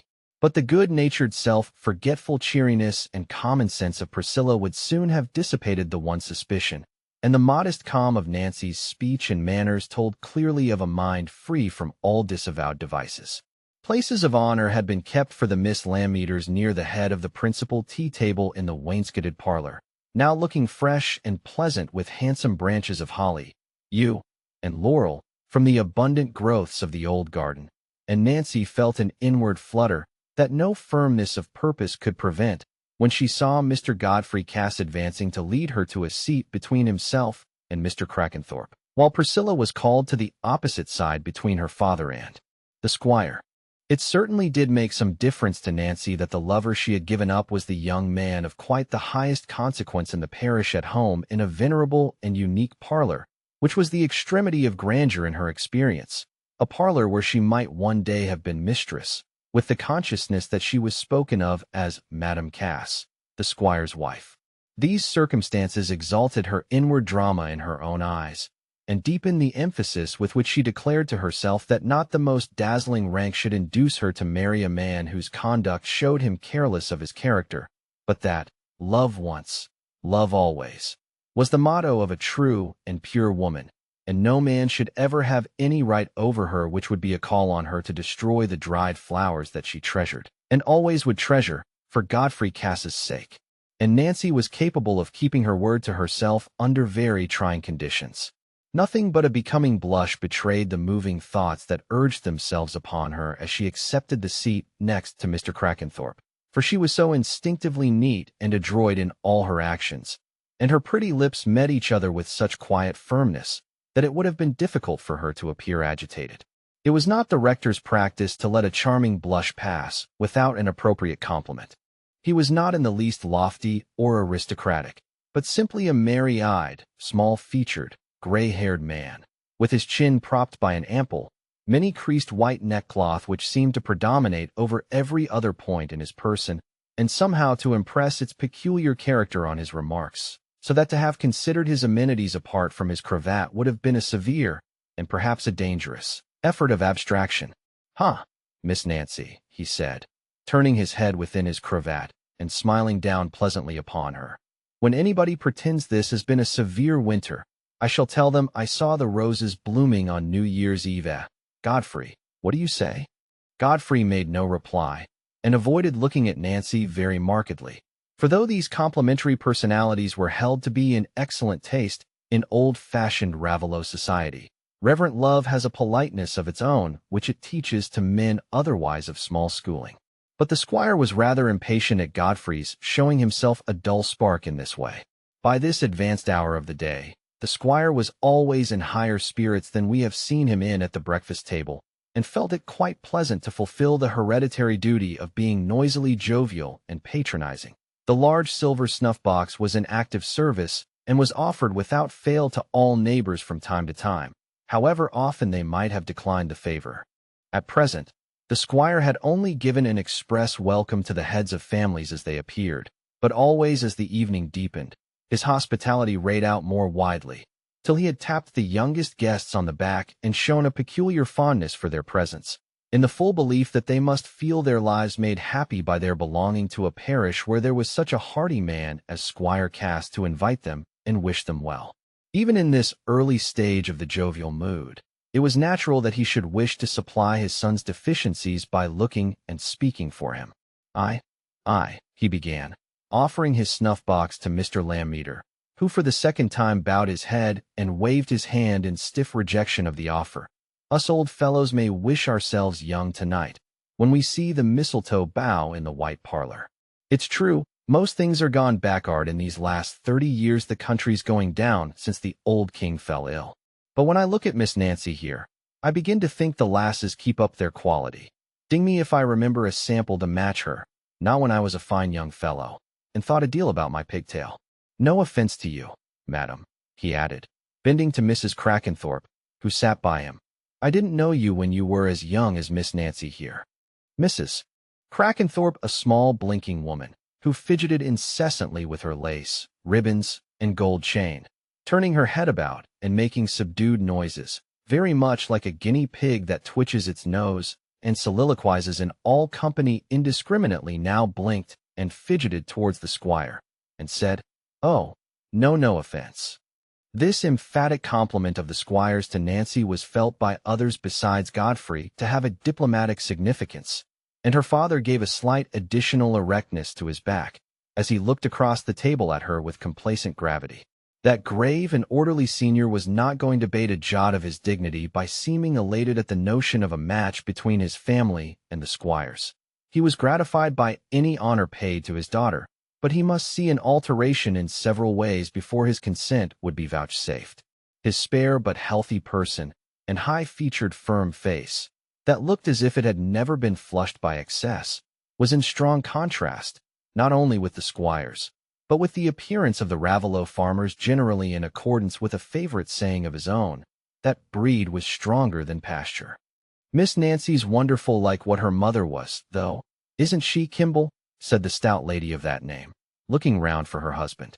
But Dr. Kimball, country apothecaries in old days, enjoyed that title without authority of diploma, being a thin and agile man, was flitting about the room with his hands in his pockets, making himself agreeable to his feminine patients, with medical impartiality, and being welcomed everywhere as a doctor by hereditary right, not one of those miserable apothecaries who canvass for practice in strange neighborhoods, and spend all their income in starving their one horse, but a man of substance, able to keep an extravagant table like the best of his patients.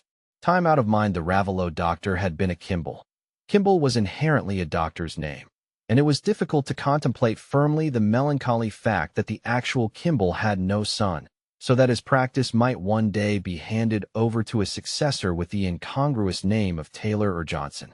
But in that case, the wiser people in Raveloe would employ Dr. Blick of Flitton as less unnatural. "Did you speak to me, my dear?" said the authentic doctor, coming quickly to his wife's side. But, as if foreseeing that she would be too much out of breath to repeat her remark, he went on immediately, Miss Priscilla, the sight of you revives the taste of that super-excellent pork pie. I hope the batch isn't near an end." "Yes, indeed, it is, doctor," said Priscilla, "but I'll answer for it the next shall be as good. My pork pies don't turn out well by chance. Not as your doctoring does, Kimball? Because folks forget to take your physic?" Said the squire, who regarded physic and doctors as many loyal churchmen regard the church, and the clergy tasting a joke against them when he was in health, but impatiently eager for their aid when anything was the matter with him. He tapped his box, and looked round with a triumphant laugh. She has a quick wit, my friend Priscilla has," said the doctor, choosing to attribute the epigram to a lady rather than allow a brother-in-law that advantage over him. "She saves a little pepper to sprinkle over her talk. That's the reason why she never puts too much into her pies. There's my wife now. She never has an answer at her tongue's end, but if I offend her, she's sure to scarify my throat with black pepper the next day, or else give me the colic with watery greens. That's an awful tit for tat."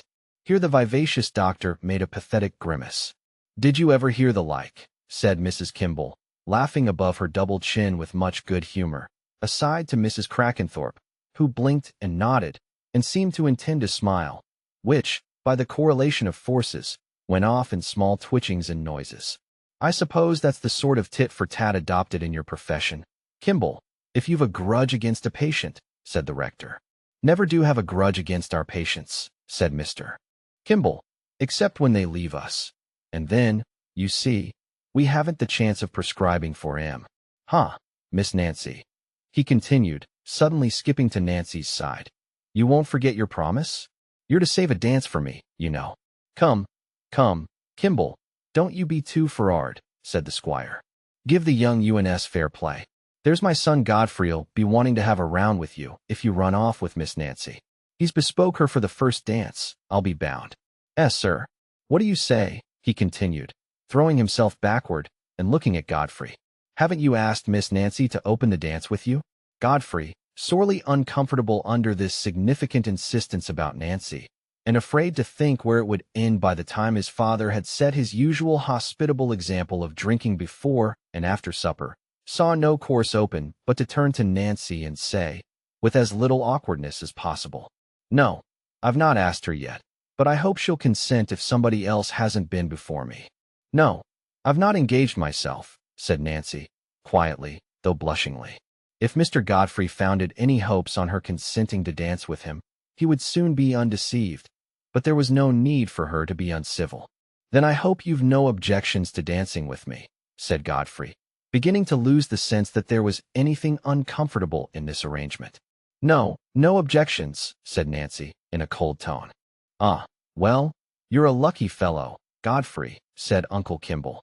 "But you're my godson, so I won't stand in your way. Else I'm not so very old. My dear?" he went on, skipping to his wife's side again. "You wouldn't mind my having a second after you were gone, not if I cried a good deal first. Come, take a cup o' tea and stop your tongue, do," said good-humored Mrs. Kimball, feeling some pride in a husband who must be regarded as so clever and amusing by the company generally. If he had only not been irritable at cards.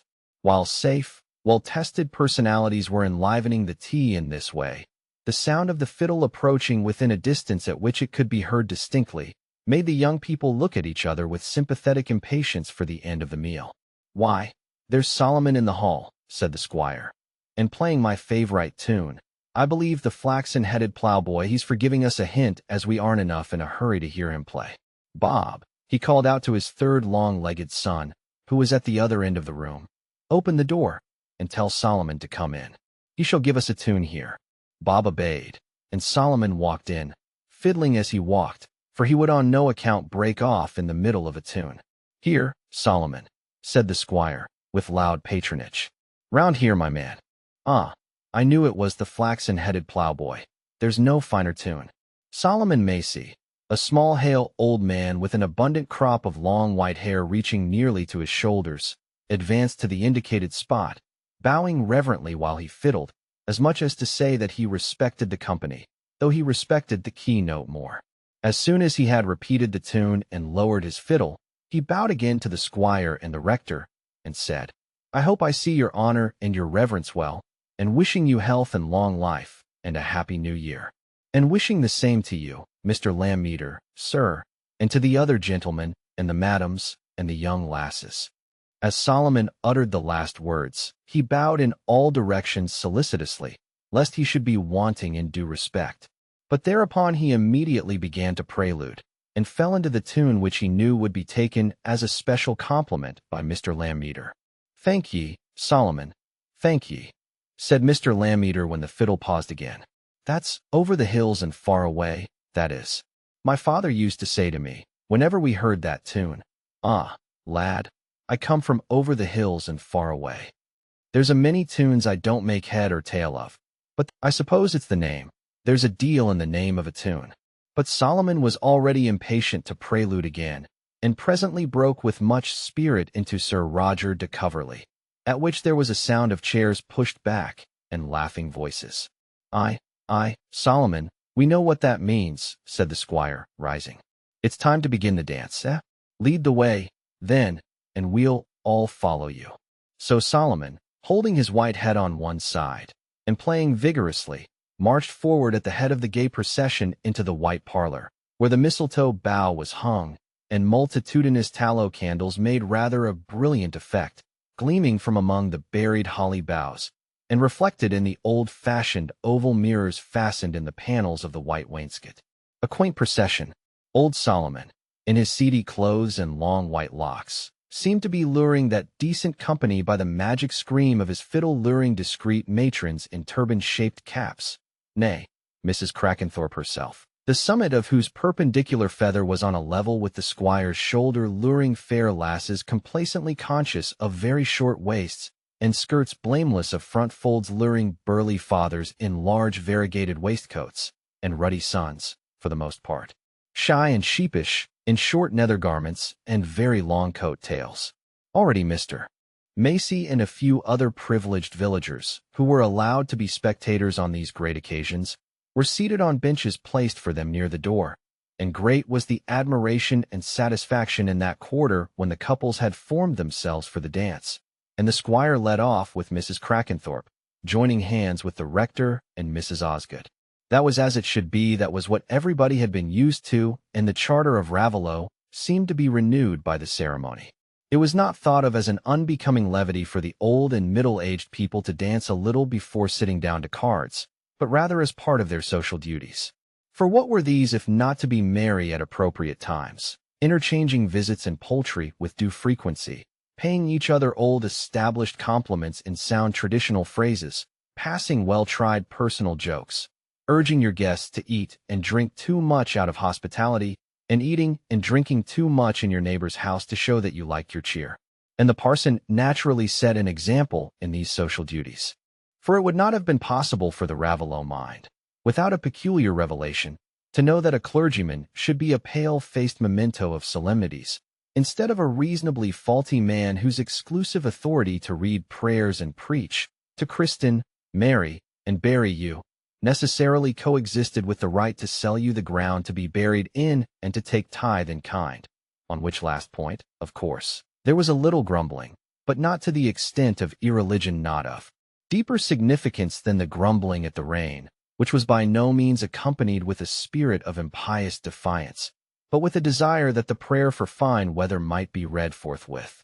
There was no reason, then, why the rector's dancing should not be received as part of the fitness of things quite as much as the squire's, or why, on the other hand, Mr. Macy's official respect should restrain him from subjecting the parson's performance to that criticism with which minds of extraordinary acuteness must necessarily contemplate the doings of their fallible fellow men.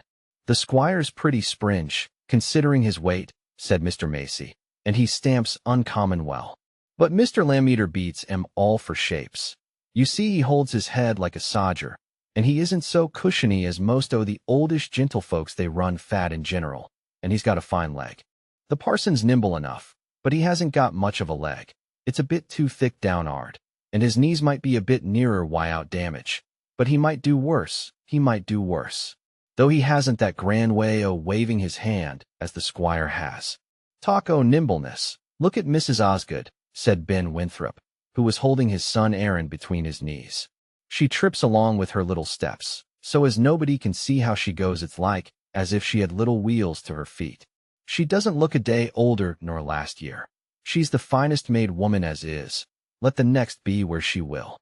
"I don't heed how the women are made," said Mr. Macy, with some contempt.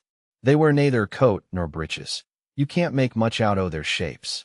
"Fater," said Aaron, whose feet were busy beating out the tune. "How does that big cock's feather stick in Mrs. Crackenthorpe's yet? Is there a little hole for it, like in my shuttlecock?" "Hush, lad, hush.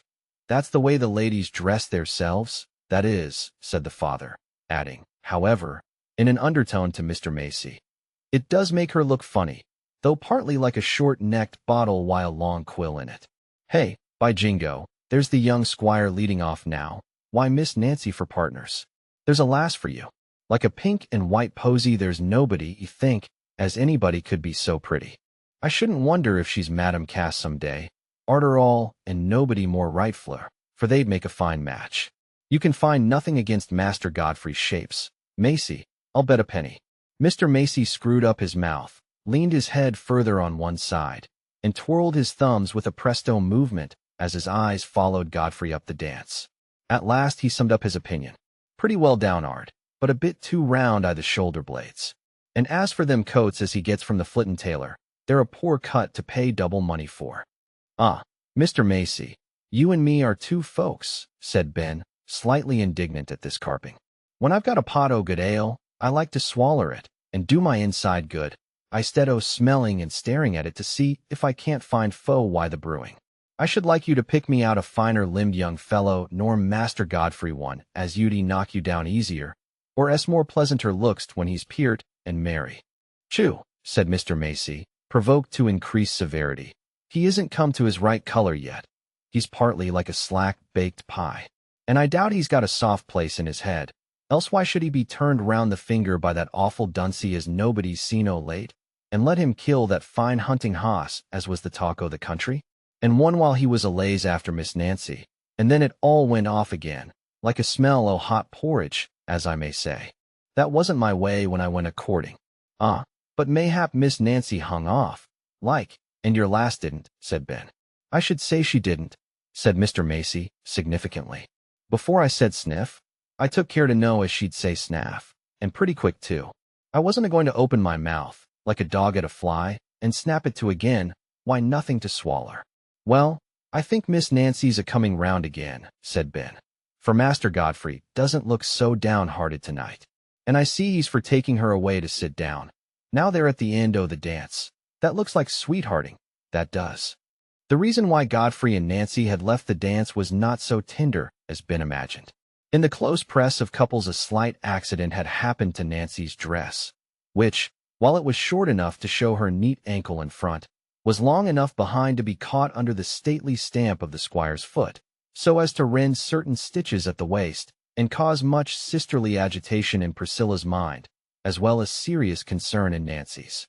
One's thoughts may be much occupied with love struggles, but hardly so as to be insensible to a disorder in the general framework of things.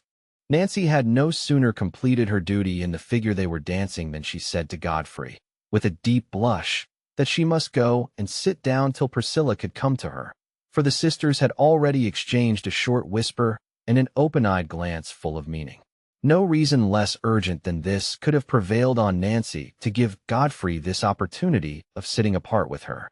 As for Godfrey, he was feeling so happy and oblivious under the long charm of the country dance with Nancy that he got rather bold on the strength of her confusion and was capable of leading her straight away, without leave asked, into the adjoining small parlor, where the card tables were set. "Oh no, thank you," said Nancy, coldly, as soon as she perceived where he was going. "Not in there. I'll wait here till Priscilla's ready to come to me. I'm sorry to bring you out of the dance and make myself troublesome." "Why, you'll be more comfortable here by yourself," said the artful Godfrey. "I'll leave you here till your sister can come." He spoke in an indifferent tone. That was an agreeable proposition, and just what Nancy desired. Why, then, was she a little hurt that Mr. Godfrey should make it? They entered, and she seated herself on a chair against one of the card tables, as the stiffest and most unapproachable position she could choose. "Thank you, sir," she said immediately. "I needn't give you any more trouble. I'm sorry you've had such an unlucky partner." "That's very ill-natured of you," said Godfrey, standing by her without any sign of intended departure. "To be sorry you've danced with me." "Oh, no, sir, I don't mean to say what's ill-natured at all," said Nancy, looking distractingly prim and pretty. "When gentlemen have so many pleasures, one dance can matter but very little. You know that isn't true. You know one dance with you matters more to me than all the other pleasures in the world." It was a long, long while since Godfrey had said anything so direct as that, and Nancy was startled. But her instinctive dignity and repugnance to any show of emotion made her sit perfectly still and only throw a little more decision into her voice, as she said, "No, indeed, Mr. Godfrey, that's not known to me, and I have very good reasons for thinking different. But if it's true, I don't wish to hear it. Would you never forgive me? Then, Nancy, never think well of me. Let what would happen, would you never think the present made amends for the past? Not if I turned a good fellow and gave up everything you didn't like." Godfrey was half conscious that this sudden opportunity of speaking to Nancy alone had driven him beside himself, but blind feeling had got the mastery of his tongue. Nancy really felt much agitated by the possibility Godfrey's words suggested, but this very pressure of emotion that she was in danger of finding too strong for her roused all her power of self-command. "I should be glad to see a good change in anybody, Mr. Godfrey," she answered, with the slightest discernible difference of tone. "But it'd be better if no change was wanted." "You're very hard-hearted, Nancy," said Godfrey, pettishly. "You might encourage me to be a better fellow. I'm very miserable, but you've no feeling." "I think those have the least feeling that act wrong to begin with," said Nancy, sending out a flash in spite of herself. Godfrey was delighted with that little flash, and would have liked to go on and make her quarrel with him. Nancy was so exasperatingly quiet and firm. But she was not indifferent to him yet, though. The entrance of Priscilla, bustling forward and saying, "Dear heart alive, child, let us look at this gown," cut off Godfrey's hopes of a quarrel. "I suppose I must go now," he said to Priscilla. "It's no matter to me whether you go or stay," said that frank lady, searching for something in her pocket, with a preoccupied brow. "Do you want me to go?" said Godfrey, looking at Nancy, who was now standing up by Priscilla's order. "As you like," said Nancy, trying to recover all her former coldness, and looking down carefully at the hem of her gown. "Then I like to stay," said Godfrey, with a reckless determination to get as much of this joy as he could tonight, and think nothing of the morrow. Chapter 12. While Godfrey Cass was taking draughts of forgetfulness from the sweet presence of Nancy, willingly losing all sense of that hidden bond which at other moments galled and fretted him so as to mingle irritation with the very sunshine, Godfrey's wife was walking with slow, uncertain steps through the snow-covered Raveloe lanes, carrying her child in her arms. This journey on New Year's Eve was a premeditated act of vengeance which she had kept in her heart ever since Godfrey, in a fit of passion, had told her he would sooner die than acknowledge her as his wife. There would be a great party at the Red House on New Year's Eve, she knew. Her husband would be smiling and smiled upon, hiding her existence in the darkest corner of his heart. But she would mar his pleasure. She would go in her dingy rags, with her faded face, once as handsome as the best, with her little child that had its father's hair and eyes, and disclose herself to the squire as his eldest son's wife. It is seldom that the miserable can help regarding their misery as a wrong inflicted by those who are less miserable. Molly knew that the cause of her dingy rags was not her husband's neglect, but the demon opium to whom she was enslaved, body and soul, except in the lingering mother's tenderness that refused to give him her hungry child. She knew this well, and yet, In the moments of wretched, unbenumbed consciousness, the sense of her want and degradation transformed itself continually into bitterness towards Godfrey. He was well off, and if she had her rights, she would be well off too. The belief that he repented his marriage and suffered from it only aggravated her vindictiveness. Just and self-reproving thoughts do not come to us too thickly, even in the purest air, and with the best lessons of heaven and earth. How should those white-winged, delicate messengers make their way to Molly's poisoned chamber, inhabited by no higher memories than those of a barmaid's paradise of pink ribbons and gentlemen's jokes? She had set out at an early hour, but had lingered on the road, inclined by her indolence to believe that if she waited under a warm shed the snow would cease to fall.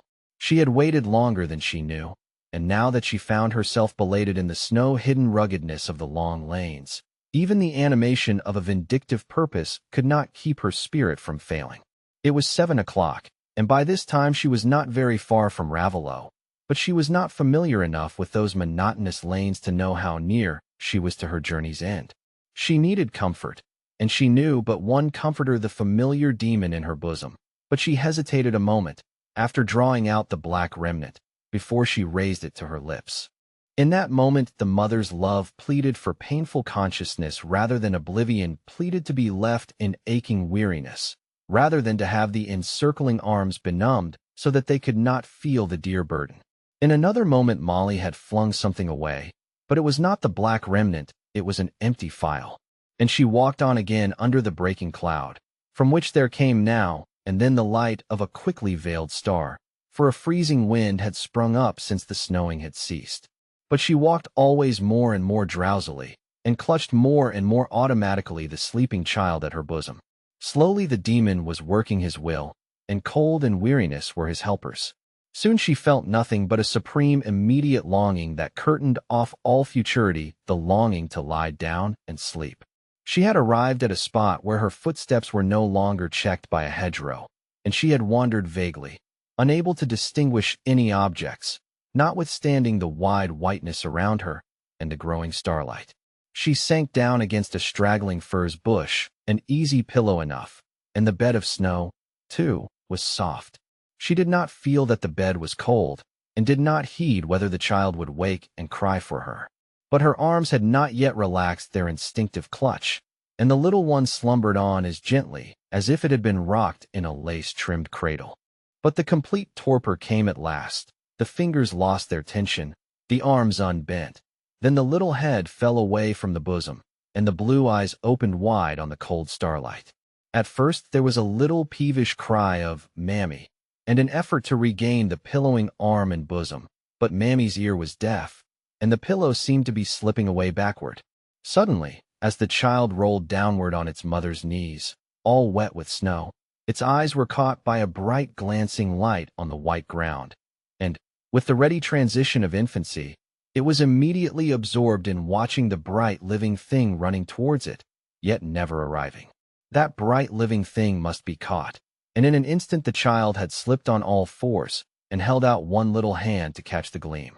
But the gleam would not be caught in that way, and now the head was held up to see where the cunning gleam came from. It came from a very bright place, and the little one, rising on its legs, toddled through the snow, the old grimy shawl in which it was wrapped trailing behind it, and the queer little bonnet dangling at its back toddled on to the open door of Silas Marner's cottage, and right up to the warm hearth, where there was a bright fire of logs and sticks, which had thoroughly warmed the old sack, Silas's greatcoat, spread out on the bricks to dry. The little one, accustomed to be left to itself for long hours without notice from its mother, squatted down on the sack and spread its tiny hands towards the blaze, in perfect contentment, gurgling and making many inarticulate communications to the cheerful fire, like a new-hatched gosling beginning to find itself comfortable. But presently the warmth had a lulling effect, and the little golden head sank down on the old sack, and the blue eyes were veiled by their delicate half-transparent lids. But where was Silas Marner while this strange visitor had come to his hearth? He was in the cottage, but he did not see the child.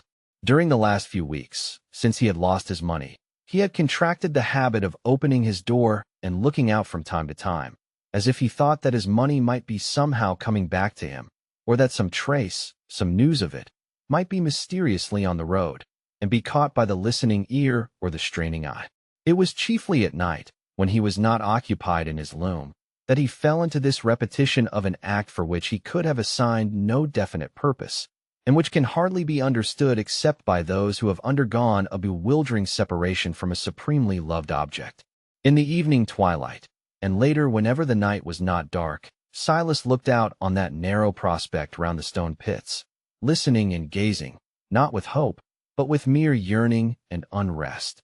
This morning he had been told by some of his neighbors that it was New Year's Eve, and that he must sit up and hear the old year rung out and the new rung in, because that was good luck, and might bring his money back again.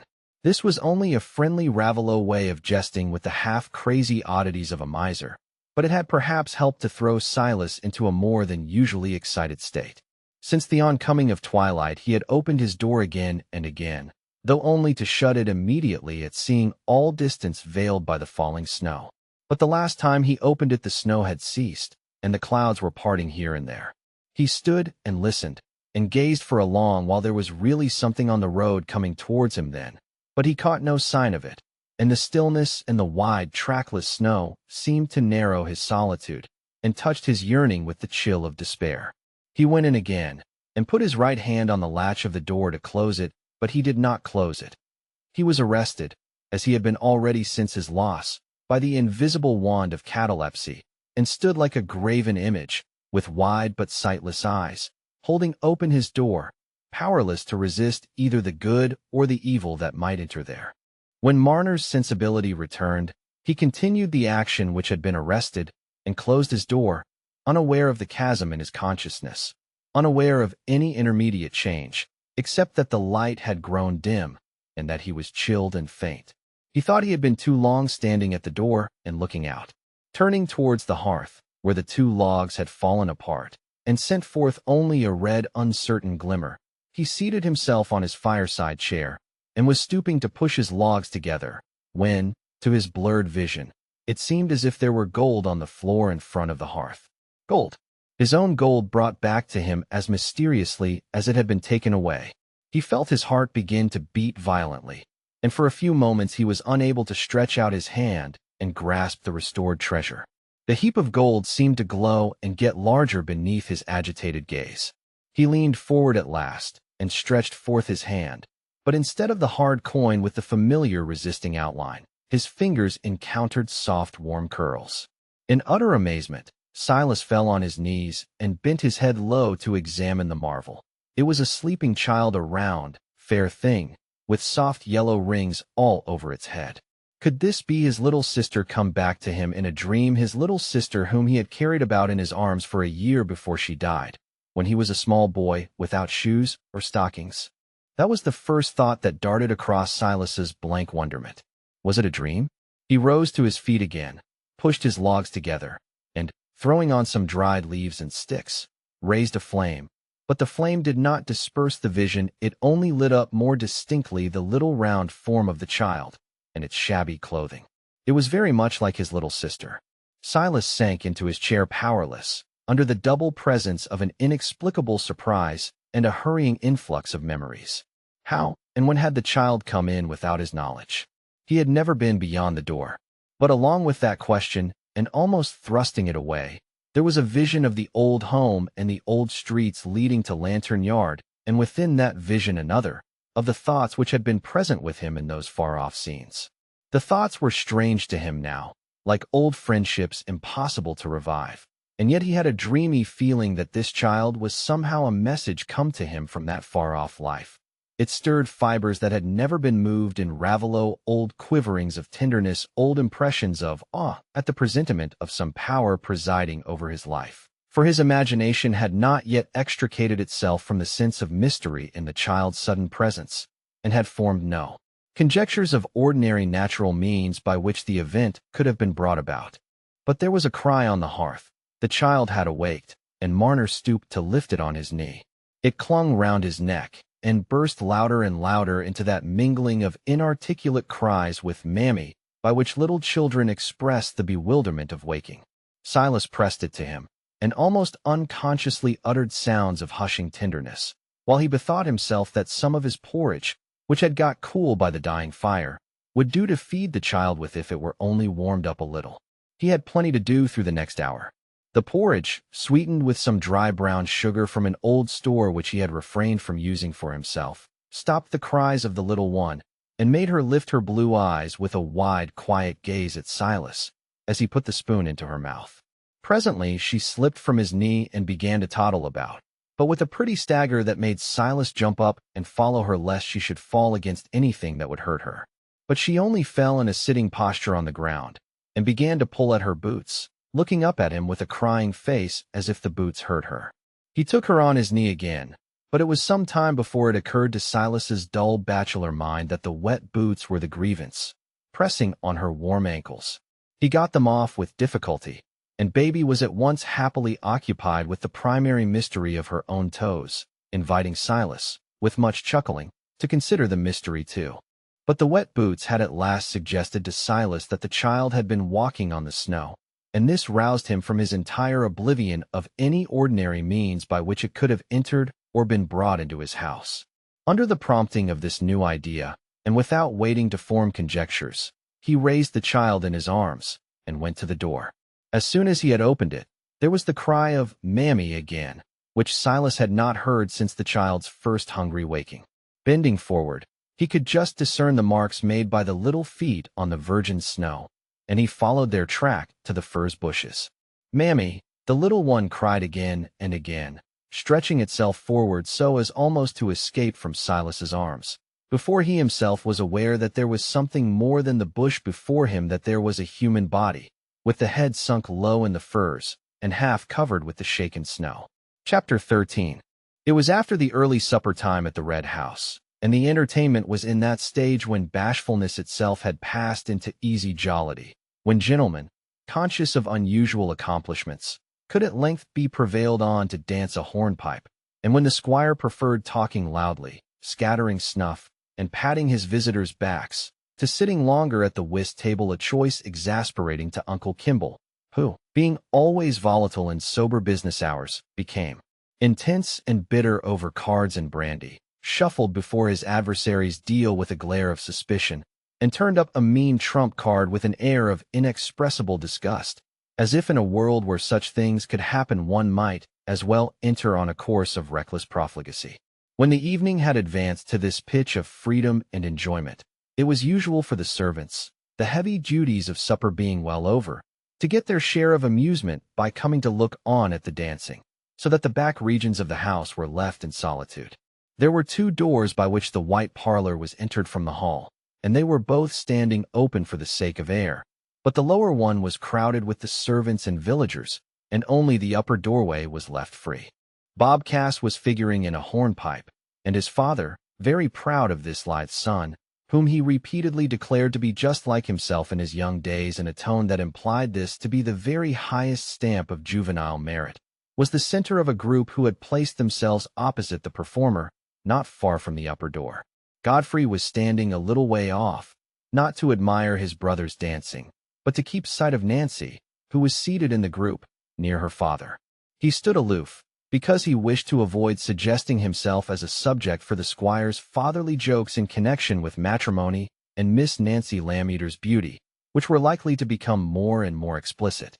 But he had the prospect of dancing with her again when the hornpipe was concluded, and in the meanwhile it was very pleasant to get long glances at her quite unobserved. But when Godfrey was lifting his eyes from one of those long glances, they encountered an object as startling to him at that moment as if it had been an apparition from the dead.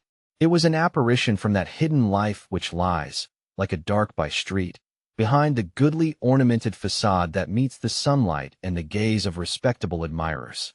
It was his own child, carried in Silas Marner's arms.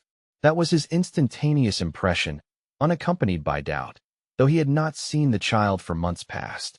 And when the hope was rising that he might possibly be mistaken, Mr. Crackenthorpe and Mr. Lammeter had already advanced to Silas, in astonishment at this strange advent.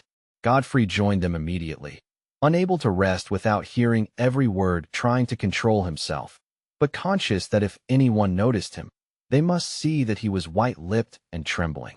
But now all eyes at that end of the room were bent on Silas Marner. The squire himself had risen, and asked angrily, "How's this? What's this? What do you do coming in here in this way?" "I'm come for the doctor. I want the doctor," Silas had said, in the first moment, to Mr. Crackenthorpe. "Why? What's the matter, Marner?" said the rector. "The doctor's here, but say quietly what you want him for." "It's a woman," said Silas, speaking low and half breathlessly, just as Godfrey came up.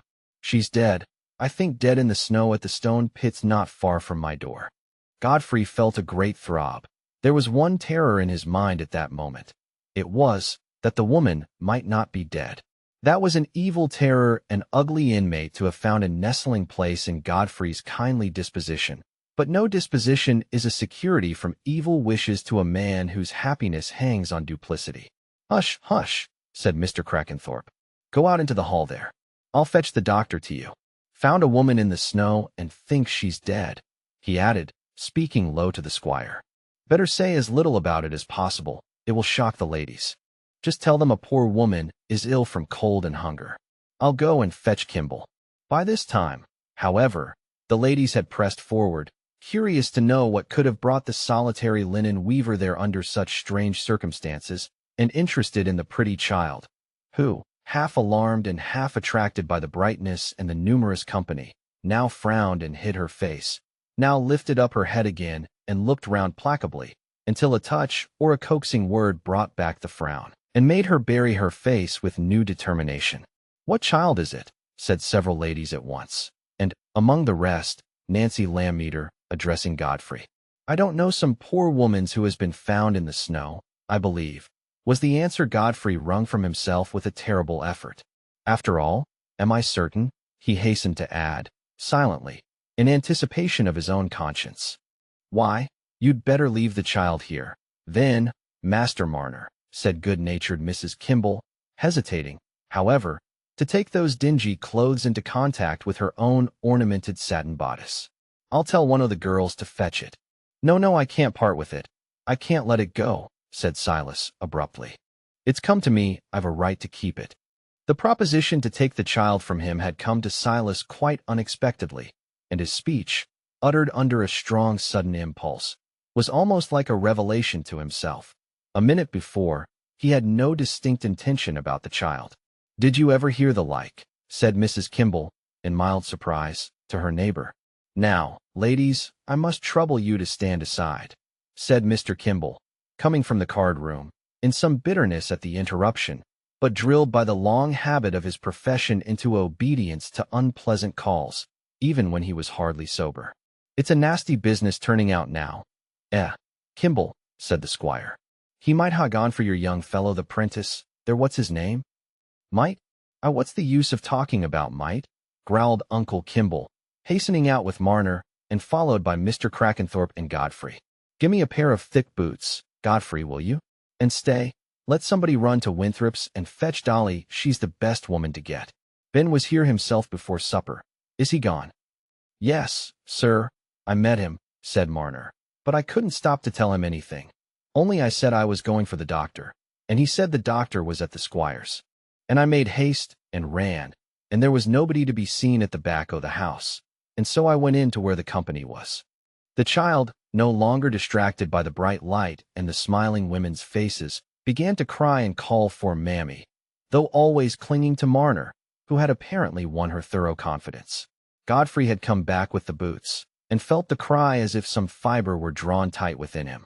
"I'll go," he said, hastily, eager for some movement. "I'll go and fetch the woman, Mrs. Winthrop." "Oh, pooh, send somebody else," said Uncle Kimball, hurrying away with Marner. "You'll let me know if I can be of any use." "Kimball," said Mr. Crackenthorpe. But the doctor was out of hearing. Godfrey, too, had disappeared. He was gone to snatch his hat and coat, having just reflection enough to remember that he must not look like a madman. But he rushed out of the house into the snow without heeding his thin shoes. In a few minutes he was on his rapid way to the stone pits by the side of Dolly, who, though feeling that she was entirely in her place in encountering cold and snow on an errand of mercy, was much concerned at a young gentleman's getting his feet wet under a like impulse.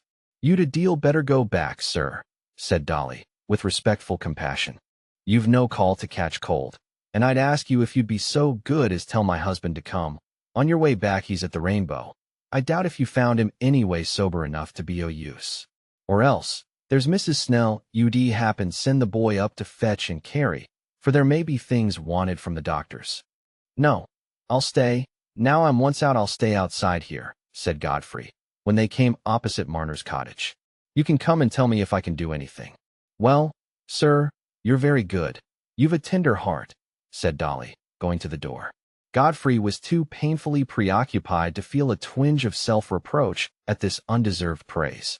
He walked up and down, unconscious that he was plunging ankle-deep in snow, unconscious of everything but trembling suspense about what was going on in the cottage and the effect of each alternative on his future lot. No, not quite unconscious of everything else. Deeper down, and half smothered by passionate desire and dread, there was the sense that he ought not to be waiting on these alternatives, that he ought to accept the consequences of his deeds, own the miserable wife, and fulfill the claims of the helpless child. But he had not moral courage enough to contemplate that active renunciation of Nancy as possible for him. He had only conscience and heart enough to make him forever uneasy under the weakness that forbade the renunciation. And at this moment his mind leaped away from all restraint toward the sudden prospect of deliverance from his long bondage.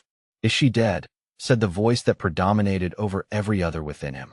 "If she is, I may marry Nancy, and then I shall be a good fellow in future, and have no secrets, and the child shall be taken care of somehow." But across that vision came the other possibility: she may live, and then it's all up with me.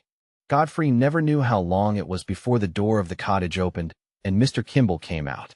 He went forward to meet his uncle, prepared to suppress the agitation he must feel, whatever news he was to hear. "I waited for you, as I'd come so far," he said, speaking first. "Pooh, it was nonsense for you to come out. Why didn't you send one of the men? There's nothing to be done. She's dead, has been dead for hours, I should say." "What sort of woman is she?" said Godfrey, feeling the blood rush to his face. "A young woman, but emaciated, with long black hair. Some vagrant quite in rags. She's got a wedding ring on, however. They must fetch her away to the workhouse tomorrow. Come along. I want to look at her," said Godfrey. "I think I saw such a woman yesterday. I'll overtake you in a minute or two."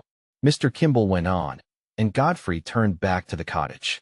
He cast only one glance at the dead face on the pillow, which Dolly had smoothed with decent care, but he remembered that last look at his unhappy, hated wife so well, that at the end of 16 years every line in the worn face was present to him when he told the full story of this night.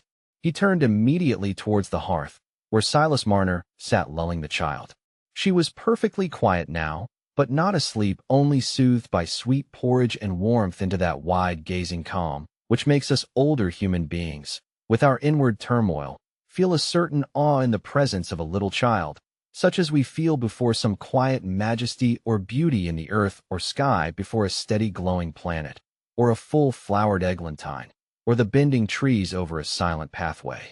The wide-open blue eyes looked up at Godfrey's without any uneasiness or sign of recognition. The child could make no visible, audible claim on its father, and the father felt a strange mixture of feelings, a conflict of regret and joy, that the pulse of that little heart had no response for the half-jealous yearning in his own, when the blue eyes turned away from him slowly and fixed themselves on the weaver's queer face, which was bent low down to look at them, while the small hand began to pull Marner's withered cheek with loving disfiguration. "You'll take the child to the parish tomorrow?" asked Godfrey, speaking as indifferently as he could. "Who says so?" said Marner, sharply. "Will they make me take her? Why, you wouldn't like to keep her, should you, an old bachelor like you?" "Till anybody shows they've a right to take her away from me," said Marner. "The mother's dead, and I reckon it's got no father. It's a lone thing, and I'm a lone thing. My money's gone, I don't know where, and this has come from I don't know where. I know nothing, I'm partly mazed." "Poor little thing," said Godfrey. "Let me give something towards finding it clothes." He had put his hand in his pocket and found half a guinea, and, thrusting it into Silas's hand, he hurried out of the cottage to overtake Mr. Kimball. "Ah, I see it's not the same woman I saw," he said, as he came up. "It's a pretty little child. The old fellow seems to want to keep it. That's strange for a miser like him. But I gave him a trifle to help him out. The parish isn't likely to quarrel with him for the right to keep the child." No, but I've seen the time when I might have quarreled with him for it myself. It's too late now, though. If the child ran into the fire, your aunt's too fat to overtake it. She could only sit and grunt like an alarmed sow. But what a fool you are, Godfrey, to come out in your dancing shoes and stockings in this way, and you one of the beaux of the evening, and at your own house. What do you mean by such freaks, young fellow? Has Miss Nancy been cruel? And do you want to spite her by spoiling your pumps? Oh, everything has been disagreeable tonight. I was tired to death of jigging and gallantying, and that bother about the hornpipes. And I got to dance with the other Miss Gunn, said Godfrey, glad of the subterfuge his uncle had suggested to him. The prevarication and white lies which a mind that keeps itself ambitiously pure is as uneasy under as a great artist under the false touches that no eye detects but his own, are worn as lightly as mere trimmings when once the actions have become a lie. Godfrey reappeared in the white parlor with dry feet, and, since the truth must be told, with a sense of relief and gladness that was too strong for painful thoughts to struggle with. For could he not venture now, whenever opportunity offered, to say the tenderest things to Nancy Lammeter, to promise her and himself that he would always be just what she would desire to see him? There was no danger that his dead wife would be recognized. Those were not days of active inquiry and wide report. And as for the registry of their marriage, that was a long way off, buried in unturned pages, away from everyone's interest but his own. Dunsey might betray him if he came back, but Dunsey might be won to silence. And when events turn out so much better for a man than he has had reason to dread, is it not a proof that his conduct has been less foolish and blameworthy than it might otherwise have appeared? When we are treated well, we naturally begin to think that we are not altogether unmeritorious, and that it is only just we should treat ourselves well, and not mar our own good fortune. Where, after all, would be the use of his confessing the past to Nancy Lammeter, and throwing away his happiness? Nay, hers? For he felt some confidence that she loved him. As for the child, he would see that it was cared for. He would never forsake it. He would do everything but own it. Perhaps it would be just as happy in life without being owned by its father, seeing that nobody could tell how things would turn out. And that is there any other reason wanted? Well, then, that the father would be much happier without owning the child. Chapter 14. There was a pauper's burial that week in Raveloe, and up Kinch Yard at Batherley it was known that the dark-haired woman with the fair child, who had lately come to lodge there, was gone away again. That was all the express note taken, that Molly had disappeared from the eyes of men. But the unwept death which, to the general lot, seemed as trivial as the summer shed leaf, was charged with the force of destiny to certain human lives that we know of, shaping their joys and sorrows even to the end. Silas Marner's determination to keep the tramp's child was matter of hardly less surprise and iterated talk in the village than the robbery of his money. That softening of feeling towards him which dated from his misfortune, that merging of suspicion and dislike in a rather contemptuous pity for him as lone and crazy, was now accompanied with a more active sympathy, especially amongst the women.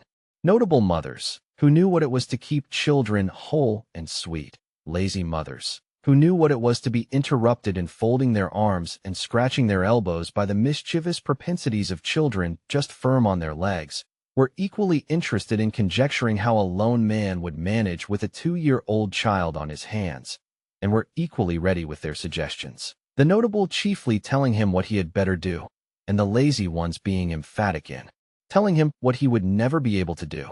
Among the notable mothers, Dolly Winthrop was the one whose neighborly offices were the most acceptable to Marner, for they were rendered without any show of bustling instruction. Silas had shown her the half-guinea given to him by Godfrey, and had asked her what he should do about getting some clothes for the child.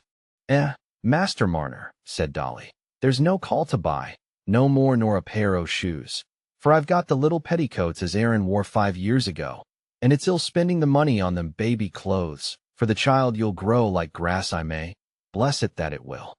And the same day Dolly brought her bundle, and displayed to Marner, one by one, the tiny garments in their due order of succession, most of them patched and darned, but clean and neat as fresh sprung herbs.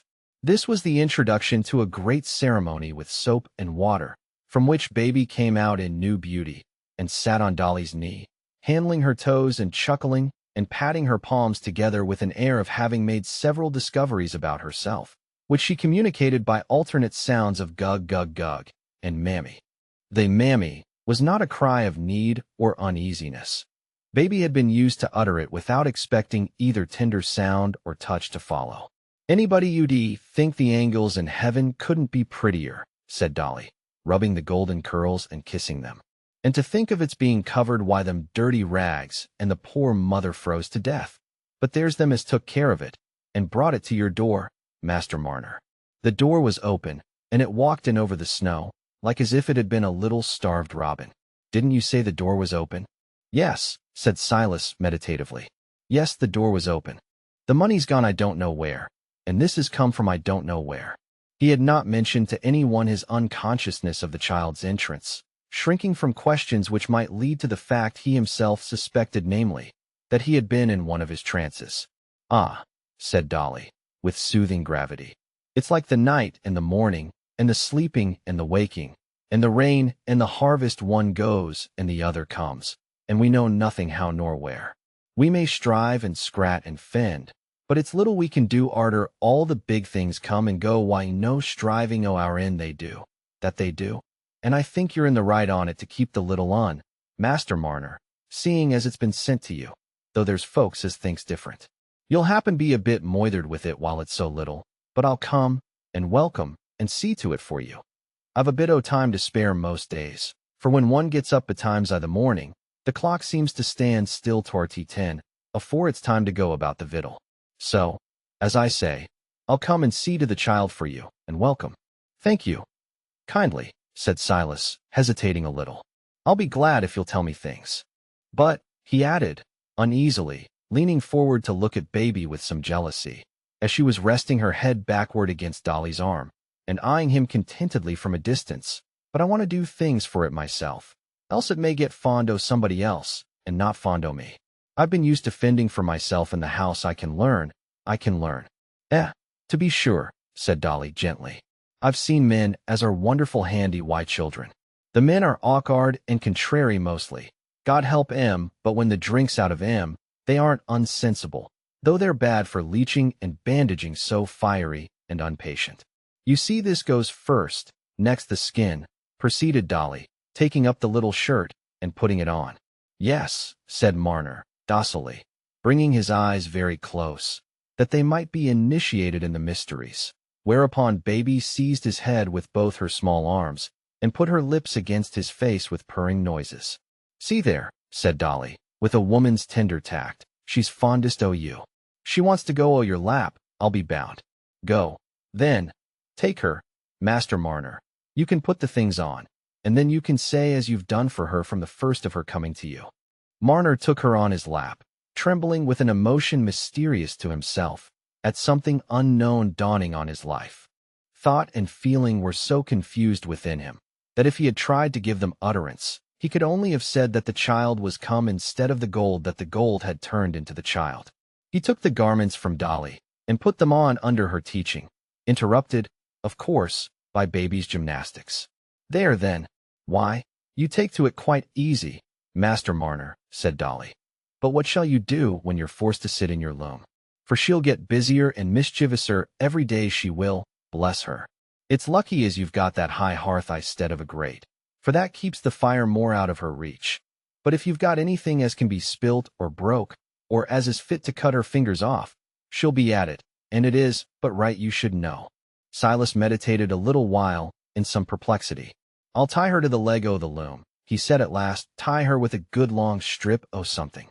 Well, mayhap that'll do, as it's a little gel, for they're easier persuaded to sit I one place nor the lads. I know what the lads are, for I've had 4 I've had, God knows, and if you was to take and tie 'em up, they'd make a fighting and a crying as if you was ringing the pigs. But I'll bring you my little chair, and some bits o' red rag and things for her to play why, and she'll sit and chatter to 'em as if they was alive. If it wasn't a sin to the lads to wish 'em made different, bless 'em, I should ha' been glad for one of 'em to be a little gel, and to think as I could ha' taught her to scour, and mend, and the knitting, and everything. But I can teach 'em this little un, Master Marner, when she gets old enough. But she'll be my little un, said Marner, rather hastily. She'll be nobody else's. No, to be sure, you'll have a right to her, if you're a father to her, and bring her up according. But, added Dolly, coming to a point which she had determined beforehand to touch upon, you must bring her up like christened folks' children, and take her to church, and let her learn her catechise, as my little Aaron can say off the I believe, and everything, and hurt nobody by word or deed, as well as if he was the clerk. That's what you must do, Master Marner, if you do the right thing by the orphan child. Marner's pale face flushed suddenly under a new anxiety. His mind was too busy trying to give some definite bearing to Dolly's words for him to think of answering her. And it's my belief, she went on, as the poor little creetur has never been christened, and it's nothing but right as the parson should be spoke to. And if you was noways unwilling, I'd talk to Mr. Macy about it this very day. For if the child ever went anyways wrong, and you hadn't done your part by it, Master Marner inoculation, and everything to save it from harm it, he be a thorn or bed for ever o' this side the grave. And I can't think as it be easy lying down for anybody when they'd got to another world, if they hadn't done their part by the helpless children as come why out their own asking. Dolly herself was disposed to be silent for some time now, for she had spoken from the depths of her own simple belief, and was much concerned to know whether her words would produce the desired effect on Silas. He was puzzled and anxious, for Dolly's word christened conveyed no distinct meaning to him. He had only heard of baptism, and had only seen the baptism of grown-up men and women. What is it as you mean by christened? He said at last, timidly. Won't folks be good to her without it? Dear, dear, Master Marner, said Dolly, with gentle distress and compassion. Had you never no father nor mother as taught you to say your prayers, and as there's good words and good things to keep us from harm? Yes, said Silas, in a low voice. I know a deal about that used to, but your ways are different. My country was a good way off. He paused a few moments, and then added, more decidedly, but I want to do everything as can be done for the child. And whatever's right for it this country, and you think you'll do it good, I'll act according, if you'll tell me. Well, then, Master Marner, said Dolly, inwardly rejoiced. I'll ask Mr. Macy to speak to the parson about it, and you must fix on a name for it, because it must have a name give it when it's christened. My mother's name was Hephzibah, said Silas, and my little sister was named after her. That's a hard name, said Dolly. I partly think it isn't a christened name. It's a Bible name, said Silas, old ideas recurring. Then I've no call to speak again it, said Dolly, rather startled by Silas's knowledge on this head. But you see I'm no scholard, and I'm slow at catching the words. My husband says I'm a laze like as if I was putting the half for the handle, that's what he says, for he's very sharp, God help him. But it was awkward calling your little sister by such a hard name, when you'd got nothing big to say, like wasn't it, Master Marner? We called her Ippy, said Silas. Well, if it was noways wrong to shorten the name, it would be a deal handier. And so I'll go now, Master Marner, and I'll speak about the christening afore dark, and I wish you the best o' luck, and it's my belief as it'll come to you, if you do what's right by the orphan child, and there's the inoculation to be seen to. And as to washing its bits o' things, you need look to nobody but me, for I can do 'em, why one hand when I've got my suds about. The blessed angel. You'll let me bring my Aaron one o' these days, and he'll show her his little cart as his father's made for him, and the black and white pup as he's got a rearing. Baby was christened, the rector deciding that a double baptism was the lesser risk to incur, and on this occasion Silas, making himself as clean and tidy as he could, appeared for the first time within the church, and shared in the observances held sacred by his neighbors. He was quite unable, by means of anything he heard or saw, to identify the Ravello religion with his old faith. If he could at any time in his previous life have done so, it must have been by the aid of a strong feeling ready to vibrate with sympathy, rather than by a comparison of phrases and ideas, and now for long years that feeling had been dormant.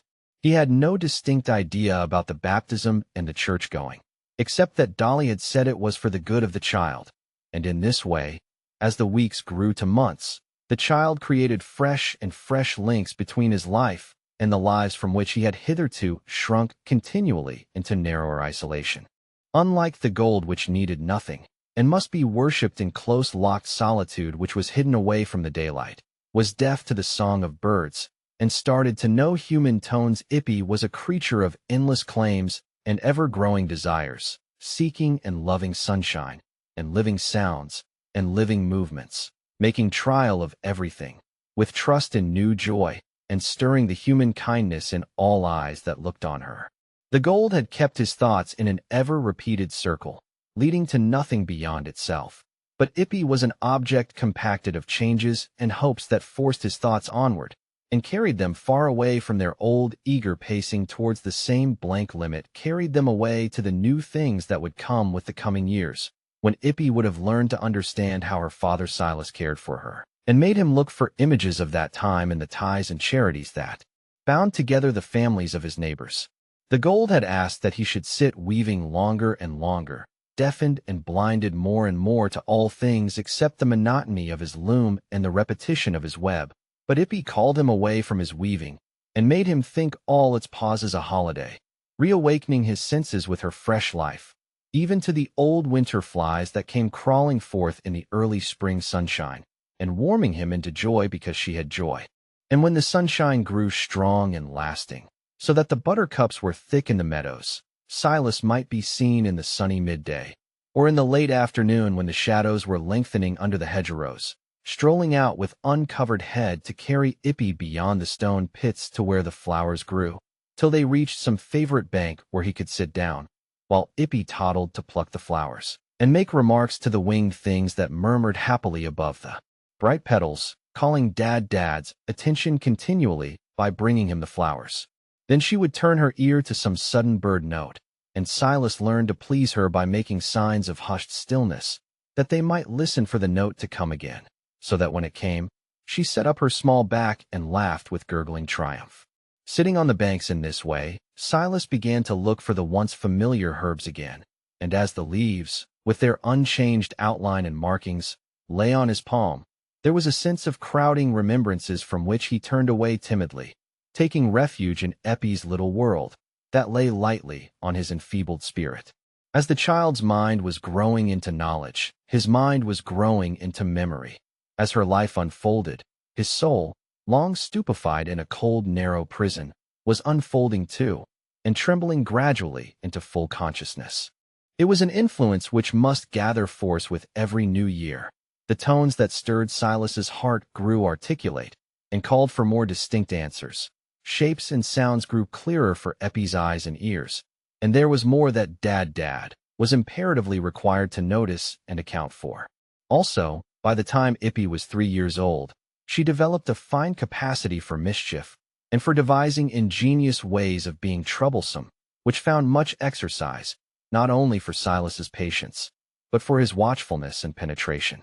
Sorely was poor Silas puzzled on such occasions by the incompatible demands of love. Dolly Winthrop told him that punishment was good for Ippy, and that, as for rearing a child without making it tingle a little in soft and safe places now and then, it was not to be done. To be sure, there's another thing you might do, Master Marner, added Dolly, meditatively. You might shut her up once I the coal hole. That was what I did Aaron, for I was that silly the youngest lad, as I could never bear to smack him.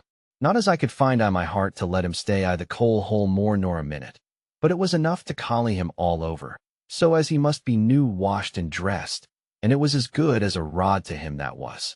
But I put it you po your conscience, Master Marner, as there's one of 'em, you must choose either smacking or the coal hole, else she'll get so masterful, there'll be no holding her. Silas was impressed with the melancholy truth of this last remark, but his force of mind failed before the only 2 penal methods open to him, not only because it was painful to him to hurt Ippy, but because he trembled at a moment's contention with her, lest she should love him the less for it. Let even an affectionate Goliath get himself tied to a small tender thing, dreading to hurt it by pulling, and dreading still more to snap the cord, and which of the 2, pray, will be master? It was clear that Ippy, with her short toddling steps, must lead Father Silas a pretty dance on any fine morning when circumstances favored mischief. For example, he had wisely chosen a broad strip of linen as a means of fastening her to his loom when he was busy. It made a broad belt round her waist, and was long enough to allow of her reaching the truckle bed and sitting down on it, but not long enough for her to attempt any dangerous climbing. One bright summer's morning, Silas had been more engrossed than usual in setting up a new piece of work, an occasion on which his scissors were in requisition. These scissors, owing to an especial warning of Dolly's, had been kept carefully out of Eppie's reach, but the click of them had had a peculiar attraction for her ear, and watching the results of that click, she had derived the philosophic lesson that the same cause would produce the same effect. Silas had seated himself in his loom, and the noise of weaving had begun, but he had left his scissors on a ledge which Eppie's arm was long enough to reach, and now, like a small mouse, watching her opportunity, she stole quietly from her corner, secured the scissors, and toddled to the bed again, setting up her back as a mode of concealing the fact. She had a distinct intention as to the use of the scissors, and having cut the linen strip in a jagged but effectual manner, in 2 moments she had run out at the open door where the sunshine was inviting her, while poor Silas believed her to be a better child than usual. It was not until he happened to need his scissors that the terrible fact burst upon him. Ippy had run out by herself, had perhaps fallen into the stone pit. Silas, shaken by the worst fear that could have befallen him, rushed out, calling Ippy, and ran eagerly about the unenclosed space, exploring the dry cavities into which she might have fallen, and then gazing with questioning dread at the smooth red surface of the water. The cold drops stood on his brow. How long had she been out? There was one hope that she had crept through the stile and got into the fields, where he habitually took her to stroll. But the grass was high in the meadow, and there was no descrying her, if she were there, except by a close search that would be a trespass on Mr. Osgood's crop. Still, that misdemeanor must be committed, and poor Silas, after peering all round the hedgerows, traversed the grass, beginning with perturbed vision to see Ippy behind every group of red sorrel, and to see her moving always farther off as he approached. The meadow was searched in vain, and he got over the stile into the next field, looking with dying hope towards a small pond which was now reduced to its summer shallowness, so as to leave a wide margin of good adhesive mud. Here, however, sat Ippy, discoursing cheerfully to her own small boot, which she was using as a bucket to convey the water into a deep hoof mark, while her little naked foot was planted comfortably on a cushion of olive-green mud. A red-headed calf was observing her with alarmed doubt through the opposite hedge. Here was clearly a case of aberration in a christened child which demanded severe treatment. But Silas, overcome with convulsive joy at finding his treasure again, could do nothing but snatch her up and cover her with half-sobbing kisses.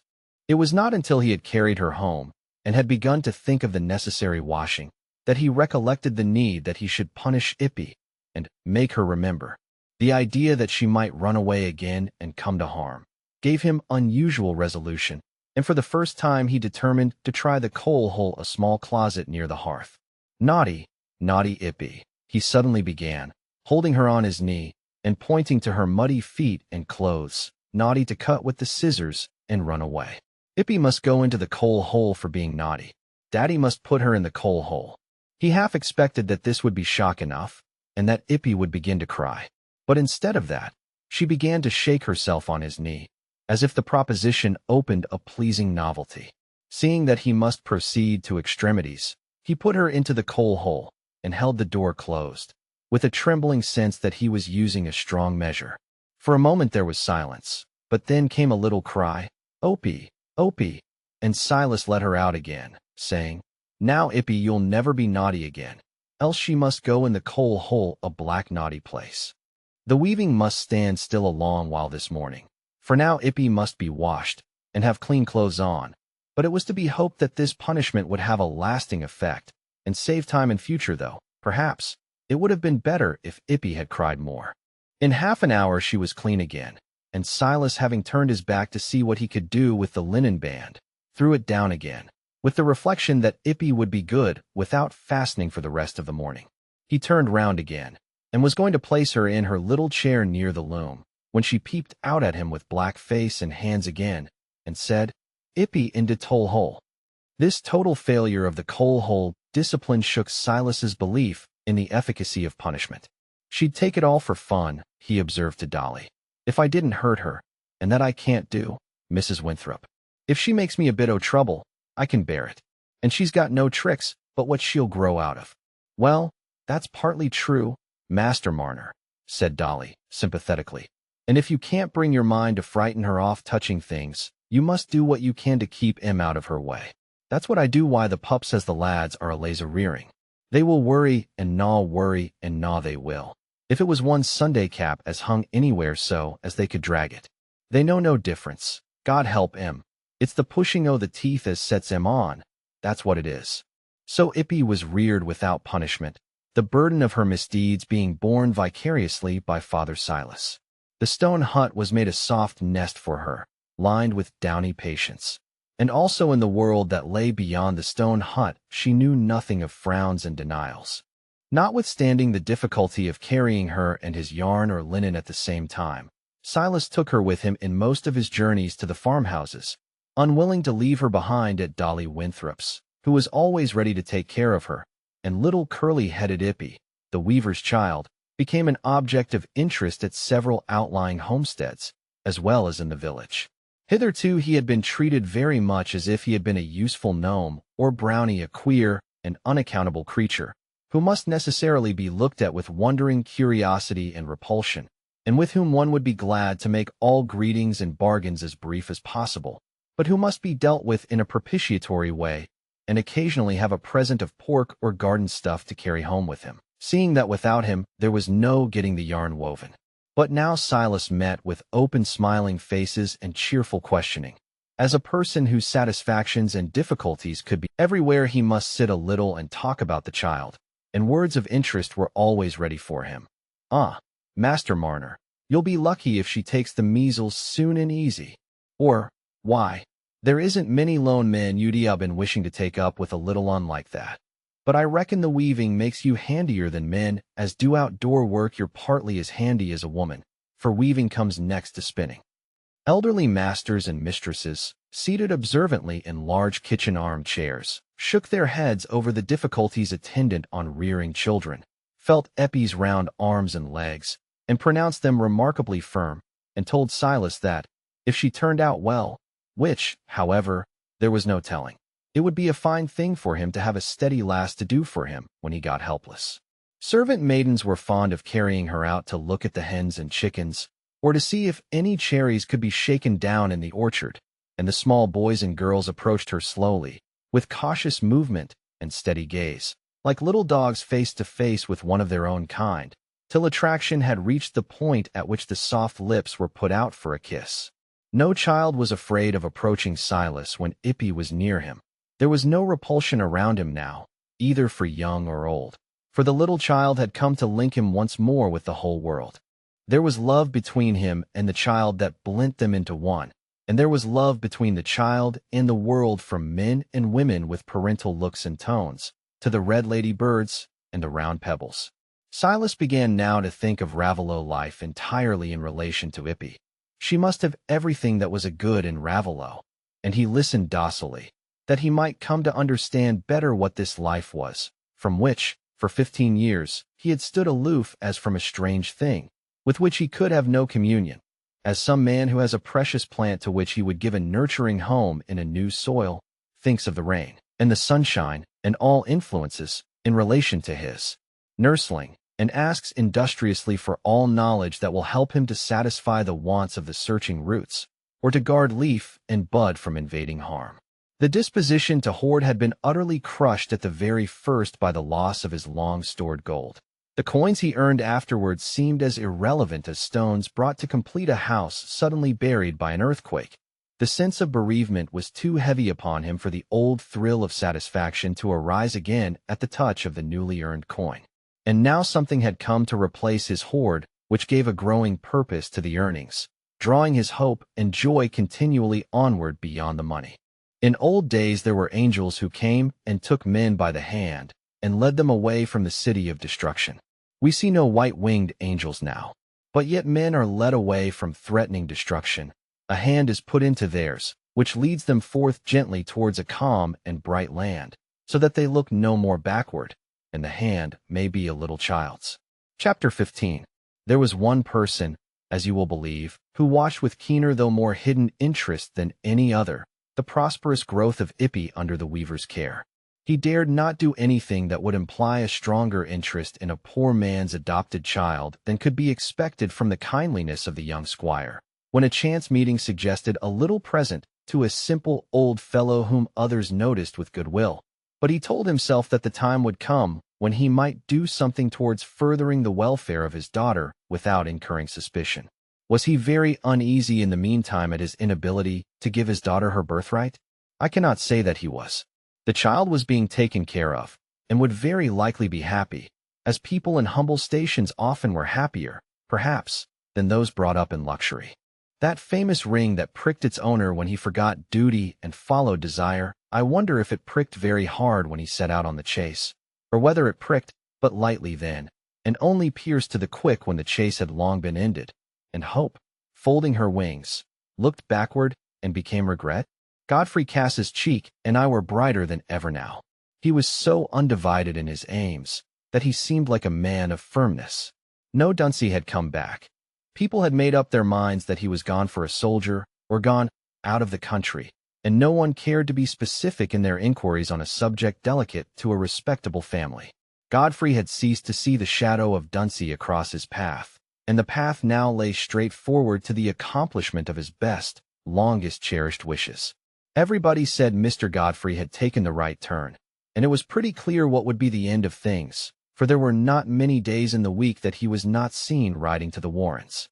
Godfrey himself, when he was asked jocosely if the day had been fixed, smiled with the pleasant consciousness of a lover who could say yes, if he liked. He felt a reformed man, delivered from temptation, and the vision of his future life seemed to him as a promised land for which he had no cause to fight. He saw himself with all his happiness centered on his own hearth, while Nancy would smile on him as he played with the children. And that other child not on the hearth, he would not forget it. He would see that it was well provided for. That was a father's duty. Part 2. Chapter 16. It was a bright autumn Sunday, 16 years after Silas Marner had found his new treasure on the hearth. The bells of the old Raveloe church were ringing the cheerful peal which told that the morning service was ended, and out of the arched doorway in the tower came slowly, retarded by friendly greetings and questions, the richer parishioners who had chosen this bright Sunday morning as eligible for church-going. It was the rural fashion of that time for the more important members of the congregation to depart first, while their humbler neighbors waited and looked on, stroking their bent heads or dropping their curtsies to any large ratepayer who turned to notice them. Foremost among these advancing groups of well-clad people, there are some whom we shall recognize, in spite of time, who has laid his hand on them all. The tall blond man of 40 is not much changed in feature from the Godfrey Cass of 26. He is only fuller in flesh, and has only lost the indefinable look of youthful loss, which is marked even when the eye is undulled and the wrinkles are not yet come. Perhaps the pretty woman, not much younger than he, who is leaning on his arm, is more changed than her husband. The lovely bloom that used to be always on her cheek now comes but fitfully, with the fresh morning air or with some strong surprise. Yet to all who love human faces best for what they tell of human experience, Nancy's beauty has a heightened interest. Often the soul is ripened into fuller goodness while age has spread an ugly film, so that mere glances can never divine the preciousness of the fruit. But the years have not been so cruel to Nancy. The firm yet placid mouth, the clear voracious glance of the brown eyes, speak now of a nature that has been tested and has kept its highest qualities, and even the costume, with its dainty neatness and purity, has more significance now the coquetries of youth can have nothing to do with it. Mr. and Mrs. Godfrey Cass, any higher title has died away from Raveloe lips since the old squire was gathered to his fathers and his inheritance was divided, have turned round to look for the tall, aged man, and the plainly dressed woman who were a little behind Nancy, having observed that they must wait for Father and Priscilla, and now they all turn into a narrower path leading across the churchyard to a small gate opposite the Red House. We will not follow them now, for may there not be some others in this departing congregation whom we should like to see again, some of those who are not likely to be handsomely clad, and whom we may not recognize so easily as the master and mistress of the Red House. But it is impossible to mistake Silas Marner. His large brown eyes seem to have gathered a longer vision, as is the way with eyes that have been short-sighted in early life, and they have a less vague, a more answering gaze. But in everything else one sees signs of a frame much enfeebled by the lapse of the 16 years. The weaver's bent shoulders and white hair give him almost the look of advanced age, though he is not more than 55. But there is the freshest blossom of youth close by his side, a blonde, dimpled girl of 18, who has vainly tried to chastise her curly auburn hair into smoothness under her brown bonnet. The hair ripples as obstinately as a brooklet under the March breeze, and the little ringlets burst away from the restraining comb behind and show themselves below the bonnet crown. Ippy cannot help being rather vexed about her hair, for there is no other girl in Raveloe who has hair at all like it, and she thinks hair ought to be smooth. She does not like to be blameworthy even in small things. You see how neatly her prayer book is folded in her spotted handkerchief. That good-looking young fellow, in a new fustian suit, who walks behind her, is not quite sure upon the question of hair in the abstract, when Ippy puts it to him, and thinks that perhaps straight hair is the best in general, but he doesn't want Eppy's hair to be different. She surely divines that there is someone behind her who is thinking about her very particularly, and mustering courage to come to her side as soon as they are out in the lane, else why should she look rather shy, and take care not to turn away her head from her father Silas, to whom she keeps murmuring little sentences as to who was at church and who was not at church, and how pretty the red mountain ash is over the rectory wall. I wish we had a little garden, father, with double daisies in, like Mrs. Winthrop's, said Ippy, when they were out in the lane. Only they say it you'd take a deal of digging and bringing fresh soil, and you couldn't do that, could you, father? Anyhow, I shouldn't like you to do it, for it you'd be too hard work for you. Yes, I could do it, child, if you want a bit o' garden. These long evenings, I could work at taking in a little bit o' the waste, just enough for a root or two o' flowers for you. And again, by the morning, I could have a turn wi' the spade before I sat down to the loom. Why didn't you tell me before as you wanted a bit o' garden? I can dig it for you, Master Marner, said the young man in fustian, who was now by Eppy's side, entering into the conversation without the trouble of formalities. It'll be play to me after I've done my day's work, or any odd bits o' time when the work's slack. And I'll bring you some soil from Mr. Cass's garden he'll let me, and willing. Aaron, my lad. Are you there? Said Silas. I wasn't aware of you, for when Eppy's talking o' things, I see nothing but what she's a-saying. Well, if you could help me with the digging, we might get her a bit o' garden all the sooner. Then, if you think well and good, said Aaron, I'll come to the stone pits this afternoon, and we'll settle what land's to be taken in, and I'll get up an hour earlier i' the morning and begin on it. But not if you don't promise me not to work at the hard digging, father, said Ippy. For I shouldn't ha' said anything about it, she added, half bashfully, half roguishly. Only Mrs. Winthrop said as Aaron be so good, and you might ha' known it without mother telling you, said Aaron. And Master Marner knows too, I hope, as I'm able and willing to do a turn o' work for him, and he won't do me the unkindness to anyways take it out o' my hands. There, now, father, you won't work in it till it's all easy, said Ippy. And you and me can mark out the beds, and make holes and plant the roots. It'll be a deal livelier at the stone pits when we've got some flowers, for I always think the flowers can see us and know what we're talking about.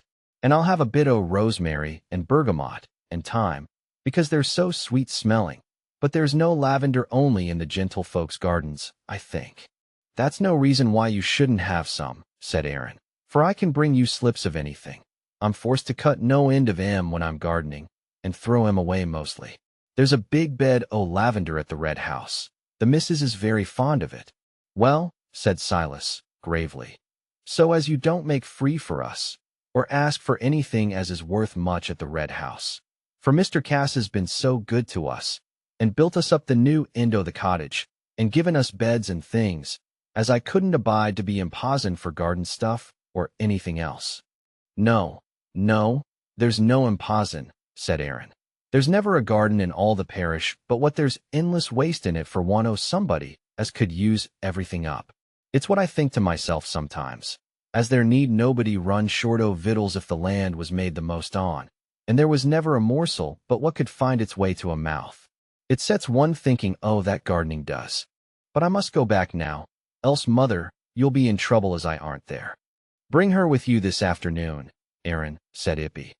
I shouldn't like to fix about the garden, And her not know everything from the first, should you, father? Bring her if you can, Aaron, said Silas. She's sure to have a word to say as'll help us to set things on their right end. Aaron turned back up the village, while Silas and Ippy went on up the lonely sheltered lane. "Oh, Daddy," she began, when they were in privacy, clasping and squeezing Silas's arm, and skipping round to give him an energetic kiss. "My little old daddy. I'm so glad. I don't think I shall want anything else when we've got a little garden, and I knew Aaron would dig it for us," she went on with roguish triumph. "I knew that very well." "You're a deep little puss, you are," said Silas, with the mild passive happiness of love-crowned age in his face. "But you'll make yourself fine and beholden to Aaron." "Oh, no, I shan't," said Ippy, laughing and frisking. "He likes it. Come, let me carry your prayer book, else you'll be dropping it, jumping that way." Ippy was now aware that her behavior was under observation, but it was only the observation of a friendly donkey, browsing with a log fastened to his foot, a meek donkey, not scornfully critical of human trivialities, but thankful to share in them, if possible, by getting his nose scratched, and Ippy did not fail to gratify him with her usual notice, though it was attended with the inconvenience of his following them, painfully, up to the very door of their home. But the sound of a sharp bark inside, as Ippy put the key in the door, modified the donkey's views, and he limped away again without bidding. The sharp bark was the sign of an excited welcome that was awaiting them from a knowing brown terrier, who, after dancing at their legs in a hysterical manner, rushed with a worrying noise at a tortoise-shell kitten under the loom, and then rushed back with a sharp bark again, as much as to say, "I have done my duty by this feeble creature, you perceive," while the lady mother of the kitten sat sunning her white bosom in the window, and looked round with a sleepy air of expecting caresses, though she was not going to take any trouble for them. The presence of this happy animal life was not the only change which had come over the interior of the stone cottage. There was no bed now in the living room, and the small space was well filled with decent furniture, all bright and clean enough to satisfy Dolly Winthrop's eye. The oaken table and three-cornered oaken chair were hardly what was likely to be seen in so poor a cottage. They had come, with the beds and other things, from the Red House. For Mr. Godfrey Cass, as everyone said in the village, did very kindly by the weaver, and it was nothing but right a man should be looked on and helped by those who could afford it, when he had brought up an orphan child, and been father and mother to her, and had lost his money too, so as he had nothing but what he worked for week by week, and when the weaving was going down too, for there was less and less flax spun, and Master Marner was none so young. Nobody was jealous of the weaver, for he was regarded as an exceptional person, whose claims on neighborly help were not to be matched in Raveloe. Any superstition that remained concerning him had taken an entirely new color, and Mr. Macy, now a very feeble old man of 66, never seen except in his chimney corner or sitting in the sunshine at his door sill, was of opinion that when a man had done what Silas had done by an orphan child, it was a sign that his money would come to light again, or leastwise that the robber would be made to answer for it, for, as Mr. Macy observed of himself, his faculties were as strong as ever. Silas sat down now and watched Ippy with a satisfied gaze as she spread the clean cloth and set on it the potato pie, warmed up slowly in a safe Sunday fashion by being put into a dry pot over a slowly dying fire as the best substitute for an oven. For Silas would not consent to have a grate and oven added to his conveniences. He loved the old brick hearth as he had loved his brown pot, and was it not there when he had found Ippy? The gods of the hearth exist for us still, and let all new faith be tolerant of that fetishism, lest it bruise its own roots. Silas ate his dinner more silently than usual, soon laying down his knife and fork, and watching half-abstractedly Eppie's play with Snap and the cat, by which her own dining was made rather a lengthy business. Yet it was a sight that might well arrest wandering thoughts. Ippy, with the rippling radiance of her hair and the whiteness of her rounded chin and throat set off by the dark blue cotton gown, laughing merrily as the kitten held on with her 4 claws to one shoulder, like a design for a jug handle, while Snap on the right hand and Puss on the other put up their paws towards a morsel which she held out of the reach of both, Snap occasionally desisting in order to remonstrate with the cat by a cogent worrying growl on the greediness and futility of her conduct, till Ippy relented, caressed them both, and divided the morsel between them. But at last Ippy, glancing at the clock, checked the play, and said, "Oh, Daddy, you're wanting to go into the sunshine to smoke your pipe. But I must clear away first, so as the house may be tidy when Godmother comes. I'll make haste, I won't be long." Silas had taken to smoking a pipe daily during the last 2 years, having been strongly urged to it by the sages of Ravelot, as a practice good for the fits, and this advice was sanctioned by Dr. Kimball, on the ground that it was as well to try what could do no harm, a principle which was made to answer for a great deal of work in that gentleman's medical practice. Silas did not highly enjoy smoking, and often wondered how his neighbors could be so fond of it, but a humble sort of acquiescence in what was held to be good had become a strong habit of that new self which had been developed in him since he had found Ippy on his hearth. It had been the only clue his bewildered mind could hold by in cherishing this young life that had been sent to him out of the darkness into which his gold had departed. By seeking what was needful for Ippy, by sharing the effect that everything produced on her, he had himself come to appropriate the forms of custom and belief which were the mold of Ravelot life.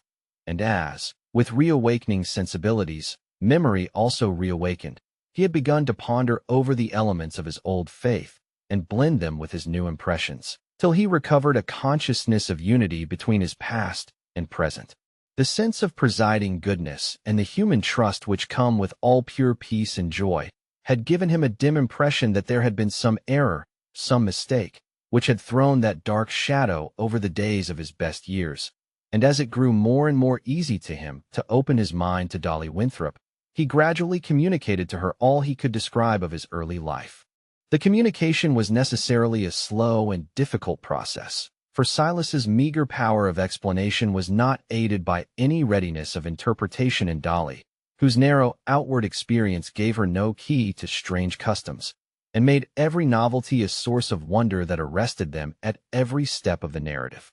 It was only by fragments, and at intervals which left Dolly time to revolve what she had heard till it acquired some familiarity for her, that Silas at last arrived at the climax of the sad story, the drawing of lots, and its false testimony concerning him, and this had to be repeated in several interviews, under new questions on her part as to the nature of this plan for detecting the guilty and clearing the innocent. "And yourn's the same Bible, you're sure o' that, Master Marner, the Bible as you brought, why, you from that country, it's the same as what they've got at church, and what Eppy's a-learning to read in." "Yes," said Silas, "every bit the same. And there's drawing o' lots in the Bible, mind you," he added in a lower tone. "Oh, dear, dear," said Dolly in a grieved voice, as if she were hearing an unfavorable report of a sick man's case. She was silent for some minutes. At last she said, "There's wise folks, happen, as know how it all is. The parson knows, I'll be bound. But it takes big words to tell them things, and such as poor folks can't make much out on. I can never rightly know the meaning o' what I hear at church, only a bit here and there, but I know it's good words I do. But what lies upo your mind, it's this, Master Marner, as, if them above had done the right thing by you, they'd never let you be turned out for a wicked thief when you was innocent." "Ah," said Silas, who had now come to understand Dolly's phraseology. "That was what fell on me like as if it had been red-hot iron, because, you see, there was nobody as cared for me or clave to me above nor below, and him as I'd gone out and in why for 10 year and more, since when we was lads, and when haves mine own familiar friend in whom I trusted, had lifted up his heel again me, and worked to ruin me." But he was a bad un, I can't think as there's another such," said Dolly. "But I'm o'ercome, Master Marner. I'm like as if I'd waked and didn't know whether it was night or morning. I feel somehow as sure as I do when I've laid something up, though I can't justly put my hand on it, as there was a rights in what happened to you, if one could but make it out, and you'd no call to lose heart as you did. But we'll talk on it again, for sometimes things come into my head when I'm leeching or poulticing, or such, as I could never think on when I was sitting still." Dolly was too useful a woman not to have many opportunities of illumination of the kind she alluded to, and she was not long before she recurred to the subject. "Master Marner," she said, one day that she came to bring home Eppy's washing, "I've been sore puzzled for a good bit why that trouble o' yourn and the drawing o' lots, and it got twisted backards and forards, as I didn't know which end to lay hold on. But it come to me all clear like, that night when I was sitting up, why poor Bessie Fox, as is dead and left her children behind. God help him, it come to me as clear as daylight. But whether I've got hold on it now, or can anyways bring it to my tongue's end, that I don't know. For I've often a deal inside me as'll never come out. And for what you talk o' your folks in your old country niver saying prayers by heart nor saying 'em out of a book, they must be wonderful cliver. For if I didn't know Our Father, and little bits o' good words as I can carry out o' church, why me, I might down o' my knees every night, but nothing could I say. But you can mostly say something as I can make sense on, Mrs. Winthrop, said Silas. Well, then, Master Marner, it come to me summat like this. I can make nothing o' the drawing o' lots and the answer coming wrong. It you'd mayhap take the parson to tell that, and he could only tell us big words. But what come to me is clear as the daylight. It was when I was troubling over poor Bessie Fox, and it allays comes into my head when I'm sorry for folks, and feel as I can't do a power to help 'em. Not if I was to get up the middle o' the night, it comes into my head as them above has got a deal tenderer heart nor what I've got, for I can't be anyways better nor them as made me. And if anything looks hard to me, it's because there's things I don't know on, and for the matter o' that, there may be plenty o' things I don't know on, for it's little as I know that it is. And so, while I was thinking o' that, you come into my mind, Master Marner, and it all come pouring in. If I felt my inside what was the right and just thing by you, and them as prayed and drawed the lots, all but that wicked un, if they'd done the right thing by you if they could, isn't there them as was at the making on us, and knows better and has a better will? And that's all as ever I can be sure on, and everything else is a big puzzle to me when I think on it. For there was the fever come and took off them as were full growed, and left the helpless children, and there's the breaking o' limbs, and them as you'd do right and be sober have to suffer by them as are contrary. There's trouble this world, and there's things as we can never make out the rights on. And all as we've got to do is to trustin', Master Marner, to do the right thing as fur as we know, and to trustin'. For if us as knows so little can see a bit o' good and rights, we may be sure as there's a good and a rights bigger nor what we can know. I feel it my own inside, as it must be so. And if you could but gone on trusting, Master Marner, you wouldn't run away from your fellow creeters and been so lone. But that you'd been hard, said Silas, in an undertone. It you'd been hard to trustin' then. And so it would, said Dolly, almost with compunction. Them things are easier said nor done, and I'm partly ashamed o' talking. Nay, nay, said Silas, you're either right, Mrs. Winthrop, you're either right. There's good this world, I've a feeling o' that now, and it makes a man feel as there's a good more nor he can see, spite o' the trouble and the wickedness. That drawing o' the lots is dark, but the child was sent to me. There's dealings with us, there's dealings. This dialogue took place in Eppie's earlier years, when Silas had to part with her for 2 hours every day, that she might learn to read at the dame school, after he had vainly tried himself to guide her in that first step to learning. Now that she was grown up, Silas had often been led, in those moments of quiet outpouring which come to people who live together in perfect love, to talk with her too of the past, and how and why he had lived a lonely man until she had been sent to him. For it would have been impossible for him to hide from Ippy that she was not his own child. Even if the most delicate reticence on the point could have been expected from Raveloe gossips in her presence, her own questions about her mother could not have been parried, as she grew up, without that complete shrouding of the past which would have made a painful barrier between their minds. So Ippy had long known how her mother had died on the snowy ground, and how she herself had been found on the hearth by Father Silas, who had taken her golden curls for his lost guineas brought back to him.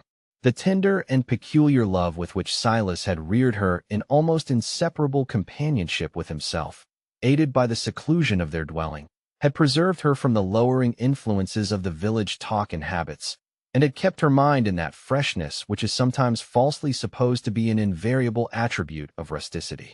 Perfect love has a breath of poetry which can exalt the relations of the least instructed human beings, and this breath of poetry had surrounded Ippy from the time when she had followed the bright gleam that beckoned her to Silas's hearth, so that it is not surprising if, in other things besides her delicate prettiness, she was not quite a common village maiden, but had a touch of refinement and fervor which came from no other teaching than that of tenderly nurtured unvitiated feeling. She was too childish and simple for her imagination to rove into questions about her unknown father. For a long while it did not even occur to her that she must have had a father, and the first time that the idea of her mother having had a husband presented itself to her was when Silas showed her the wedding ring which had been taken from the wasted finger and had been carefully preserved by him in a little lacquered box shaped like a shoe. He delivered this box into Eppie's charge when she had grown up, and she often opened it to look at the ring. But still she thought hardly at all about the father of whom it was the symbol. Had she not a father very close to her, who loved her better than any real fathers in the village seemed to love their daughters? On the contrary, who her mother was, and how she came to die in that forlornness, were questions that often pressed on Eppie's mind. Her knowledge of Mrs. Winthrop, who was her nearest friend next to Silas, made her feel that a mother must be very precious, and she had again and again asked Silas to tell her how her mother looked, whom she was like, and how he had found her against the furze bush, led towards it by the little footsteps and the outstretched arms.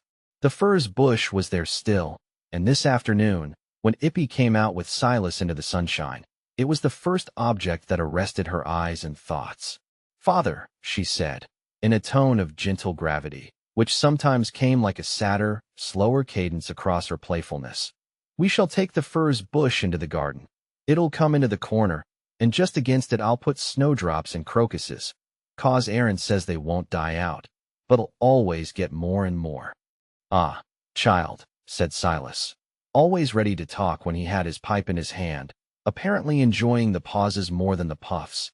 "It wouldn't do to leave out the furze bush, and there's nothing prettier, to my thinking, when it's yallow with flowers.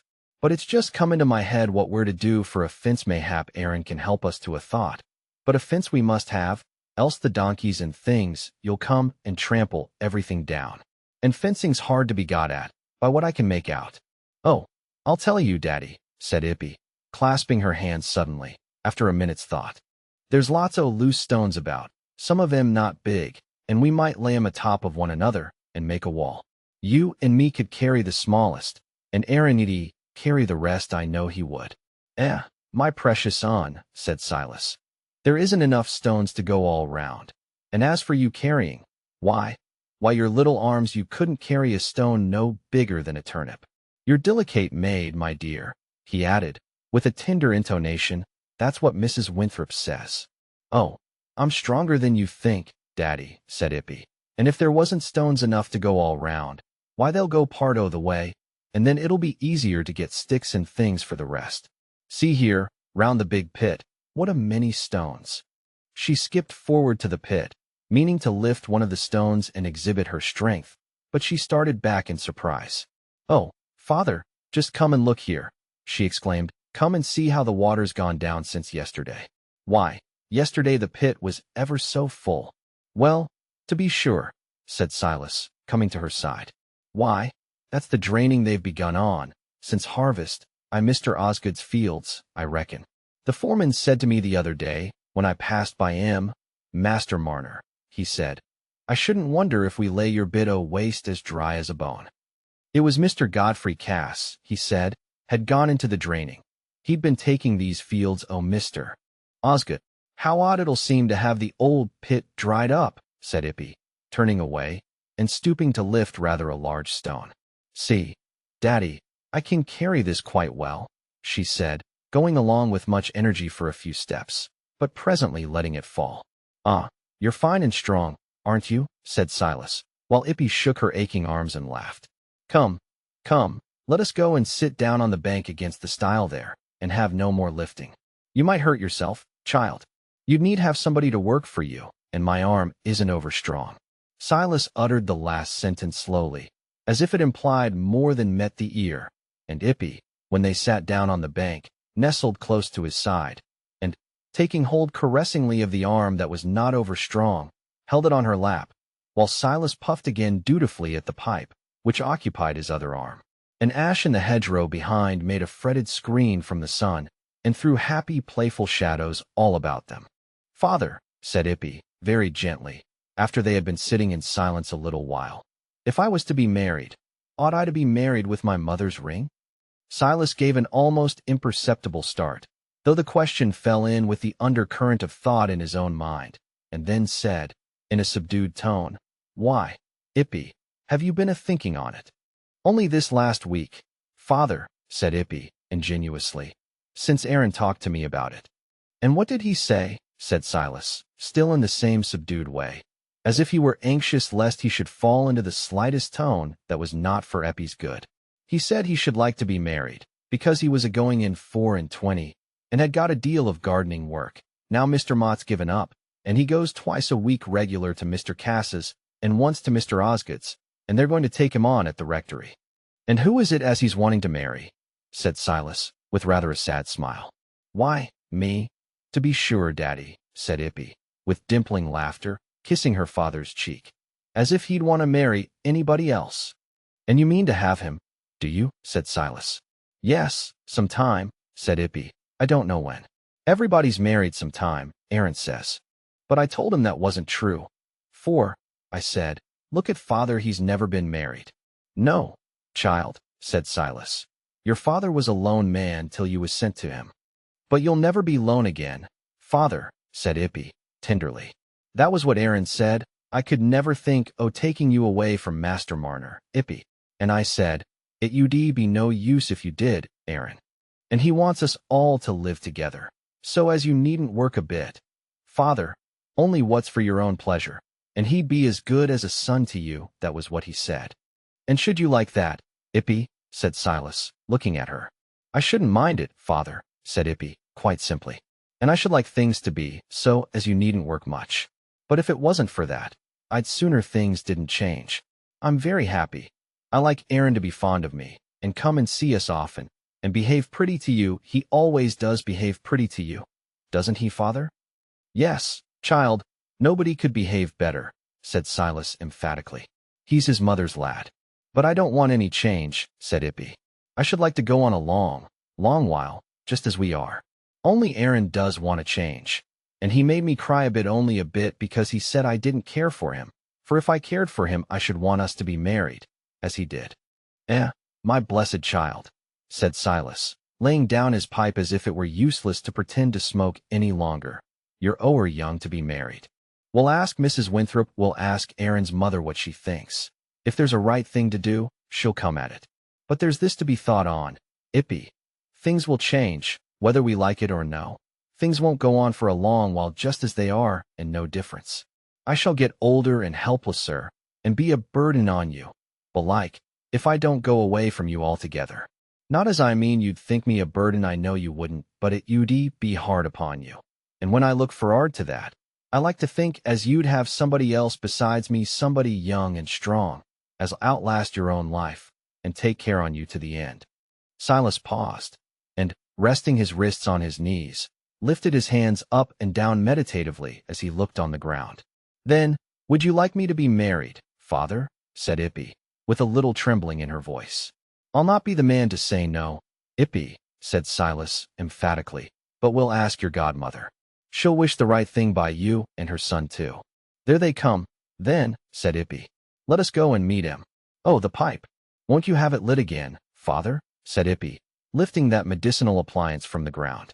"Nay, child," said Silas. "I've done enough for today. I think, mayhap, a little of it does me more good than so much at once." Chapter 17. While Silas and Ippy were seated on the bank discoursing in the fleckered shade of the ash tree, Miss Priscilla Lammeter was resisting her sister's arguments that it would be better to take tea at the Red House and let her father have a long nap than drive home to the Warrens so soon after dinner. The family party, of 4 only, were seated round the table in the dark wainscoted parlor, with the Sunday dessert before them, of fresh filberts, apples, and pears, duly ornamented with leaves by Nancy's own hand before the bells had rung for church. A great change has come over the dark wainscoted parlor since we saw it in Godfrey's bachelor days, and under the wifeless reign of the old squire. Now all is polish, on which no yesterday's dust is ever allowed to rest, from the yard's width of oaken boards round the carpet, to the old squire's gun and whips and walking sticks, ranged on the stag's antlers above the mantelpiece. All other signs of sporting and outdoor occupation Nancy has removed to another room, but she has brought into the Red House the habit of filial reverence, and preserves sacredly in a place of honor these relics of her husband's departed father. The tankards are on the side table still, but the boss silver is undimmed by handling, and there are no dregs to send forth unpleasant suggestions. The only prevailing scent is of the lavender and rose leaves that fill the vases of Derbyshire spar. All is purity and order in this once dreary room, for 15 years ago, it was entered by a new presiding spirit. "Now, Father," said Nancy, "is there any call for you to go home to tea? Mayn't you just as well stay with us? Such a beautiful evening as it's likely to be." The old gentleman had been talking with Godfrey about the increasing poor rate and the ruinous times, and had not heard the dialogue between his daughters. "My dear, you must ask Priscilla," he said, in the once firm voice, now become rather broken. "She manages me and the farm too. And reason good as I should manage you, Father," said Priscilla, "else you'd be giving yourself your death with rheumatism. And as for the farm, if anything turns out wrong, as it can't but do in these times, there's nothing kills a man so soon as having nobody to find fault with but himself. It's a deal the best way o' being master, to let somebody else do the ordering, and keep the blaming in your own hands. It ud save many a man a stroke, I believe." "Well, well, my dear," said her father, with a quiet laugh, "I didn't say you don't manage for everybody's good." "Then manage so as you may stay tea, Priscilla," said Nancy, putting her hand on her sister's arm affectionately. "Come now, and we'll go round the garden while Father has his nap. My dear child, he'll have a beautiful nap in the gig, for I shall drive. And as for staying tea, I can't hear of it, for there's this dairymaid, now she knows she's to be married, turned Michaelmas, she'd as lief pour the new milk into the pig trough as into the pans. That's the way with them all. It's as if they thought the world ud be new made because they're to be married. So come and let me put my bonnet on, and there'll be time for us to walk round the garden while the horse is being put in." When the sisters were treading the neatly swept garden walks, between the bright turf that contrasted pleasantly with the dark cones and arches and wall like hedges of yew, Priscilla said, "I'm as glad as anything at your husband's making that exchange o' land with Cousin Osgood, and beginning the dairying. It's 1,000 pities you didn't do it before, for it'll give you something to fill your mind. There's nothing like a dairy if folks want a bit o' worrit to make the days pass. For as for rubbing furniture, when you can once see your face in a table, there's nothing else to look for. But there's always something fresh with the dairy, for even in the depths o' winter there's some pleasure in conquering the butter and making it come whether or no. My dear," added Priscilla, pressing her sister's hand affectionately as they walked side by side, "you'll never be low when you've got a dairy." "Ah, Priscilla," said Nancy, returning the pressure with a grateful glance of her clear eyes, "but it won't make up to Godfrey. A dairy's not so much to a man, and it's only what he cares for that ever makes me low. I'm contented with the blessings we have, if he could be contented." "It drives me past patience," said Priscilla impetuously. "That way o' the men always wanting and never easy with what they've got. They can't sit comfortable in their chairs when they've neither ache nor pain, but either they must stick a pipe in their mouths, to make 'em better than well, or else they must be swallowing something strong, though they're forced to make haste before the next meal comes in. But joyful be it spoken, our father was never that sort o' man. And if it had pleased God to make you ugly, like me, so as the men wouldn't run after you, we might have kept to our own family, and had nothing to do with folks as have got uneasy blood in their veins." "Oh, don't say so, Priscilla," said Nancy, repenting that she had called forth this outburst. "Nobody has any occasion to find fault with Godfrey. It's natural he should be disappointed at not having any children. Every man likes to have somebody to work for and lay by for, and he always counted so on making a fuss with them when they were little. There's many another man ud hanker more than he does. He's the best of husbands." "Oh, I know," said Priscilla, smiling sarcastically. "I know the way o' wives. They set one on to abuse their husbands, and then they turn round on one and praise 'em as if they wanted to sell 'em. But Father'll be waiting for me. We must turn now." The large gig with the steady old gray was at the front door, and Mr. Lammeter was already on the stone steps, passing the time in recalling to Godfrey what very fine points Speckle had when his master used to ride him. "I always would have a good horse, you know," said the old gentleman, not liking that spirited time to be quite effaced from the memory of his juniors. "Mind you bring Nancy to the Warrens before the week's out, Mr. Cass," was Priscilla's parting injunction as she took the reins and shook them gently by way of friendly incitement to Speckle. "I shall just take a turn to the fields against the stone pits, Nancy, and look at the draining," said Godfrey. "You'll be in again by tea time, dear?" "Oh, yes, I shall be back in an hour." It was Godfrey's custom on a Sunday afternoon to do a little contemplative farming in a leisurely walk.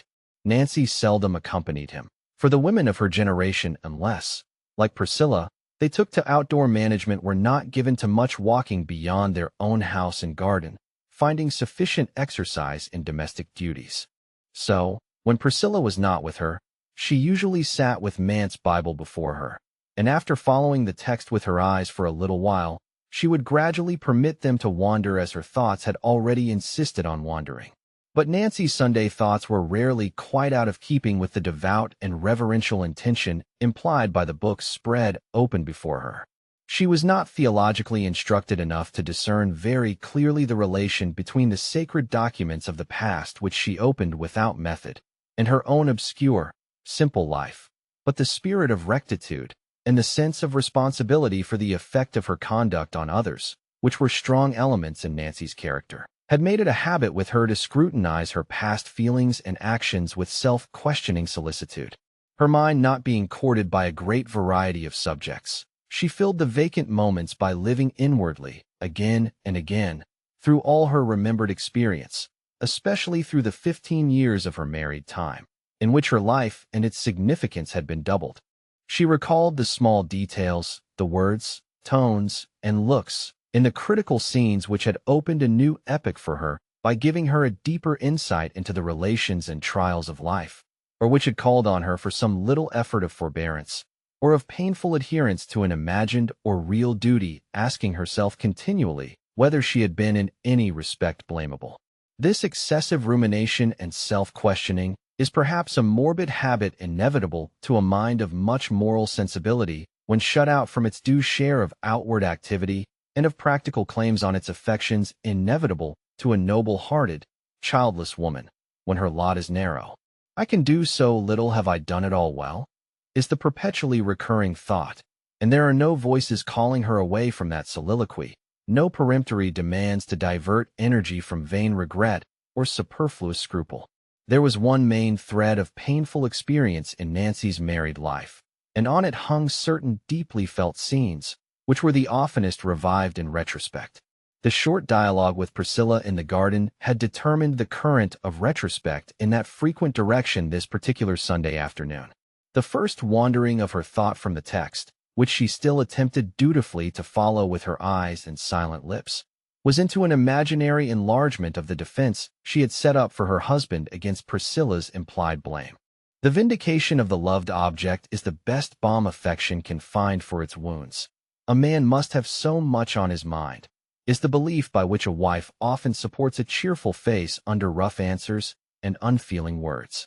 And Nancy's deepest wounds had all come from the perception that the absence of children from their hearth was dwelled on in her husband's mind as a privation to which he could not reconcile himself.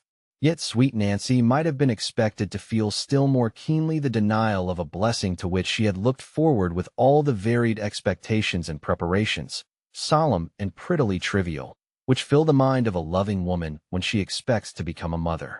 Was there not a drawer filled with the neat work of her hands, all unworn and untouched, just as she had arranged it there 14 years ago, but for one little dress, which had been made the burial dress?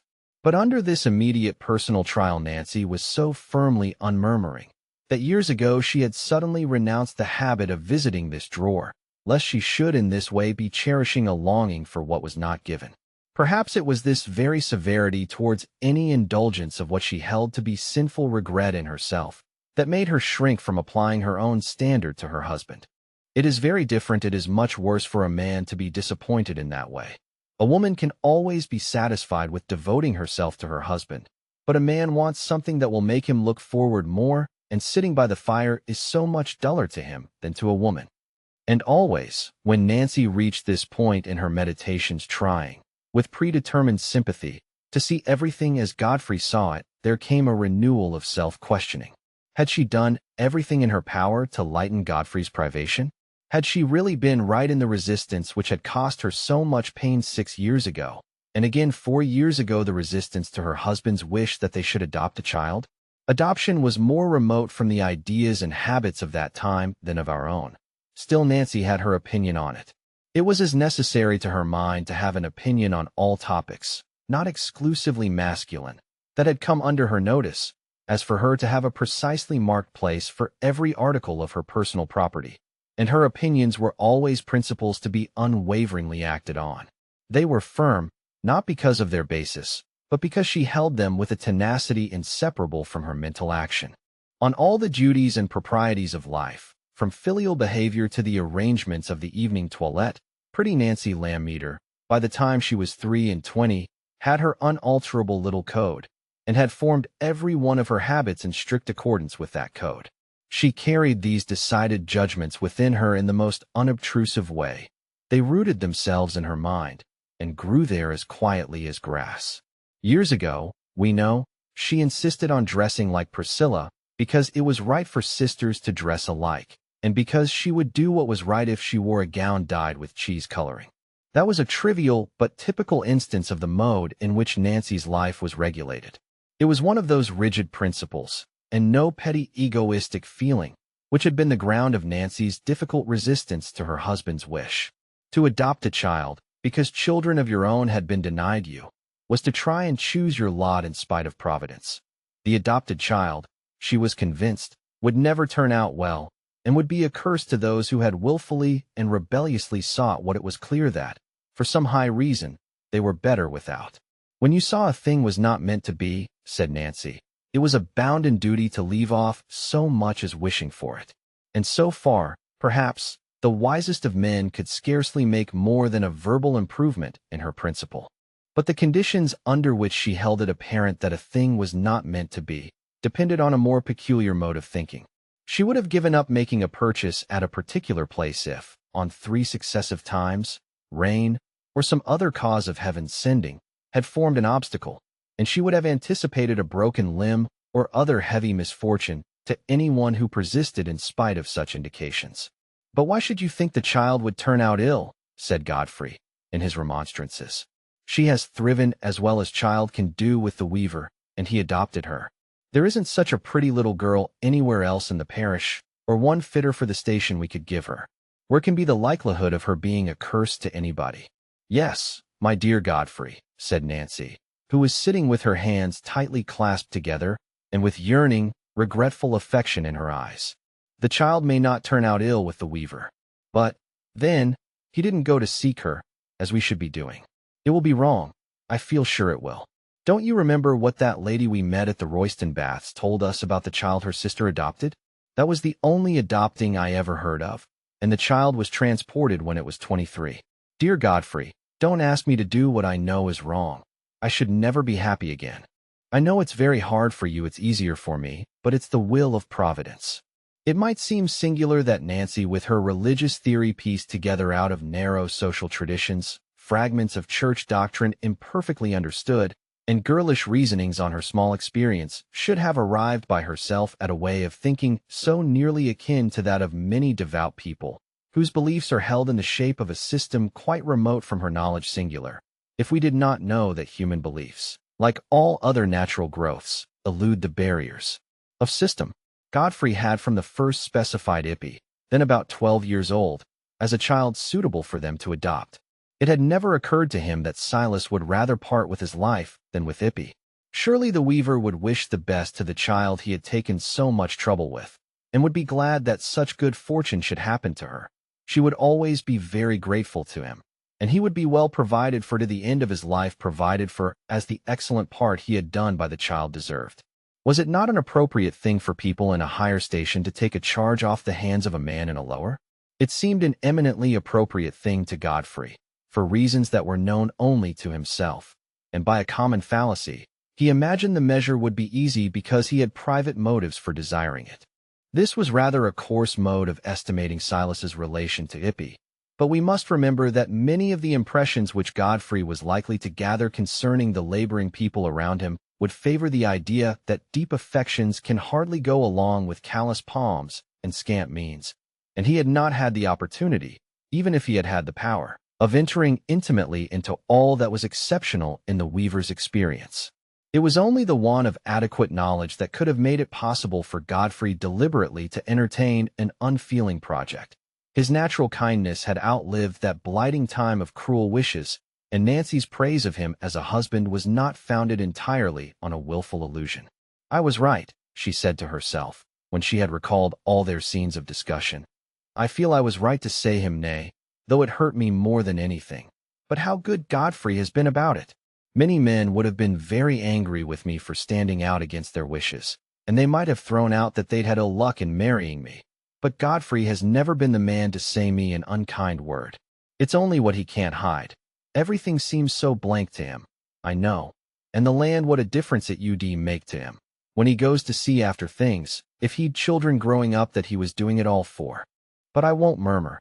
And perhaps if he'd married a woman who'd have had children, she'd have vexed him in other ways."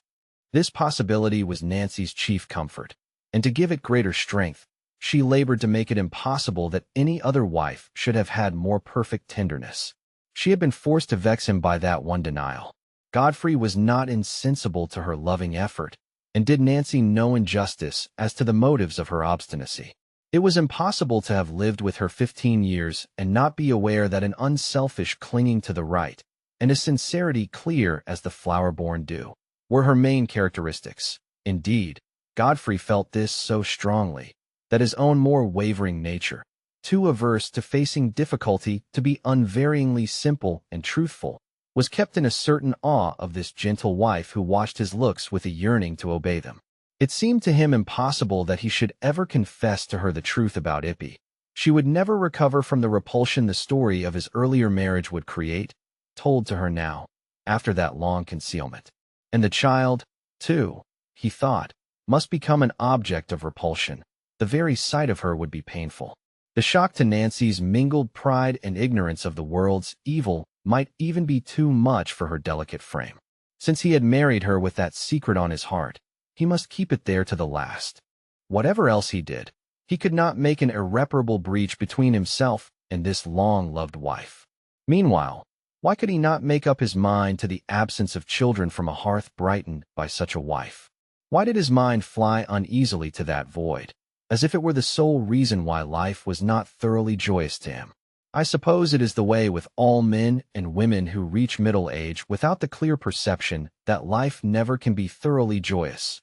Under the vague dullness of the gray hours, dissatisfaction seeks a definite object and finds it in the privation of an untried good. Dissatisfaction, seated musingly on a childless hearth, thinks with envy of the father whose return is greeted by young voices seated at the meal, where the little heads rise one above another like nursery plants. It sees a black care hovering behind every one of them, and thinks the impulses by which men abandon freedom and seek for ties are surely nothing but a brief madness. In Godfrey's case, there were further reasons why his thoughts should be continually solicited by this one point in his lot. His conscience, never thoroughly easy about Ippy, now gave his childless home the aspect of a retribution, and as the time passed on, under Nancy's refusal to adopt her, any retrieval of his error became more and more difficult. On this Sunday afternoon, it was already 4 years since there had been any allusion to the subject between them, and Nancy supposed that it was forever buried. "I wonder if he'll mind it less or more as he gets older," she thought. "I'm afraid more. Aged people feel the miss of children. What would father do without Priscilla? And if I die, Godfrey will be very lonely not holding together with his brothers much. But I won't be over-anxious and trying to make things out beforehand. I must do my best for the present." With that last thought, Nancy roused herself from her reverie and turned her eyes again towards the forsaken page. It had been forsaken longer than she imagined, for she was presently surprised by the appearance of the servant with the tea things. It was, in fact, a little before the usual time for tea, but Jane had her reasons. "Is your master come into the yard, Jane?" "No, he isn't," said Jane, with a slight emphasis, of which, however, her mistress took no notice. "I don't know whether you've seen M. continued Jane, after a pause. But there's folks making haste all one way, afore the front window. I doubt something's happened. There's neither a man to be seen i' the yard, else I'd send and see.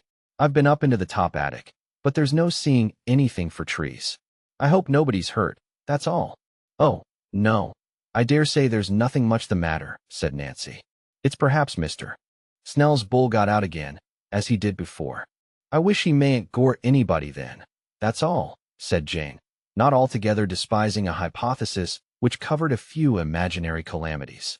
That girl is always terrifying me, thought Nancy. I wish Godfrey would come in. She went to the front window and looked as far as she could see along the road, with an uneasiness which she felt to be childish, for there were now no such signs of excitement as Jane had spoken of, and Godfrey would not be likely to return by the village road, but by the fields. She continued to stand, however, looking at the placid churchyard with the long shadows of the gravestones across the bright green hillocks, and at the glowing autumn colors of the rectory trees beyond. Before such calm external beauty, the presence of a vague fear is more distinctly felt, like a raven flapping its slow wing across the sunny air. Nancy wished more and more that Godfrey would come in. Chapter 18. Someone opened the door at the other end of the room, and Nancy felt that it was her husband. She turned from the window with gladness in her eyes, for the wife's chief dread was stilled. "Dear, I'm so thankful you're come," she said, going towards him. "I began to get—" She paused abruptly, for Godfrey was laying down his hat with trembling hands, and turned towards her with a pale face and a strange, unanswering glance, as if he saw her indeed, but saw her as part of a scene invisible to herself. She laid her hand on his arm, not daring to speak again, but he left the touch unnoticed and threw himself into his chair. Jane was already at the door with the hissing urn. "Tell her to keep away, will you?" said Godfrey. And when the door was closed again, he exerted himself to speak more distinctly. "Sit down, Nancy, there," he said, pointing to a chair opposite him. "I came back as soon as I could, to hinder anybody's telling you but me. I've had a great shock, but I care most about the shock it'll be to you." "It isn't Father and Priscilla?" said Nancy, with quivering lips, clasping her hands together tightly on her lap. "No, it's nobody living," said Godfrey, unequal to the considerate skill with which he would have wished to make his revelation. "It's Dunstan, my brother Dunstan, that we lost sight of 16 years ago. We found his body, his skeleton." The deep dread Godfrey's look had created in Nancy made her feel these words a relief. She sat in comparative calmness to hear what else he had to tell. He went on. "The stone pit has gone dry suddenly from the draining, I suppose, and there he lies as lain for 16 years, wedged between two great stones. There's his watch and seals, and there's my gold-handled hunting whip, with my name on. He took it away, without my knowing, the day he went hunting on Wildfire, the last time he was seen." Godfrey paused. It was not so easy to say what came next. "Do you think he drowned himself?" said Nancy, almost wondering that her husband should be so deeply shaken by what had happened all those years ago to an unloved brother, of whom worse things had been augured. "No, he fell in," said Godfrey, in a low but distinct voice, as if he felt some deep meaning in the fact. Presently he added, "Dunstan was the man that robbed Silas Marner." The blood rushed to Nancy's face and neck at this surprise and shame, for she had been bred up to regard even a distant kinship with crime as a dishonor. "Oh, Godfrey," she said, with compassion in her tone, for she had immediately reflected that the dishonor must be felt still more keenly by her husband. "There was the money in the pit," he continued, "all the weaver's money. Everything's been gathered up, and they're taking the skeleton to the Rainbow. But I came back to tell you. There was no hindering it. You must know." He was silent, looking on the ground for 2 long minutes. Nancy would have said some words of comfort under this disgrace, but she refrained, from an instinctive sense that there was something behind that Godfrey had something else to tell her. Presently he lifted his eyes to her face, and kept them fixed on her, as he said, "Everything comes to light, Nancy, sooner or later. When God Almighty wills it, our secrets are found out. I've lived with a secret on my mind, but I'll keep it from you no longer. I wouldn't have you know it by somebody else, and not by me. I wouldn't have you find it out after I'm dead. I'll tell you now. It's been I will, and I won't with me all my life. I'll make sure of myself now." Nancy's utmost dread had returned. The eyes of the husband and wife met with awe in them, as at a crisis which suspended affection.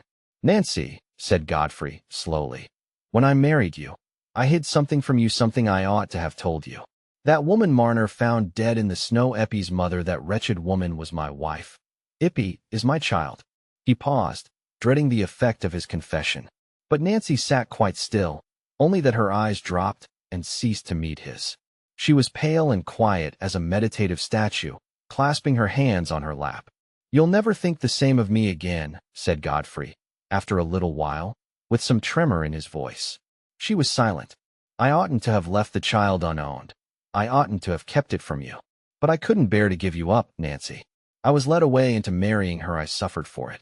Still Nancy was silent, looking down, and he almost expected that she would presently get up and say she would go to her father's. How could she have any mercy for faults that must seem so black to her, with her simple, severe notions? But at last she lifted up her eyes to his again and spoke. There was no indignation in her voice, only deep regret. "Godfrey, if you had but told me this 6 years ago, we could have done some of our duty by the child.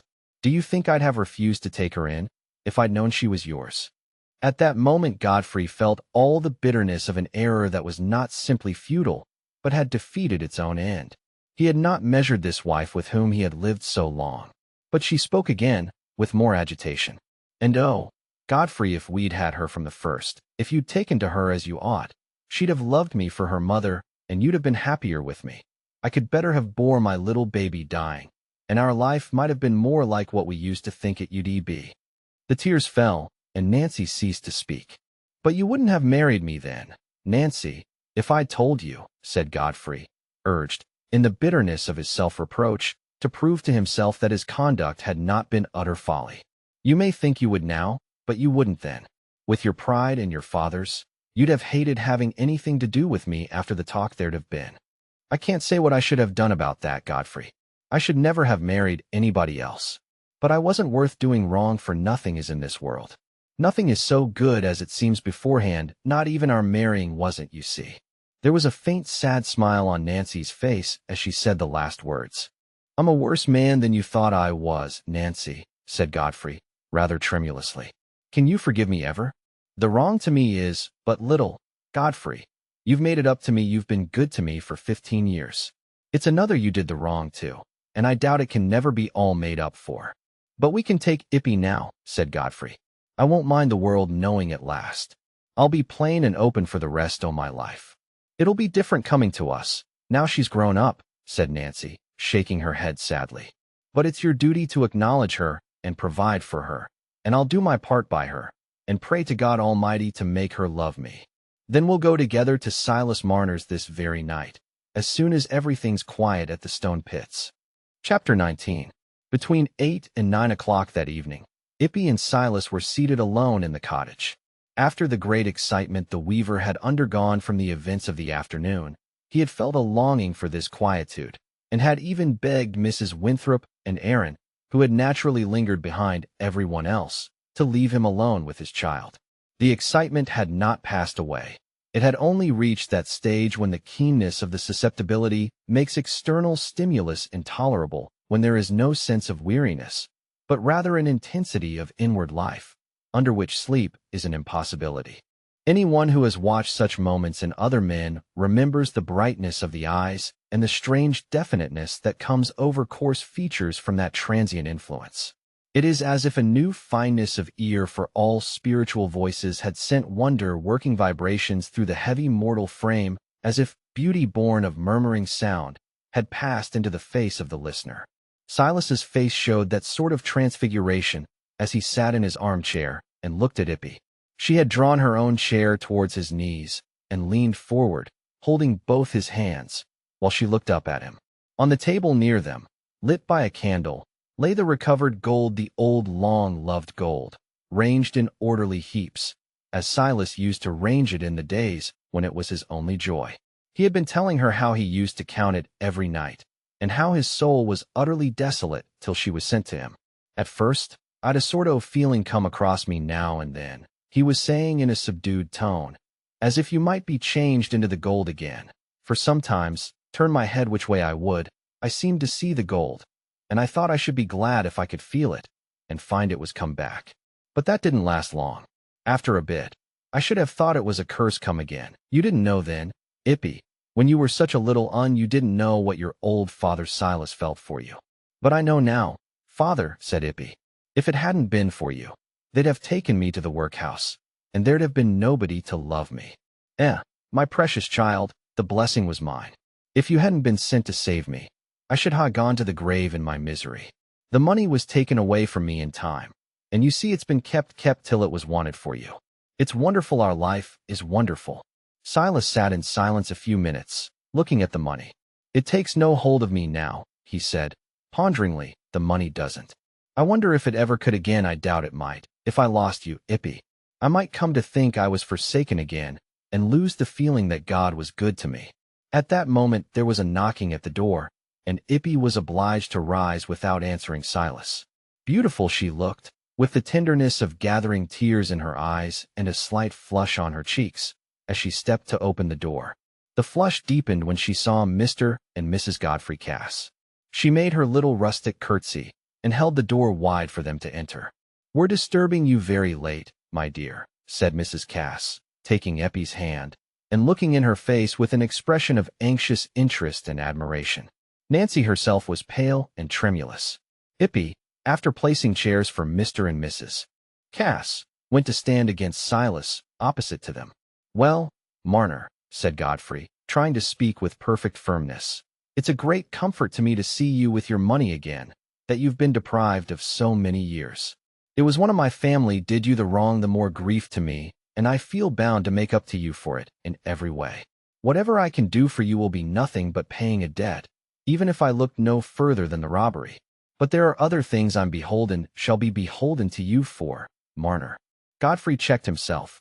It had been agreed between him and his wife that the subject of his fatherhood should be approached very carefully, and that, if possible, the disclosure should be reserved for the future, so that it might be made to Ippy gradually.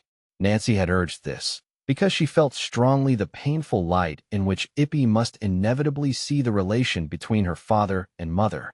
Silas, always ill at ease when he was being spoken to by betters, such as Mr. Cass, tall, powerful, florid men, seen chiefly on horseback, answered with some constraint, "Sir, I've a deal to thank you for already. As for the robbery, I count it no loss to me. And if I did, you couldn't help it. You aren't answerable for it. You may look at it in that way, Marner, but I never can, and I hope you'll let me act according to my own feeling of what's just. I know you're easily contented. You've been a hard-working man all your life." "Yes, sir, yes," said Marner meditatively. "I should have been bad off without my work. It was what I held by when everything else was gone from me." "Ah," said Godfrey, applying Marner's words simply to his bodily wants. "It was a good trade for you in this country, because there's been a great deal of linen weaving to be done. But you're getting rather past such close work, Marner. It's time you laid by and had some rest. You look a good deal pulled down, though you're not an old man, are you?" "55, as near as I can say, sir," said Silas. "Oh, why, you may live 30 years longer. Look at old Macy. And that money on the table, after all, is but little. It won't go far either way whether it's put out to interest or you were to live on it as long as it would last. It wouldn't go far if you'd nobody to keep but yourself, and you've had two to keep for a good many years now." Sir," said Silas, unaffected by anything Godfrey was saying, "I'm in no fear o' want. We shall do very well, Ippy and me. You'll do well enough. There's few working folks have got so much laid by as that. I don't know what it is to gentle folks, but I look upon it as a deal almost too much. And as for us, it's little we want. Only the garden, father," said Ippy, blushing up to the ears the moment after.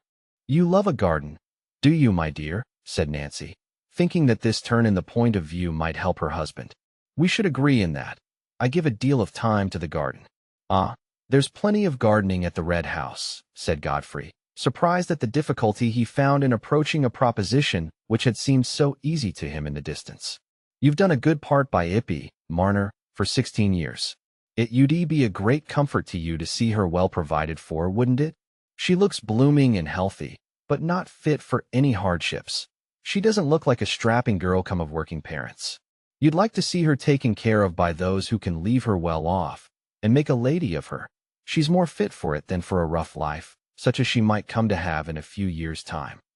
A slight flush came over Marner's face and disappeared like a passing gleam. Ippy was simply wondering Mr. Cass should talk so about things that seemed to have nothing to do with reality. But Silas was hurt and uneasy. "I don't take your meaning, sir," he answered, not having words at command to express the mingled feelings with which he had heard Mr. Cass's words. "Well, my meaning is this, Marner," said Godfrey, determined to come to the point. "Mrs. Cass and I, you know, have no children, nobody to benefit by our good home, and everything else we have more than enough for ourselves.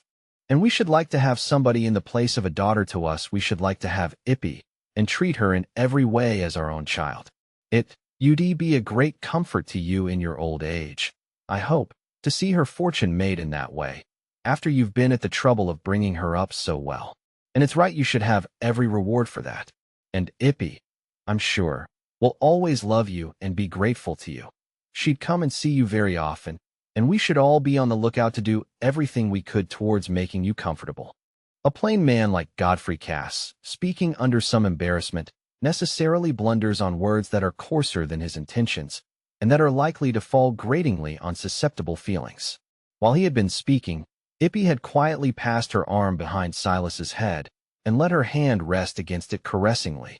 She felt him trembling violently. He was silent for some moments when Mr. Cass had ended, powerless under the conflict of emotions, all alike painful. Ippy's heart was swelling at the sense that her father was in distress, and she was just going to lean down and speak to him, when one struggling dread at last gained the mastery over every other in Silas, and he said, faintly, "Ippy, my child, speak. I won't stand in your way. Thank Mr. and Mrs. Cass." Ippy took her hand from her father's head and came forward a step. Her cheeks were flushed, but not with shyness this time. The sense that her father was in doubt and suffering banished that sort of self-consciousness. She dropped a low curtsy, first to Mrs. Cass and then to Mr. Cass, and said, "Thank you, ma'am, thank you, sir. But I can't leave my father, nor own anybody nearer than him.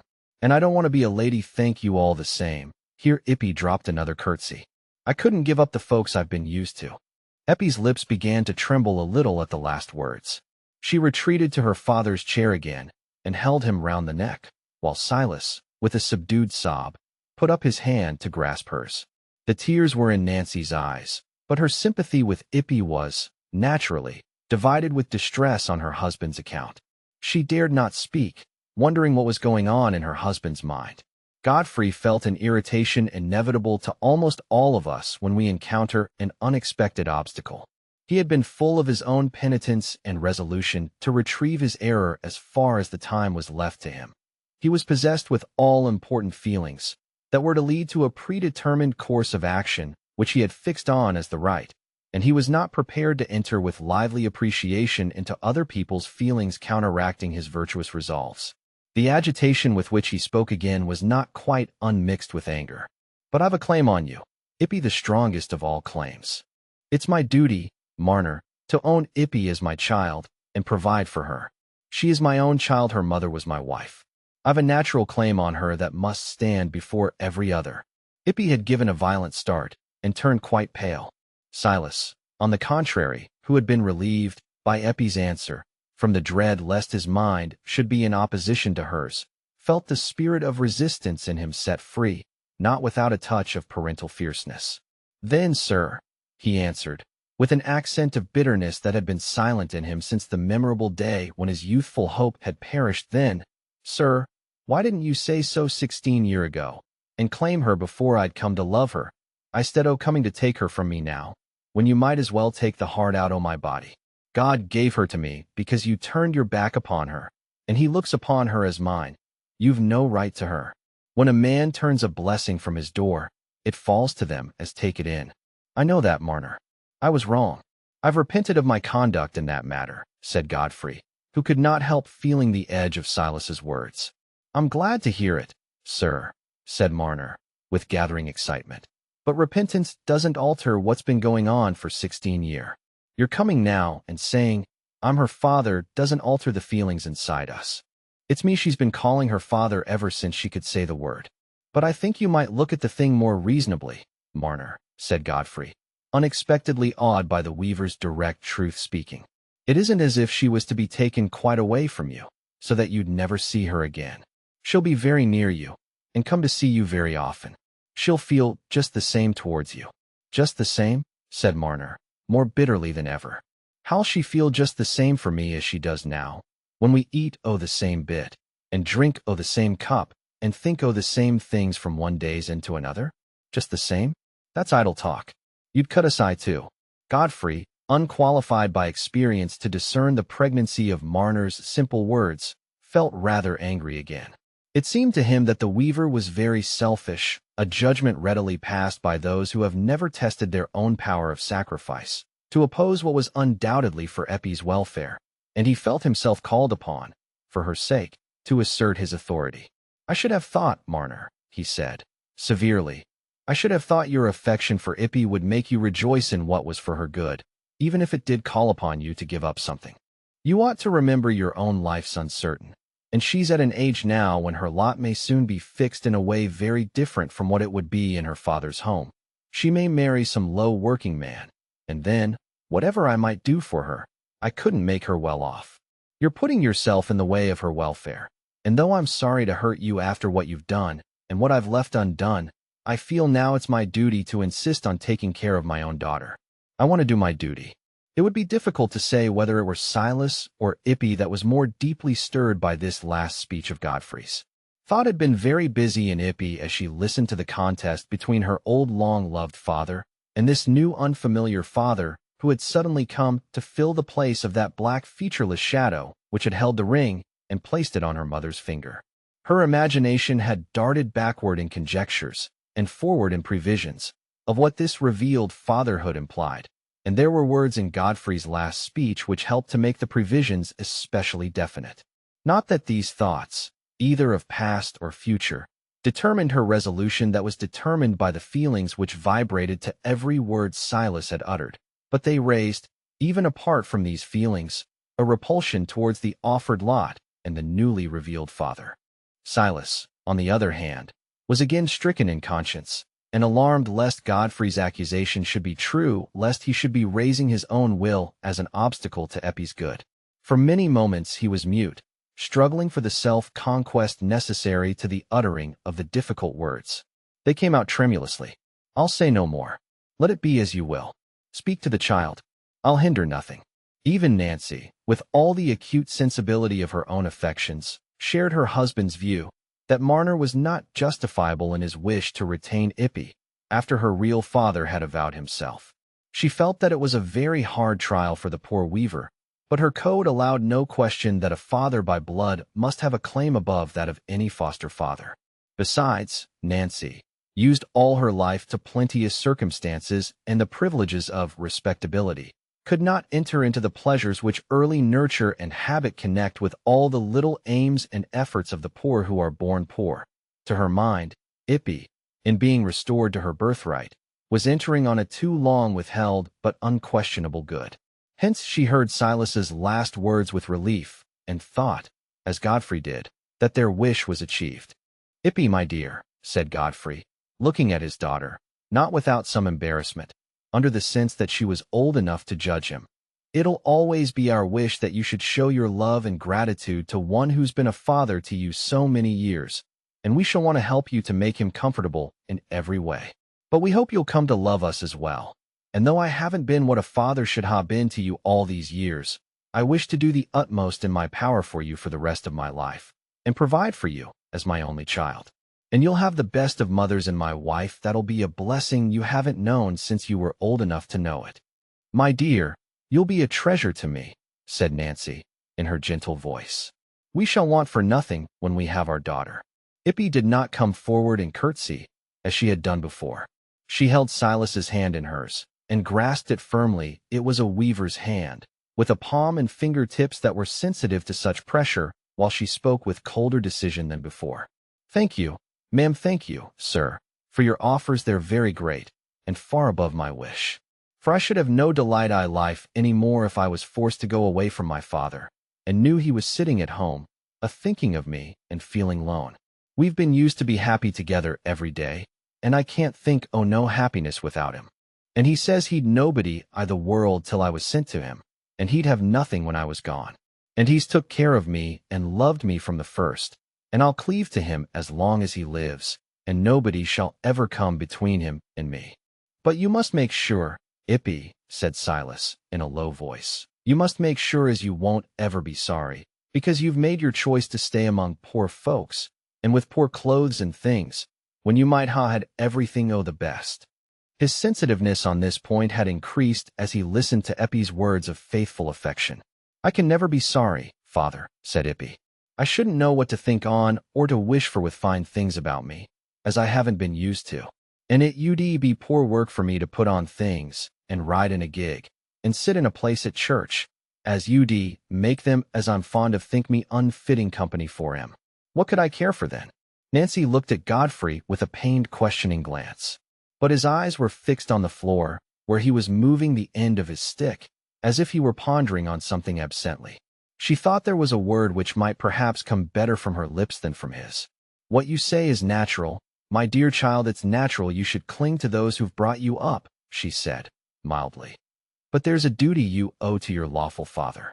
There's perhaps something to be given up on more sides than one. When your father opens his home to you, I think it's right you shouldn't turn your back on it. I can't feel as I've got any father but one, said Ippy, impetuously, while the tears gathered. I've always thought of a little home where he'd sit i the corner, and I should fend and do everything for him. I can't think o' no other home. I wasn't brought up to be a lady, and I can't turn my mind to it. I like the working folks, and their victuals, and their ways. And, she ended passionately, while the tears fell, I'm promised to marry a working man, as'll live with father, and help me to take care of him. Godfrey looked up at Nancy with a flushed face and smarting dilated eyes.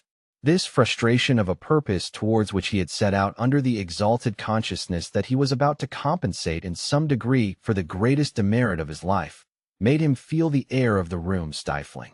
Let us go, he said, in an undertone. We won't talk of this any longer now, said Nancy, rising. We're your well-wishers, my dear, and yours too, Marner. We shall come and see you again. It's getting late now. In this way she covered her husband's abrupt departure, for Godfrey had gone straight to the door, unable to say more. Chapter 20. Nancy and Godfrey walked home under the starlight in silence. When they entered the oaken parlor, Godfrey threw himself into his chair, while Nancy laid down her bonnet and shawl, and stood on the hearth near her husband, unwilling to leave him even for a few minutes, and yet fearing to utter any word lest it might jar on his feeling. At last Godfrey turned his head towards her, and their eyes met, dwelling in that meeting without any movement on either side. That quiet mutual gaze of a trusting husband and wife is like the first moment of rest or refuge from a great weariness or a great danger not to be interfered with by speech or action which would distract the sensations from the fresh enjoyment of repose. But presently he put out his hand, and as Nancy placed hers within it, he drew her towards him, and said, That's ended. She bent to kiss him, and then said, as she stood by his side, Yes, I'm afraid we must give up the hope of having her for a daughter. It wouldn't be right to want to force her to come to us against her will. We can't alter her bringing up, and what's come of it. No, said Godfrey, with a keen decisiveness of tone. In contrast with his usually careless and unemphatic speech, there's debts we can't pay like money debts, by paying extra for the years that have slipped by.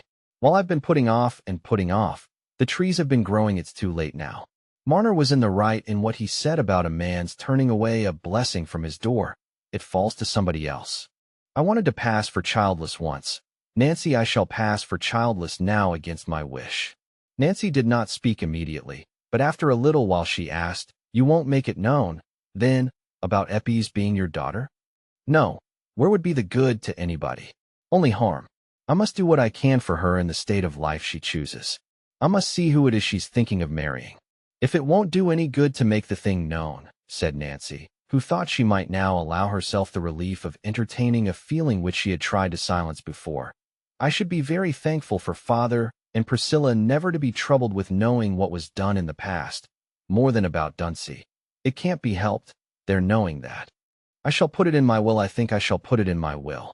I shouldn't like to leave anything to be found out, like this of Dunsey, said Godfrey, meditatively. But I can't see anything but difficulties that UD come from telling it now. I must do what I can to make her happy in her own way.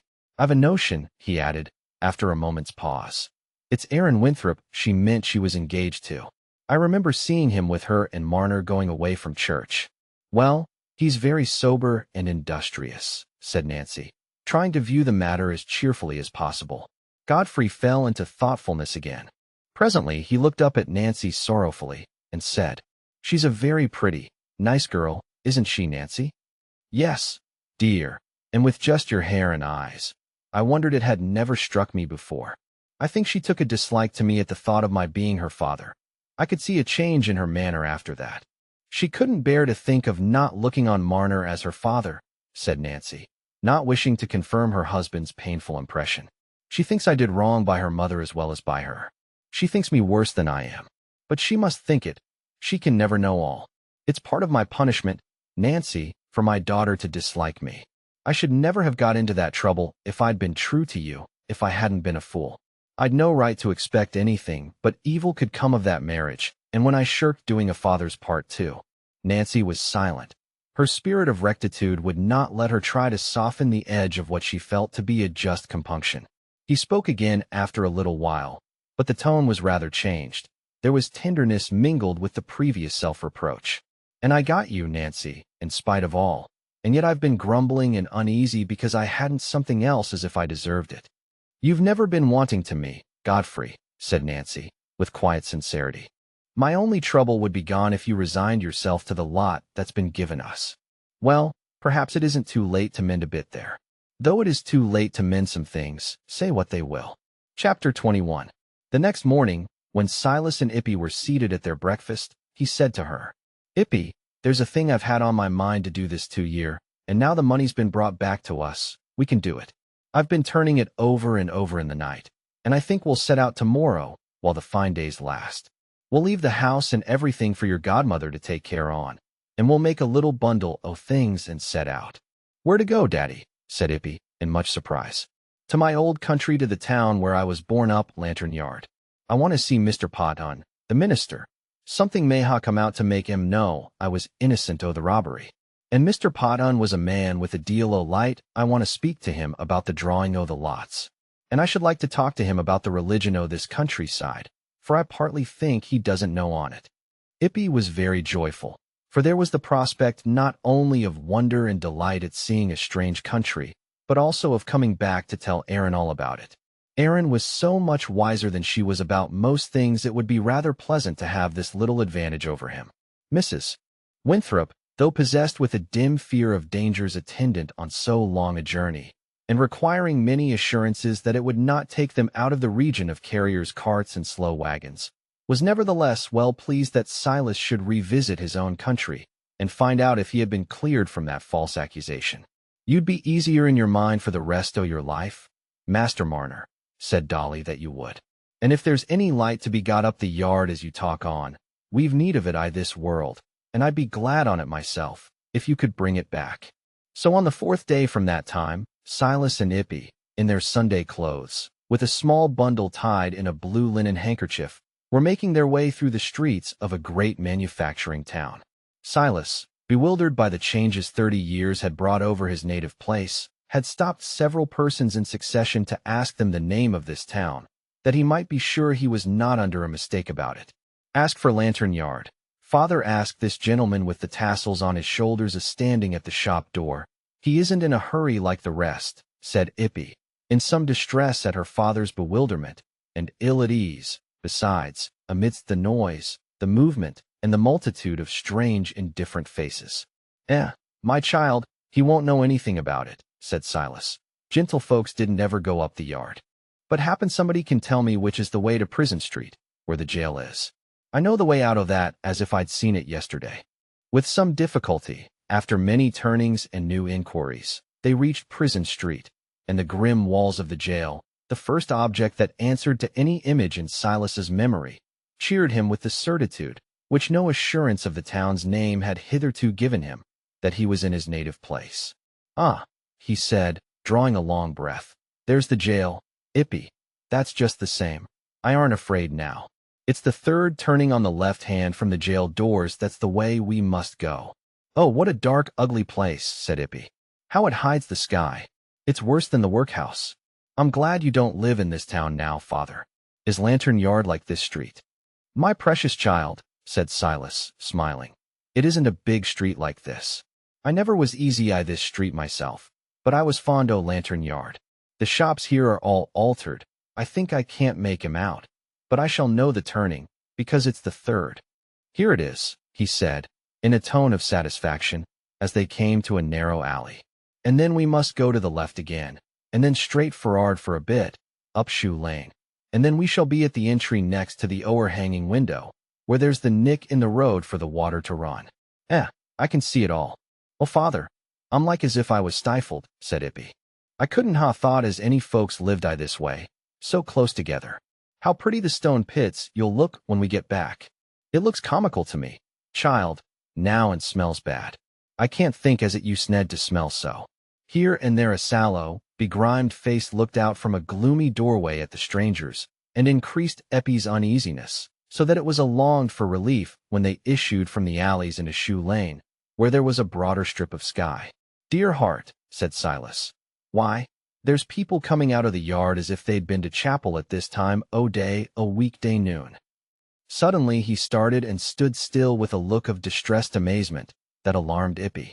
They were before an opening in front of a large factory, from which men and women were streaming for their midday meal. "Father," said Ippy, clasping his arm, "what's the matter?" But she had to speak again and again before Silas could answer her. "It's gone, child," he said, at last, in strong agitation. "Lantern Yard's gone. It must ha' been here, because here's the house with the o'erhanging window. I know that it's just the same, but they've made this new opening. And see that big factory. It's all gone, chapel and all. Come into that little brush shop and sit down." "Father, they'll let you sit down," said Ippy, always on the watch lest one of her father's strange attacks should come on. "Perhaps the people can tell you all about it." But neither from the brushmaker, who had come to Shoe Lane only 10 years ago, when the factory was already built, nor from any other source within his reach, could Silas learn anything of the old Lantern Yard friends, or of Mr. Podon the minister.